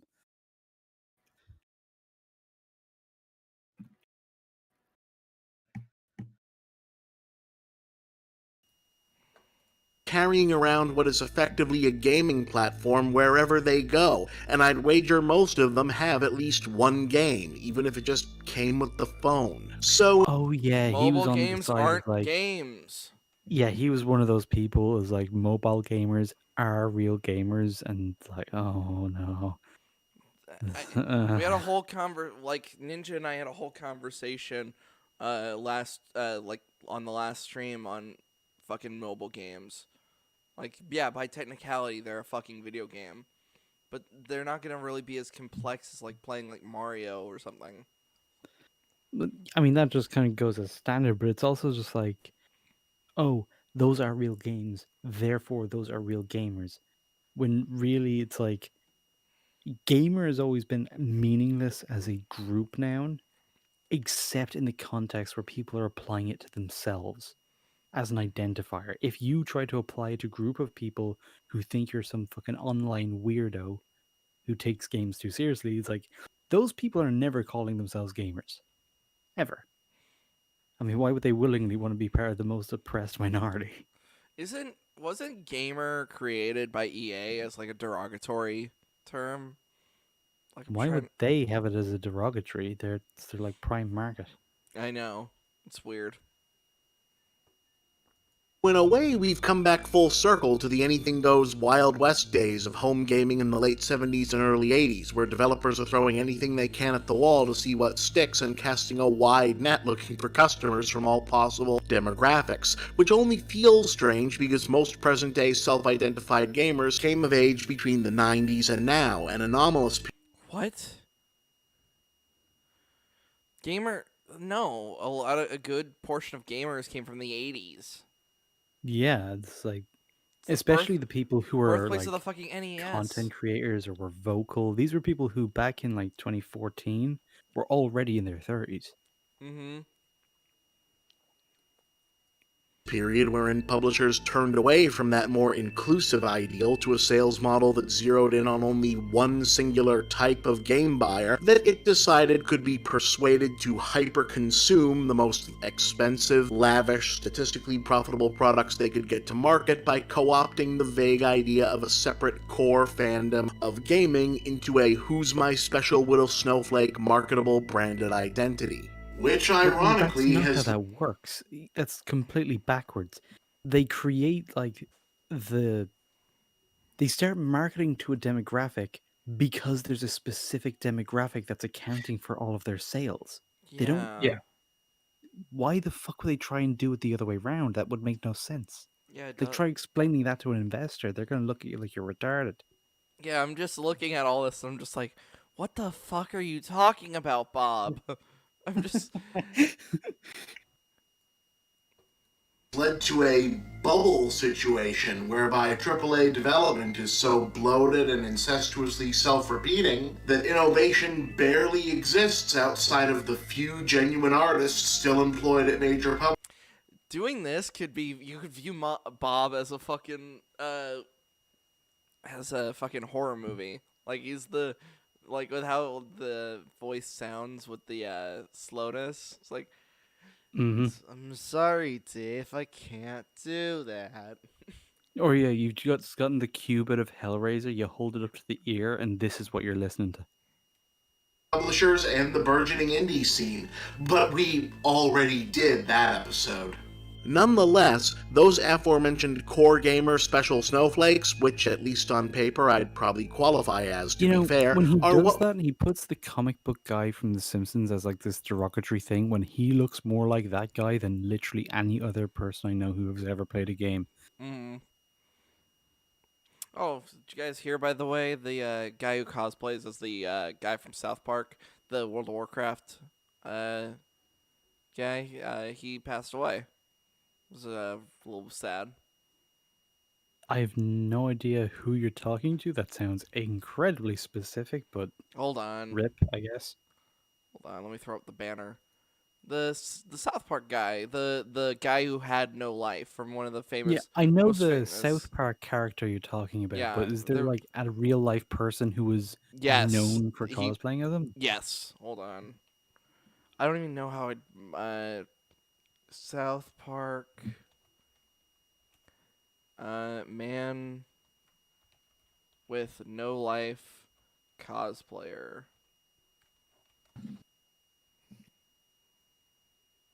Yeah, he died from COVID. Oh damn! Mm-hmm. Oh, it's this guy. It's a good cosplay. I'll give him that. Yeah, he actually looked almost exactly like him. And he was at fucking BlizzCon and fucking like went on stage and did the pose. Nice. Also, Yeah. just like, how can you kill that which has no life? It's a very good line from that episode. Oh, Jared Nandon, and yeah, he will roam Azeroth forever. That's cringe, but I get it. I mean, rip, I guess. Yeah. we're generally thinking of when we think of so-called gamer culture. And that's where people are supposedly still feeling the quote-unquote targeted or bullied by the so-called gamers are dead articles. Now, I saw none of these articles. Okay, I remember like the whole like trying to change gamer culture articles. I remember like, oh, gamers are problematic, gamers this, gamers that. I was like, but gamers are dead as a movement? Nah. Have you ever heard somebody talk and just wanted to like take away a particular phrase from them? Oh yeah, absolutely. For Bob, it's so-called. I want to take that away from him. He no longer gets to use that. Holy shit. He will use it like multiple times in one sentence to the point that it's like you don't even know what the fuck he's talking about anymore. So the funniest thing, I didn't think that's where you were going to go. I thought you were going to say you just close their mouth and you just keep it closed. Do you ever just want to... You just wait for him to say another word and you take that away from him too, and you just watch him panic as his vocabulary shrinks. No, it just part of his whole motor mouth and stringing the run-on sentences together is he'll be like, the so-called fans of so-called games of and he'll do it like 8 fucking times in one sentence, and it's like, bro, this doesn't make you sound smarter. It's like how Sawyer... It just makes it sound like literally nothing you're talking about is a real thing. It's like how Sawyer and I have the tendency to just say like 13 times before we can actually like continue our sentences.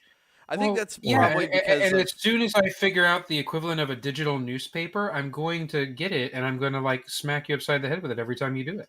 I try not to. It's more of a stutter thing that happens and I accidentally get stuck in a loop. Right, and it should be beaten out of you. There's training. Like a little clown boy? Jesus. Like a little clown boy. Like good old 1910 style parenting. Oh, you have a stutter, little Timmy? Well, we're going to lock you in the shed. Exactly. Look, yeah, it's you true can come that out when you can ask to be let out properly. Hey, it worked for Harry Potter. He seemed to turn out okay. Everybody in the room just turned to Ninja, just like, did he? Way too many people these days are too quick to equate criticism with bullying in order to avoid having to own up. Bob, you were the last person to I fucking was talk about about to that. say, Yeah. Jesus Christ, that aged horribly. Bob, you think like any amount of criticism is bullying? Fuck off. I'm not like I don't care if this is from 2015. Jesus fucking Christ.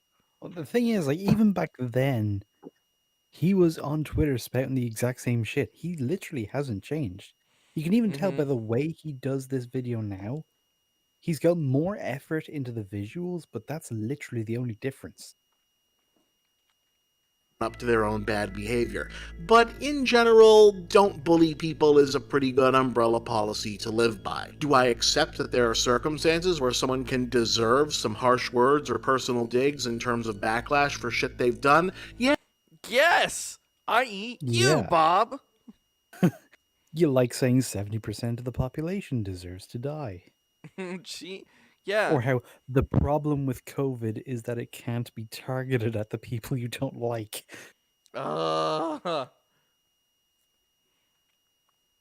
And the thing is even if we were to ask Bob if he would like to take those back, he'd probably just say nah. It's like, Oh no, he would Oh, absolutely no, not even. double down. Yeah, no. I hope he never makes it to Mars. he doesn't. Yeah, he doesn't even get to upload his consciousness into a robot.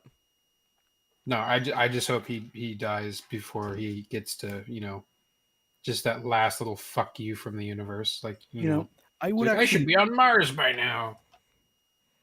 bring him to Mars and upload his consciousness to a machine, but the machine is a fucking fridge. Yeah, You'll only sure. see the inside of the little rover thing. Like, he doesn't actually get to see the outside.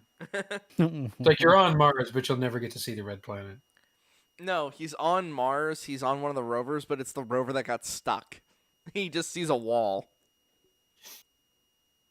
Or he gets uploaded to a computer, but that computer is used by like an old lady who doesn't know how to do shit. So it's just constantly aggravating living in a hellish existence of being misused by someone who doesn't know how machines work. Mm-hmm.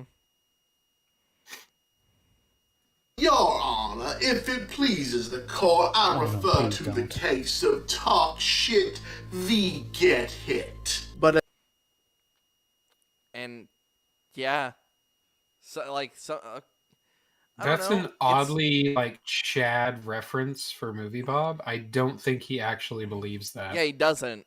Like I bet he doesn't actually believe in fuck around and find out. Oh, he does for other people. Yeah. Right. He's a glass cannon. He's willing to throw shade at just about anybody, but he can't take it himself at all. The And I Lindsay will agree he's an Ellis absolute weapon. The Lindsay Ellis thing is like a perfect example of this. Mm-hmm. Oh, I was so fucking elated when I saw that. I was laughed great. my That was ass sure off. hilarious. as a general rule, even if you think someone has it coming, you should probably find a better way to handle that than bullying or picking on or harassing people over, well, Saying almost they deserve to anything. die But on you Twitter.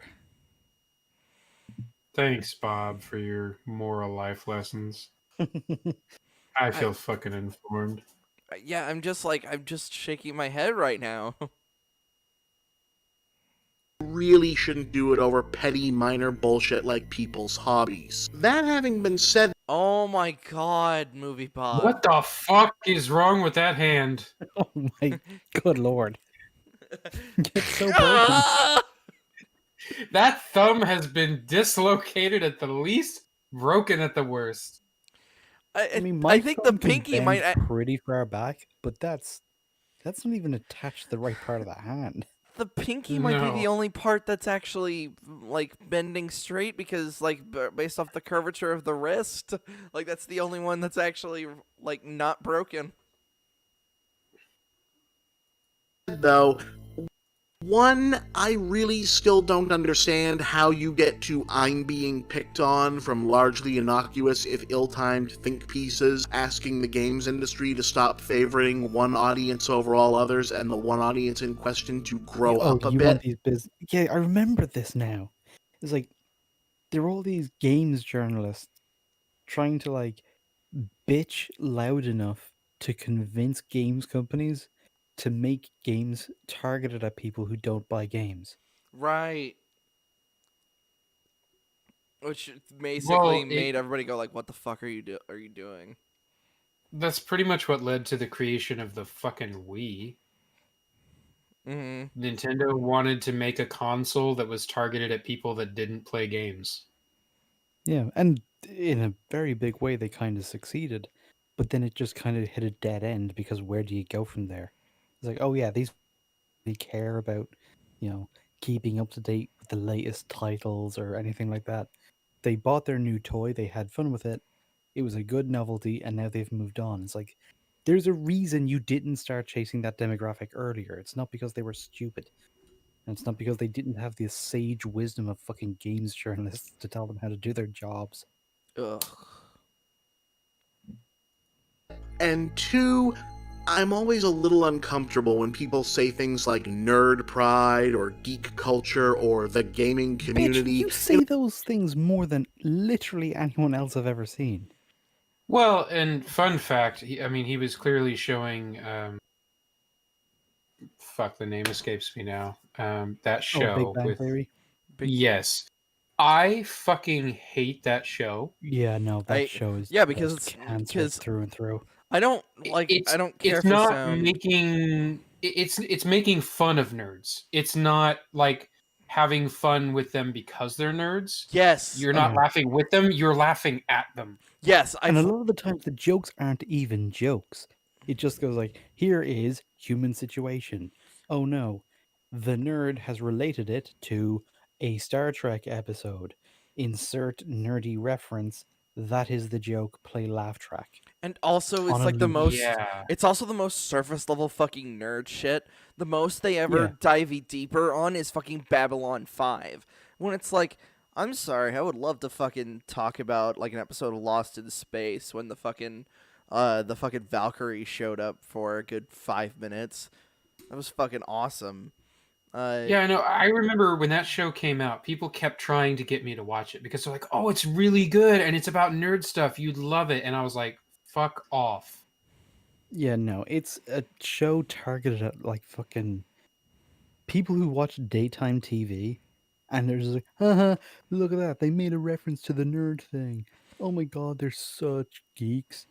And it's And then like that's it. On a loop. And they do it again and again every episode. And it's like again on the surface level thing. It's like they reference that one of those Halloween episodes where it's a different one, but they're at a fucking party, and Leonard's dressed as fucking Frodo. He said, "I'm a hobbit," and they're just like, somebody confused him for an elf. He said he's a hobbit, and it's like, what's the difference? Lord of the Rings had been out for X amount of years. One of the most popular fucking film franchises of all time that won all those fucking Oscars. It got normies to enjoy them. Something about it, or if you make a reference that this person actually knows things about Lord of the Rings, it's like, oh my god, nerd.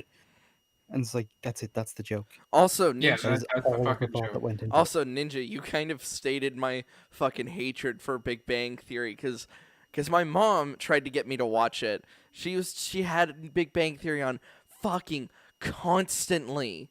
And she was just like, "Oh, you should be happy. I'm like, it's got nerd stuff on it." It's like, it's not. It's making fun of nerds. It's saying that we're all socially inept and can't figure anything out for ourselves. Well, not that I'm the biggest fan of Felicia Day, but I mean, if you want to watch a show like with nerdy stuff going on where it's not laughing at the nerd's expense, I mean, The Guild is a good example of a show that does that. That was like one of the first actual like web shows I ever watched, and it was fucking golden. Yeah, I don't like a lot of the stuff she's been in since, but that show was really fucking good.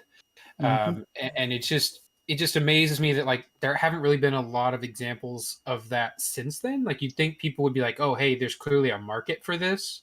Especially since it was so popular. Because that was like on YouTube in the early days or earlier days. Also, when there really wasn't anything that had like a budget or like production behind it. Also, like making it mean something as well. Fucking Clerks is like a whole day of hanging out with two nerds. Like that's Well, Kevin Smith pretty much launched his entire career on just nerd shit. Yeah. And apparently, according to Patrick Willems, he was bad because of Fuck Patrick Willems. it. Jesus Christ. In a way that makes it clear that there's no sense of irony or unseriousness to their words. In other words, yes, there's a fun version of treating fandom like a bigger societal deal. What the fuck? Okay. What? What he's vaguely referring to here, in so many words, is the concept of gatekeeping. And how clearly he's not a fan of it. He thinks gatekeeping is bad. But honestly, the whole Gamergate thing was a big shift between gaming being a mainstream thing and gaming being a nerdy, unacceptable thing. Mm-hmm. And the whole forcing the developers to make games for people that were normies helped usher in that wave of now it's not special anymore. You know, the reason that he made fun of it earlier, you know, talking about like the comic book nerd types, but the reason that those demographics existed is because being a nerd wasn't cool. So when you found somebody who shared in your interests and your hobbies and they were a nerd too, you fucking treasured that shit. Mm-hmm. Especially like pre-internet days when meeting people was kind of fucking hard and very limited. Like you hung on to your real life friends and you guys did nerd shit together because you didn't have anyone else to hang out with and there were no other choices or options. And it's like how I call myself a nerd. I'm still treating the word nerd like it's a derogatory because here's the thing. Maybe sometimes it should be because when now quote unquote nerd culture is like just everywhere now, it's not special it anymore. It is the mainstream. It's like superhero shit. Like there is nothing nerdy about superhero shit anymore. It is the mainstream. It's dominated the fucking box office for nearly a decade, over a decade. Yeah, so, like, nowadays, like how when are you you watch classifying nerd shit now? and people say like it's nerd shit for the fact that when superhero movies they put in so many Easter eggs, and it's like, yeah, that's basically to provide the fucking slop for those people, like Mr. Sunday movies. I'm not saying he's bad. It's just like that's just because it's got references to Thor, like fucking Thor: The Dark World, or it's got this reference to this one comic. Well, like, hey, we've got Roxxon, who was an enemy of Black Panther. Like, that's not enough anymore. If anything, like I said, that's just slop. Well, and now, if anything, it's jangling. Now it's, you know, the nerd isn't the insult. It's like if you're a fan, you know, they put those Easter eggs in there for the fans, but they always talk about the fans being toxic. Yeah, it's so weird. Even though we were the original audience, we were the people that basically gave them their whole thing, and now they're like, "Oh, you guys are shitty, and you need to change." Yeah. Oh god, you need to change your attitudes to suit our content, because that's how the entertainment industry works. Yeah, and it's like you guys wouldn't have ever been where you are if not for our demographic. Yeah. You know, we weren't bad and we didn't need to change when you wanted our money. Or when you but fucking now that you need to, slammed us into fucking lockers. But now that you need to virtue signal to the rest of the world to make yourself look better, you have to kick shit at us every chance you get. And then wonder why we don't give you our fucking money. Yep. I think that's the thing.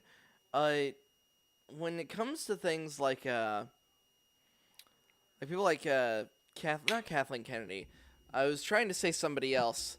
There was this one guy, I think it's practically the writer for The Boys. He hates superhero comics, so he wrote The Boys so he could just shit talk superhero comics.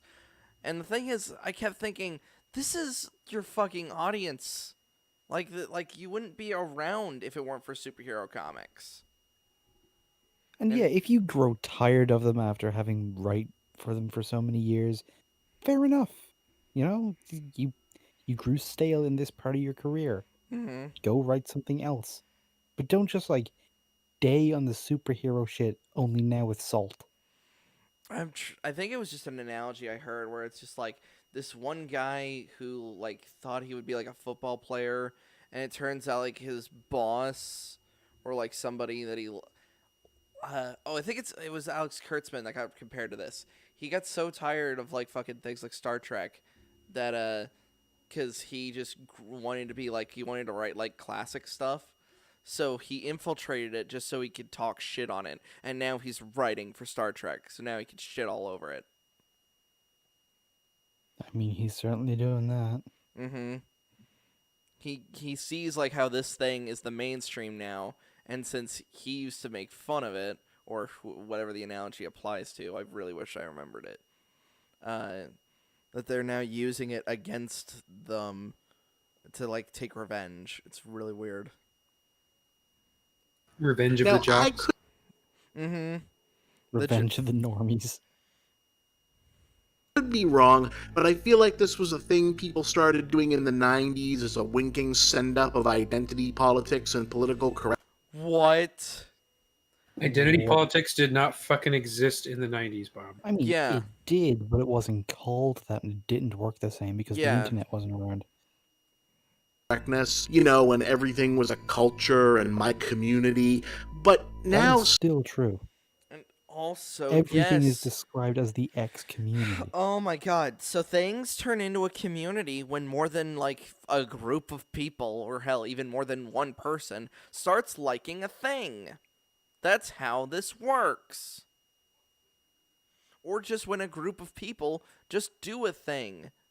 Or just are a thing. Like say like the fucking Asian or the black community. It's that by when they're saying that, they're saying the community, which just happens to be a bunch of black people. Like, this is just such fucking weird words that Bob is just spinning to make it derogatory out of them. I feel like he thinks that if he says enough words that people may or may not understand, especially if he says them quickly enough, it'll kind of gloss over them. They won't really get it. They won't realize what he's saying is essentially either A, nothing, or B, stupid as fuck. Mm-hmm. Yeah, he depends on people not really paying attention, which is a sad way to like build your content. some people have adopted it way too literally, which is especially troubling now that cynical marketing vultures have turned the once authentic, naturally occurring social subcultures like take that too literally. Like if you're part of a community, like let's just say you're part of a fan base. It just means you're a fan of X. What other interpretation can you have? I mean, okay, to steal man for him, right? If he didn't mean literally, if he just said they were taking it too seriously. So say I took liking Undertale too seriously. Like I made the fact that I like that game a part of my fucking identity. I describe myself as a person with reference to being a fan of that thing. Those people are out there. They're usually very young teenagers who don't really have a fucking identity yet. Right, that's just how part it of how works. they establish their identity. Yeah, and you Hell- had that in the fucking 80s as well. It's like, oh, I'm a rocker, I'm a fucking skater, I'm this, I'm that. It's like, teenagers always have and always will identify themselves by what they do because it's all they've got. Right, they're still in the process of constructing their own identity, so they're just latching on to things they like. Mm-hmm. And that's not new. That's been around since long before 1980. nerd and gamer into corporate branded identities that you can just buy off the rack at a fucking Hot Topic. Now look, I'm not here to Unlike tell the 1950s when you had like mods and skinheads which were literally defined by their fashion choices that they bought off racks in shops that catered specifically to them. I hate Hot Topic. I hate the fact that if I really want to get like a good looking T-shirt, I need to go into the fucking cesspool that it is. I've only ever been in one once, and that was like fucking years ago when we were over in New York. And it was really just a novelty thing for me because I'd never actually seen one in real life.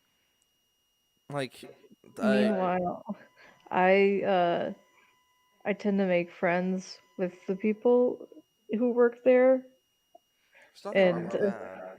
like I mean, like, I go in there so often they know me by name. Like, that's not the case anymore, but it used to be. Like, and then when I moved, it was like, oh, we're sorry to see you go, because I gave them so much business. See, here's the thing. Well, and I isn't go. Bob supposed to be defending gamers in this video? I don't know. So the Because funny it thing. seems like he spent a good chunk of the video shitting all over them.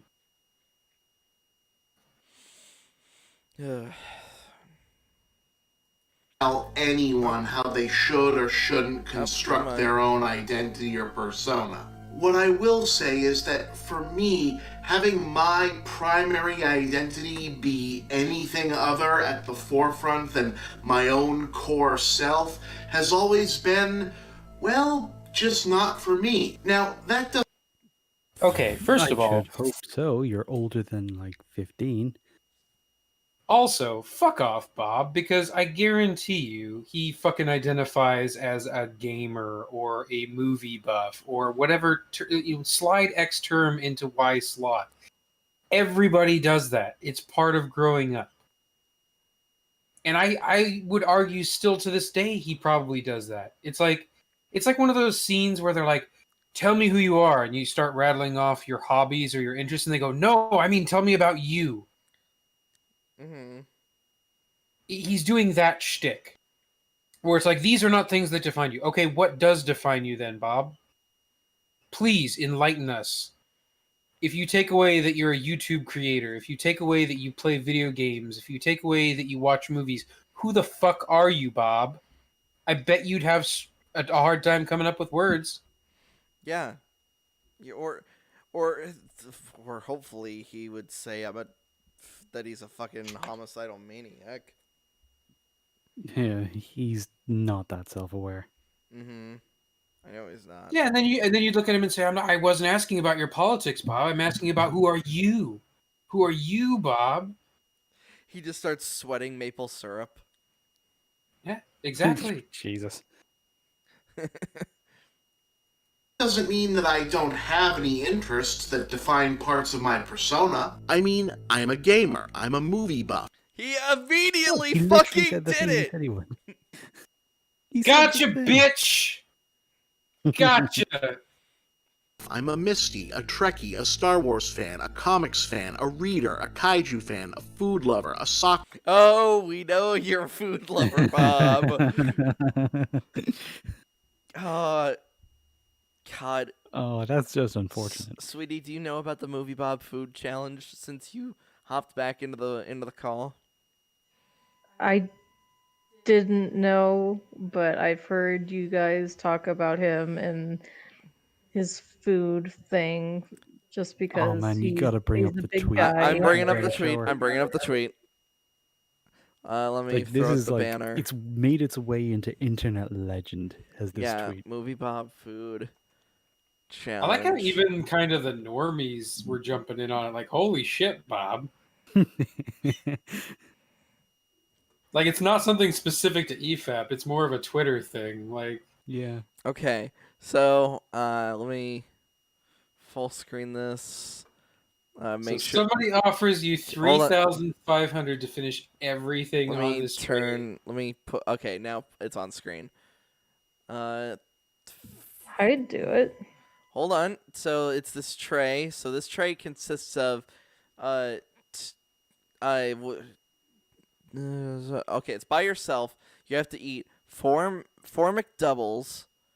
That's probably a 20-piece nugget, so 40 nuggets, 2 large fries, and 4 fountain drinks. So that sounds like that would fucking cause your stomach to implode. I bet you could probably try it with a friend. Like that feels like you could kind of do it. But you got 90 minutes to do it. Then he goes, that's a fairly small amount of food. A fairly small amount of McDonald's for an average-sized person, I'd say. The main reason fast food cooks so fast and lasts so short is that there isn't much density to it. I wouldn't want to eat a double helping of nuggets in that time frame, but I could easily. Fairly small amount of food Yeah, for an this average. is a fairly small amount of food. I For feel an like average person. I feel like I could do like half of that. I feel like if like so the a group of 1 to 2 of us, I bet we could probably do it if we didn't eat anything the whole fucking day. I would Yeah. definitely be sick and kind of have to push myself to keep going. But I mean, depending on who you know, you can also get yourself some performance enhancing herb. I was about to say, fucking, either myself or Ninja walks up to the plate, either starving or not eating anything in a while, and just Slur just comes in, just high off his ass, like, I'm so fucking hungry. Begin, and you just scarf it all down in like 2 I'm seconds. getting pretty hungry just looking at this. I'm gonna fucking take this off. I'm fucking throwing the banner up and changing windows. Jesus Christ. Fairly small amount See, of food. the thing that puts me off the most is just that it's McDonald's, and McDonald's is such shit. McDonald's is I don't know. I could eat McDonald's. I prefer it over Burger King, but I know you're not supposed to put either in your body. I prefer the breakfast food. Mhm. Gamers. Progressive independent, I guess, politically, a dog person, a moderate metalhead. I prefer lemon meringue over key lime. I'm big in. Gross. All of that gross.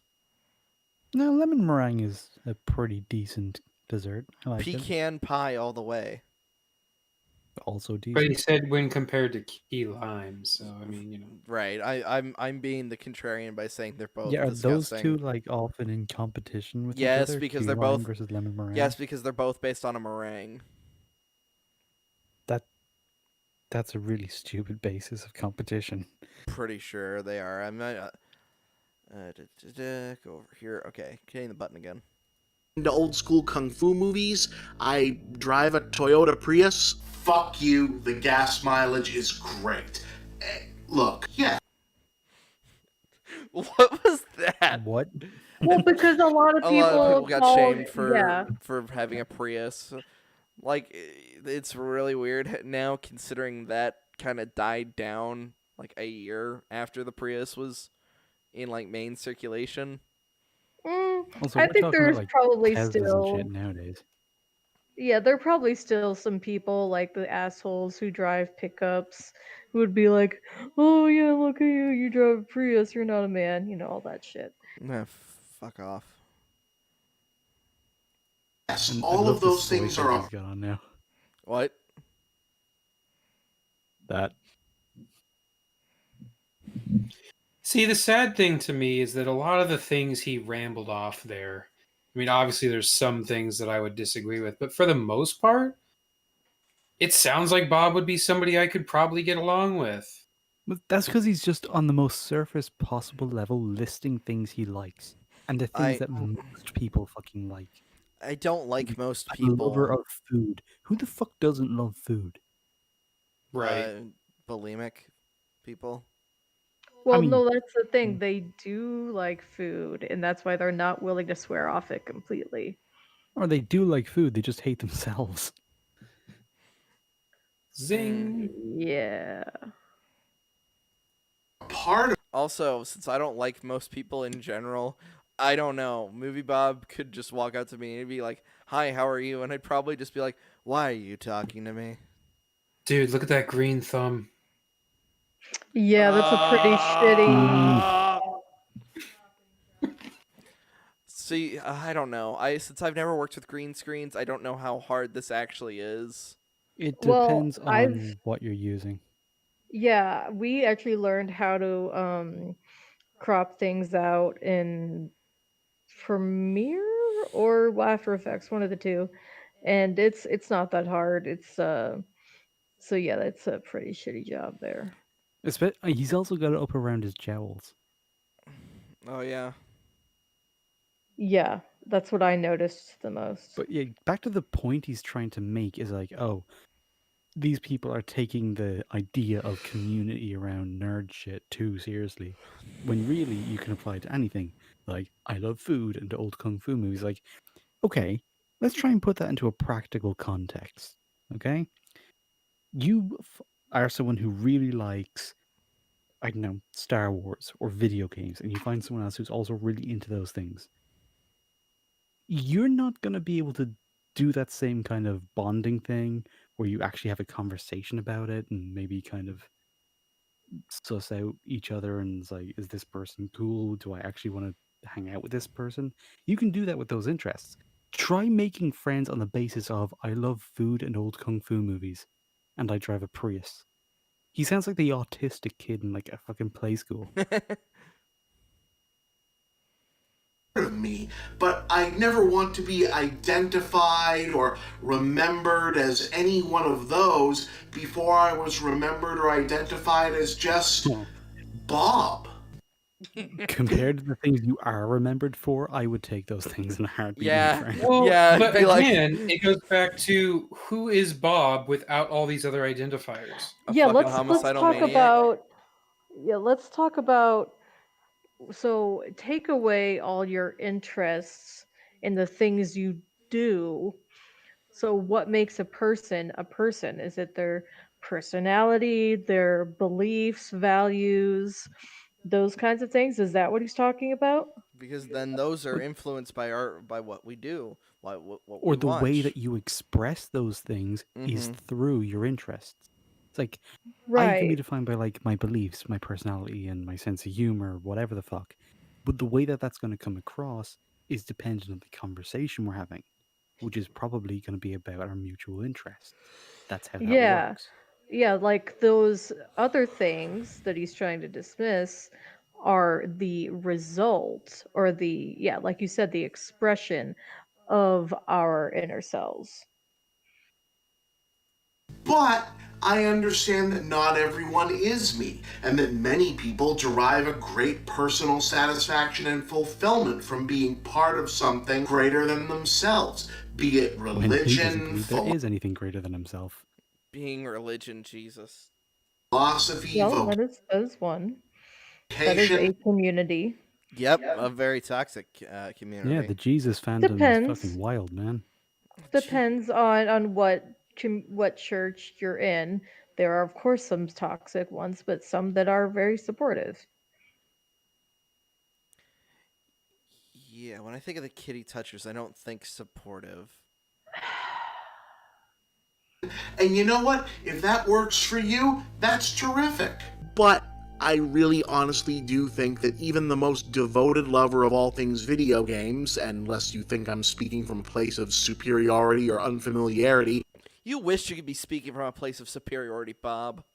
So don't worry, not a single one of us was thinking you were talking from a place of superiority. Oh, I think that the fact that he had to clarify that means that he does think that. Look, it's the room. It's the room we saw in the fucking, like, his failed pilot. I actually did like that room.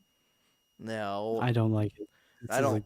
It's got too much stuff on it. Well, that's because I am a collector and I like to express myself with figures and posters and Ugh. bookshelves with all my stuff. No. If I could, if, like. It's almost like all of those things make up part of his identity. Ah! Oh no. No, I see We this got 'em. room and I'm like, it's got too much stuff in it. Like, it's got stuff on the walls. Ugh. Yeah, but you're only literally looking at one wall of the room. I guarantee you there's more shit in here. Oh god, but one Yeah. wall is enough. I stare at my My Hero Academia You poster. should I'm like, see some and of the I see it and I'm like, I should just take that down. I don't need that These there. these walls would be fucking bare without me. It was so fucking depressing until I finally got my shit up. And I There constantly. are other Game Overthinker videos where he's doing like skits and you see more of his house. Oh god. That's going to be more interesting than this wall, trust me. "This is my living room" would be well served to think twice about making the greater whole I know it's just the speed at which I'm playing the video, but this is my living room. Said by a man who does not do much living in there or indeed anywhere else. they're part of an identity that is now largely an artificial corporate marketing construct. Yeah, okay, so once again, he's showing the Big Bang Theory and how that's mainly used against us. Or again, it's back to this rose-tinted idea of yesteryears, like, oh, now it's all corporate and mainstream. Is like, it's called the Whereas, comic book industry. It's always been corporate. Yeah, it was always I mean, corporate. and think about it. Do you really want to go back to the days when it was acceptable for nerds to be made fun of and stuffed in lockers and all that shit? Yes. Yes. Isn't it better now? No, No, not it's in the worse. slightest. Well, okay, I disagree. Because It here's meant the something. thing. No. This. God bless your heart, Bob. You actually brought up a conversation that's worth fucking talking about, and we don't have to listen to your video for a minute. So the whole thing is being a nerd used to suck, but it meant something.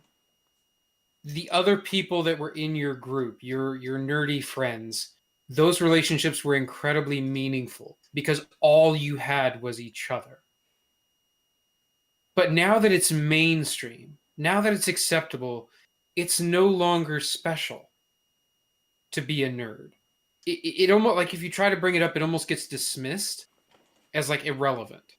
Well, Yeah, everybody does that. It's not even worth mentioning anymore because what counts as a nerd is like, oh, I'm into like superhero stuff and Star Wars and video games. Is like, oh, You and so is 90% of the population Christianity. now. Here's the thing. I disagree because I still think that the people who identify as nerds who would call themselves a nerd is still somewhat limited. And I'm not just talking about the people who like wear things that say nerd or like the glasses and all that shit, but people who like wear it as part of their identity. And as far as, the pop culture things, sci-fi and fantasy things becoming mainstream, yes, a lot more people have gotten into those things and can enjoy them, but the people who enjoy it and actually become obsessed with it, are enthusiastic about it, and are part of the communities around it, those are the nerds. Those are the people that I want to be friends with because they have that deeper, like I said, passion. And there is still that divide between normies and the geeks, and so to me it is still special. And I don't feel like, I mean, I see what you're saying about it being cheapened, I guess, but to me it's opened up. Like, I would still much rather have it be the way it is now. And like, I could be proud. I mean, not that I wouldn't have been proud before. I've always been proud of who I am, but I just, I don't know. I'm glad that I grew up in this age where people don't look down on me for who I am. Well, I grew up in a time where it wasn't socially acceptable, so I got to live in the before times and see the difference that it makes. And there is definitely a difference. The whole concept of gatekeeping is always talked about as like a negative thing. But to me, it's not. It's circumstantial. It depends on the context, it depends on the situation. But that's what used to make these hobbies and these interests very unique. Not everything had to be the same. Not everything was designed to be for one. It was designed for the people that were into that hobby. For example, like Dungeons and Dragons has changed over the years quite a bit, Yeah, and has people think Dungeons and Dragons is like this little improv group. Like they think it's more like Critical Role, where they're not playing the game; they're just trying to just like show off their voice acting talent. Which, don't get me wrong, And that has its place it sometimes. depends, because Critical Role has good moments, but like the way they run their games is more of like a production. They're putting Yeah, on a show, which is why I kind of, when it comes to like seeing D&D or like watching a game, I much prefer the Arcadum campaigns because they're playing the game first and foremost. yes. It's why if I were to ever stream us playing D&D, my god, I've like this whole list of things we would need to do before it would even remotely be presentable. Mm. Like, Arcadum, he just generally, what's on screen is just map tools and like the character icons and stuff. okay, then Like he's a very good example of like how to do this because he literally does it professionally. It's yeah, his because job, so he's. Mm. I'd love for us to play a D&D game on stream. That'd be fun. well, but my point was that the rules used to be very Mhm. specific. They were Mm. kind of aimed at this sort of core group of people that like to play the game a certain way. Now they've gone through this process of kind of watering everything down, making it more of a pick up and play quickly without having to get nearly as into it. So it's basically like D&D light, Mhm. and it's Well, become this version of the game that isn't even recognizable when you look at like how it started and where it came from. But hey, there's more people playing, so that's got to be good, right? I mean, No. it comes Not with always. some I advantages, and I will guess say is like because fifth edition was the first set of D&D rules I looked at, it is much easier to actually see the logic of how everything works. Whereas then going back to fourth edition or third edition and seeing the differences, it's like I this isn't as intuitive. It's not as polished. Now there's more depth to it, and especially I can't remember if it's third or fourth where the race list that you can choose from is just bonkers huge, where you can be like this fucking huge crystal golem thing or like That a was sentient piece fourth. of That's bread or got some to be shit. It's like fourth it was wild. because third edition only had the classics. Yeah, that was fourth then. It had like its most innovative thing was that it probably had half orc. Ugh. But It, yeah, I would say like the fifth edition rules, yes, but like how into it you get or the style you're playing, where you're not really trying to have this like the goofy fun time. You're actually trying to have this like adventure story with your own characters, and you're trying to win. You're trying to play a campaign together. mhm. Like that's still just very dependent on the group, and I think it's just the Matt Mercer effect, where because Critical Role does D&D as a show or a production, so many people will get into it thinking that their way of playing it is how it's supposed to be played. Yeah, I'm gonna bring up the post that I saw about this.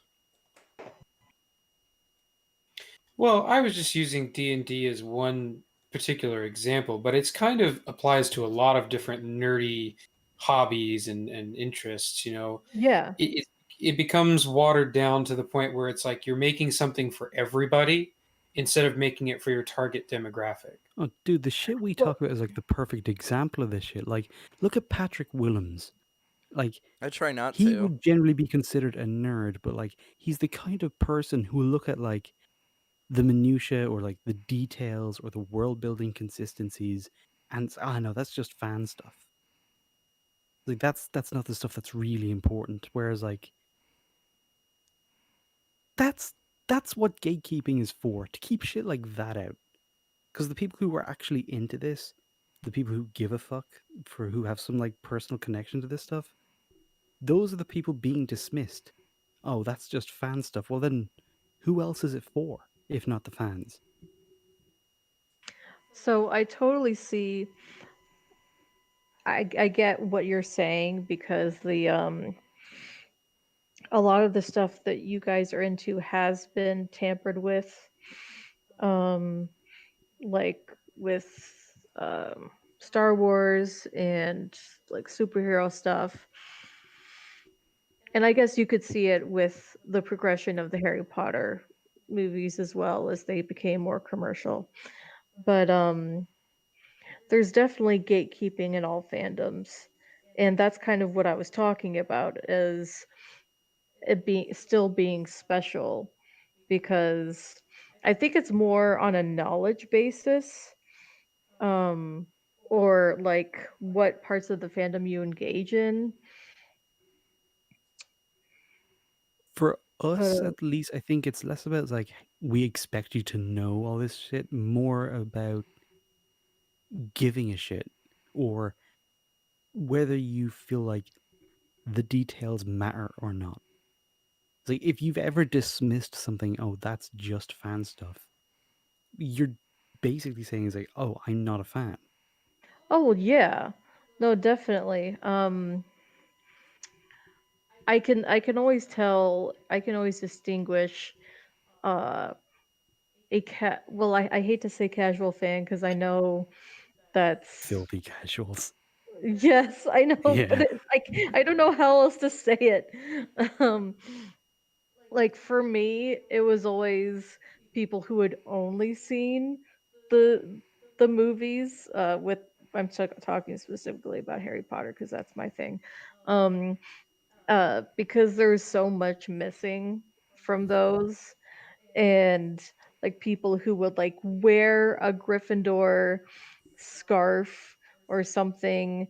They'd be like, "Oh, I'm a Gryffindor." Like, have you actually taken a test? Have you actually thought about it, or are you just a Gryffindor because Harry's a Gryffindor? Like, Well, but imagine that same thing, like the ability to wear a Gryffindor scarf into school.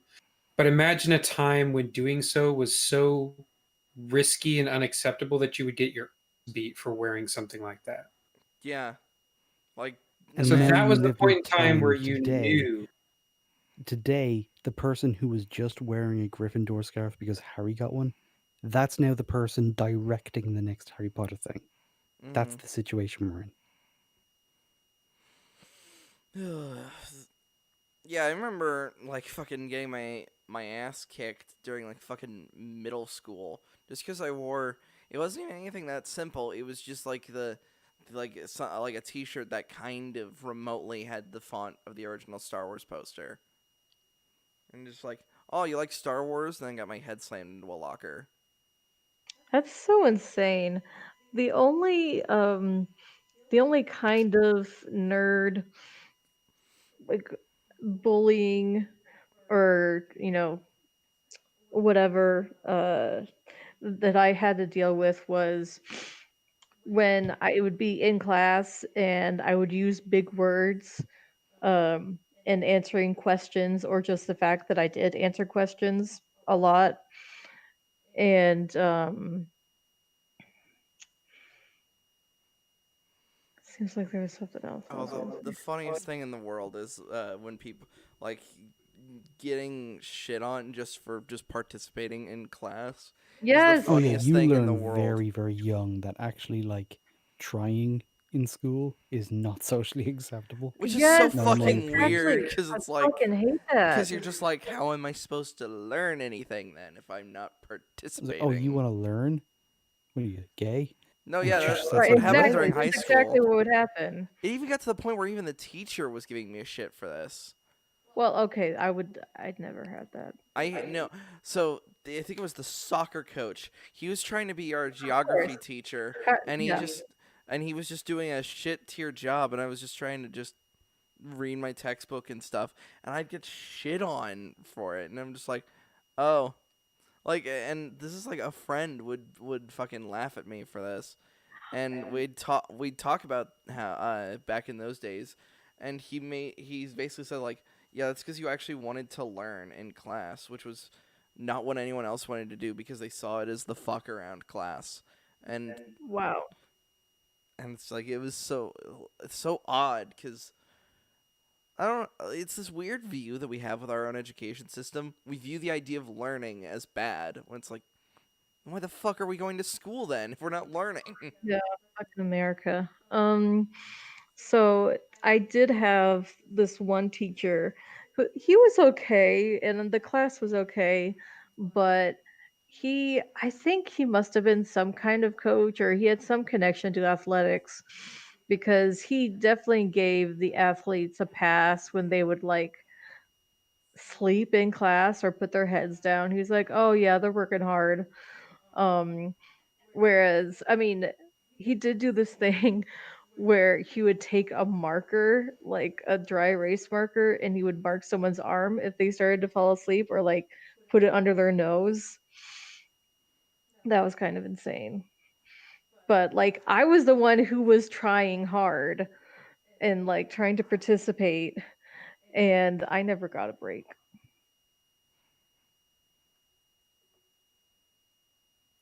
I mean, what should ultimately be more important here? Loving and celebrating the medium of video games in whatever way is honest and true to you? Or fitting yourself into a box-marked gamer built by the Pepsi company?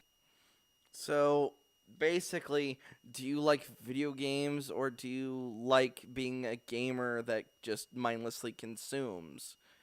And the answer on everybody's mind should be not this one. The one that fucking just mindlessly consumes and drinks Mountain Dew. There's a reason we all shit on that kind of stuff. Like we make like it's why the MLG gamer types used to be what we made fun of, 'cause it's just like, wow, remember when we used to just play video games and now like people are making millions of dollars for playing fucking Dota? It's insane. And yeah, it's just like what he's describing is like, oh, do you want to just like do what's true to you, or do you want to like change yourself to fit into this Dorito and Mountain Dew type that like real gamers? I was like, hold on, you have those two things exactly backwards. And Yeah, I and mean, also and also like in terms of the mindlessly consume, Bob, later in life you're gonna defend fucking cuties. I don't want to fucking hear what you have to say about mindlessly consuming. well, what I was gonna say is, do these have to be now? Now let me finish this. Do these have to be in conflict? Like, you can play video games because you like to play video games, and you can also drink Mountain Dew and eat chips. But yeah, it's like if that's what he's trying to argue here is that like people are buying into these brands to be a gamer, not just because it's Not just because they like them. yeah, He's that's got like it. Well, he's got it reversed. You know, this is the whole chicken and the egg thing. It's like yeah, that's what I said. the He's got it gamers completely already backwards. existed, and that's why these products now exist. Yes. Also, Yeah. am I the only one that thinks that Mountain Dew tastes like ass? Oh yeah, Fuck I can't stand the fucking stuff. And Mountain Dew used Doritos, to they're be my not even favorite. are Doritos like the brand Doritos the only kind of that particular triangle Dorito crisp that you can get in America, because there are They're the Yes. so big many one. better brands of Doritos you can get. Oh, I think Doritos are one of the best kinds of chips. Pretzels. The best kinds of crisps, yes, but that brand is trash. I like Um, Mountain Dew. Fuck off. I like Baja, but that's only because Taco Bell No. is pretty No, good. no. You've already had your opinion. You've chosen your side. Sorry, I don't need your fucking sympathy. I don't rate like regular Mountain Dew. When I say Mountain Dew, I'm not talking about the entire brand. I'm talking about the specific flavor that's just Mountain Dew. I do not like regular Mountain Dew. I should have phrased it like that. I don't drink most kinds of soda I was anymore. talking about the whole brand. I think they're all trash. It's a shit drink. Even Baja? No matter the flavor. Baja's pretty good. They don't have Baja in fucking Ireland. Yeah, what do you I think do not know what is that is. Baja some sort Blast of is island? it's specifically the flavor you can get at Taco Bell. It sounds It's got a tinge of lime to it. Yeah, and like occasionally they'll put it in can form, and I'll admit I'll grab it then. And it's normally my default soda when I go to Taco Bell. But if you were to give me regular Mountain Dew or put a ginger ale in front of me, I'd drink the ginger ale first. Because he's Hey, nice. you do not get to appropriate my culture. Anyhow, I am a Code Red guy first and foremost, but if I had a secondary, it would be Livewire. Tastes like orange gelatin. It's really good. Okay. So I don't know, but I generally prefer Mountain Dew if I'm going to drink soda. I'm not a fan of like dark sodas. Yeah, me neither. I'll put a nice Fanta. put a nice sarsaparilla in front of me. It's fucking amazing. I will say there are multiple flavors of Monster that I think are really, really nice. White Monster's the best. Oh God, no! That's the fucking ethos drink, and it tastes like nothing. The mango one, the pink one, or the yellow one. Sorry, I was also considering White Monster also has 0 sugar in it. And since I had to fucking consume energy drinks to be alive to work at Amazon, I was just like, gotta just consume Monster. And I didn't want my blood sugar to spike, so I chose White Monster. I think that's why it's also like the e-girl drink is because like they're streamers and they're just on all the time. Uh-huh. You have to keep their energy up. I made the mistake, well, he kind of convinced me to have one Monster. I've only ever had one, and it was the juice kind. And I drank it because we were on our way back, driving overnight from California. And now I feel like I've had heroin. And so every time I look at the Monster, I'm like, I want it, but I can't. I won't go back. Why shouldn't I keep it?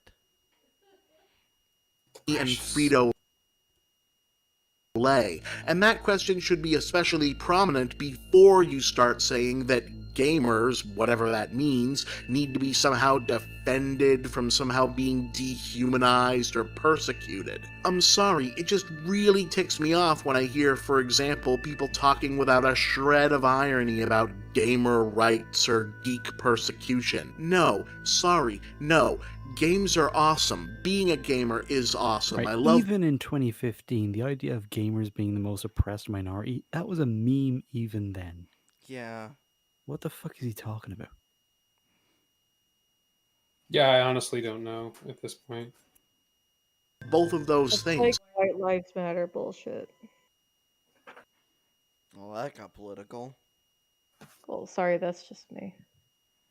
But an adopted hobby and an attendant shorthand nickname is not the same thing as a racial categorization, an ethnicity, a gender. We're not saying it is. Who has ever said that it is? We use gamer as a derogatory to poke fun at people. You gonna debate me, gamer?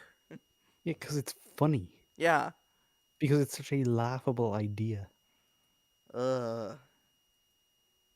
Your identity or even a lifestyle. It's just not. No, you shouldn't be getting made fun of for being a nerd or a gamer or whatever, but some rando on the street rolling their eyes at your Ash Ketchum hat, or some games journalist indulging in an unkind characterization of your chosen fandom is not analogous to being told you can't vote because you're the wrong color, or you'll get paid. Okay, wow. where the fuck is he pulling this comparison from? I'm so fucking confused now. Because I don't remember any of us ever acting like this by saying like, oh, he like I was wearing my Star Wars shirt and somebody like giggled at me. I'm persecuted. I've Well, never and seen here's the that. thing, like both things can be bad, Bob. Yeah, it's like, okay, I fucking got a paper cut. You broke your leg. Your broken leg doesn't make my paper cut hurt any less. You have a worse injury, but things don't change their static value by comparison. It's not how that works. Ugh. Less because you're the wrong gender, or you don't have the same rights as other people because you love the wrong kind of person. Guys, please, if there's one good thing that can come of this, can we please finally knock that shit off? It's not cute anymore, it's embarrassing, and it's making us all look like assholes. Who was doing this? I don't know anyone that was doing that. They're so fucking annoying. Now, I'll close by saying this. Regardless of how I feel about identities and corporate branding and marketable personas, neither I nor anyone else should be telling you how to love what you love, within reason. If you love gaming, don't let anyone tell you that you're too much or the wrong kind of gamer. But conversely, you really If you literally just play on a fucking phone, you're probably not a gamer. You're just literally just tappity tap tap tap on your screen. It means nothing. Well, most people who play only mobile games don't identify as gamers anyway. Right. Yeah. And at the same time, it's like, yeah, you can love what you love, do what you want, but it's a hobby. We all, within reason, know that. It's like anybody who treats it like the center of their identity or the core of their life, this is someone who's not healthy. They don't represent a broad cultural phenomenon. It's a single, very lonely, probably not very well off person who's very isolated, and that's why that happened. It's like you're talking about a very fringe, unhealthy case, and you're holding it up as the example of broader culture when most people it's a hobby. Like it's the weirdest straw man. The weirdest.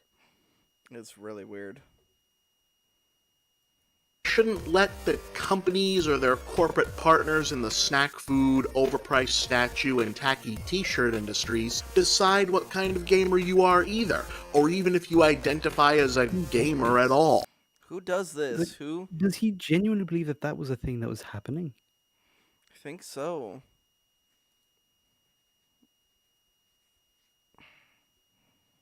Though he looks out his window, he sees a very different world to us. I think, yeah. The more you listen to him, the more you realize that. Mm-hmm.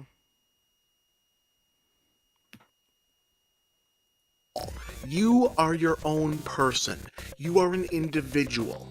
You are not your games. You're not your consoles. You are not your Steam library. You are...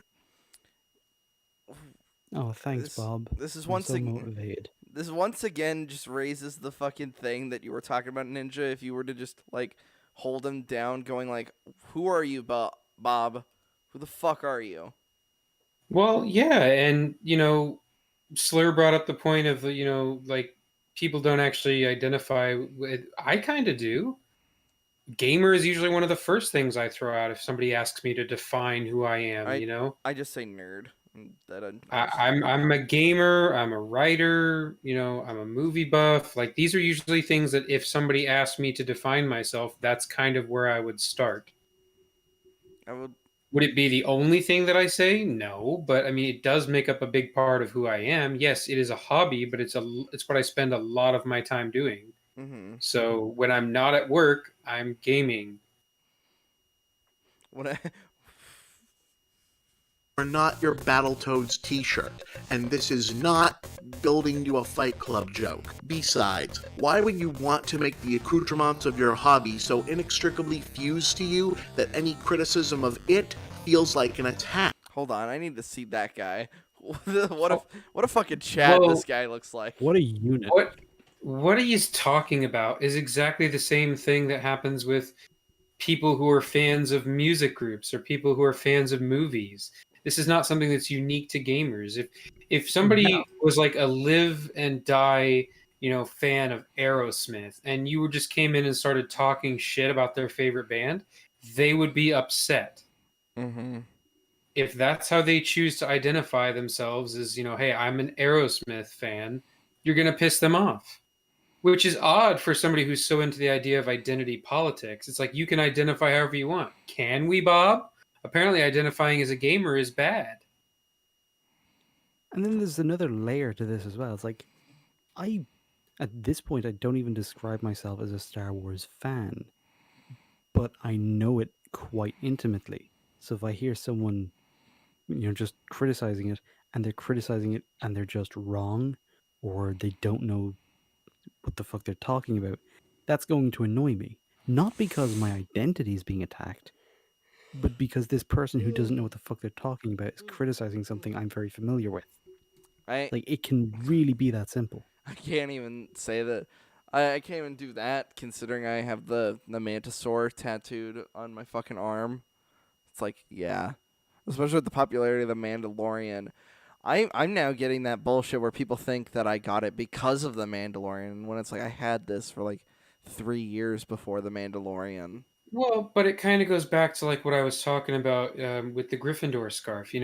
Back in the day, before all this stuff was socially acceptable, having a tattoo like that would have been like a sort of a beacon to try and find other nerdy people. Because if somebody saw your tattoo and knew what it was, they would probably come up and strike a conversation with you.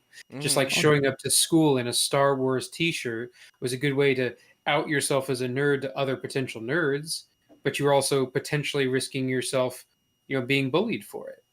Or even having like So band logos tattooed on your arms.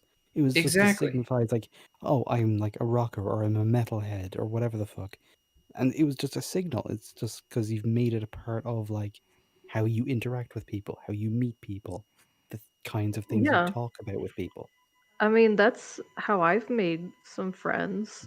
Is like if they're wearing something that has to do with the fandom I like, I might say, "Hey, I like your shirt. Do you watch the show, or who's your favorite character?" All these things, and then through the process of talking with them, I can see if they are just a casual, or if Filthy casual. or if Fuck it's Get off, out of here, Noah. you fucking cashy. or if this is someone that I would actually like have a lot to talk about with. Oh, you It's like just, are Star you a Wars? casual or are you worth knowing? But that was my point about the before times, the dark times, is that Before the doing Empire? that was basically like you had to be that much of a diehard fan because you were essentially putting yourself at risk of bodily harm, especially if you were a dude. I mean, chicks might have gotten away with it, but dudes were at full risk of like Of ass we were gonna, kicking. we were gonna get destroyed if somebody saw us wearing this Okay. stuff. So Yeah, that's a difference. so you immediately knew that somebody was willing to put themselves at physical risk or even social stigma risk to try to find other like-minded people. Whereas now it's like you can show up wearing the Gryffindor scarf and you might not even be a Harry Potter fan. Like you said, they might not Yeah. really even have anything to do with it. Like, oh, it just looked cooler. It was trendy, or somebody got it for me Yeah. as a gift. Yeah, that's what I was gonna say was there are a lot of people who wear things just because they like the design. Like they'll wear Star Wars or Beatles or Oh those yeah, kinds of things. I worked with a guy at my call center who wore a Frostmourne necklace from World of Warcraft. Oh, that's He didn't awesome. even know what the fuck it was. Oh. Like his boyfriend had got it for him as a gift, and I was like, "Dude, that's Frostmourne." And he's like, "What?" And I'm like, "Why are you wearing that if you don't even know what it is?" He's like, "Oh, Yeah, it was given to me. It looks cool." And I'm like, "Okay." it's But like, always I would so have gotten my ass disappointing. kicked for something like that, you know? Yeah. Well, yeah, because I tried to strike up a conversation with him about it. I was like, "Oh, do you play? Like, what server are you on? What kind of character do you have?" And And he's they're just like, and they're just "Eh, like, what? yeah, what are you talking about?" And I'm like, "That you're wearing a Frostmourne necklace. Like, fuck. You gave me the signal, damn it."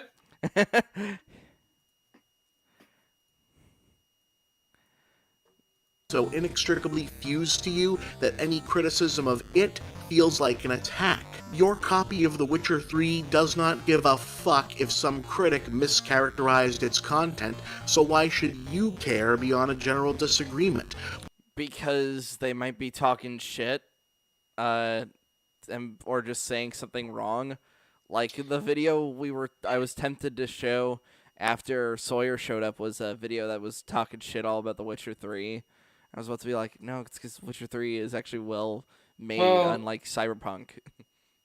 and if you look at, just think of all the times that Bob has had these exact same reactions, like when Cuties came out and he lost his shit because people were fucking attacking that movie. Mm-hmm. And it's like, Bob, take some of your own fucking advice, dude. Why are you mad? It's because he's made it a part of his identity that he's like on whatever side. I was about to say like whatever political side, but it's not even a politics thing. It's just a correct Twitter opinions thing. And he's made that his identity. and nobody fucking wants to be on his side. First, His Right. existence is an odd one. So for a split second, I was staring at Discord and my friends list, and I just saw somebody's icon change. I thought it was you, Slur, but it turns out it was Southpaw, probably doing it in the middle of EFAP. So I was just like, like, who the fuck is this Slur? I was like, oh, that's Southpaw. Oh no, yeah, I've been using Bob faces. I know for you've been wow. changing your face. I think what's funny is like you shapeshift like the Thing, but you'll always have like the adoring fan hair all the time. Just Oh, absolutely. That shit's going nowhere. Why engineer your personality to feel pain on behalf of a bunch of ones and zeros that does not itself care that it's being criticized in the first place? I'll leave you with this. How is that even remotely fucking relevant? I Oh my don't god, the piece of art is not going to care. Of course it's not going to care. It's not a fucking live, you moron. I'm so confused.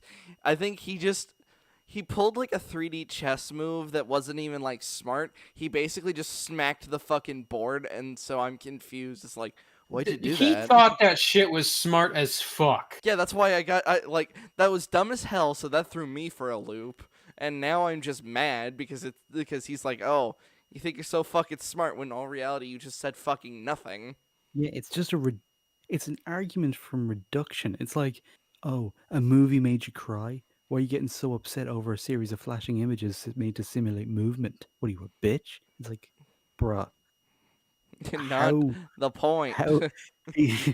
How much did you have to like just ignore any surrounding information, any context, anything about the art of the thing that you're describing in order to break it down so much that you could force it to sound meaningless? But yeah, he thinks that what he just said was fucking profound. Oh yeah, he's gonna try to leave us with like a profound note now. Never forget that the games you love and the gaming experiences you love have meaning and importance because they belong to you, not the other way I around. thought they were just a bunch of ones and zeros not worth having an emotional reaction to, you cunt. I'm so... oh god. I'm convinced he doesn't even know what his fucking point is. I don't think he does. It's so disingenuous. Why even call this video Gamers Are Not Dead? Like, what the fuck did you actually say? Are you defending gamers? Are you shitting on gamers? I'm so fucking lost.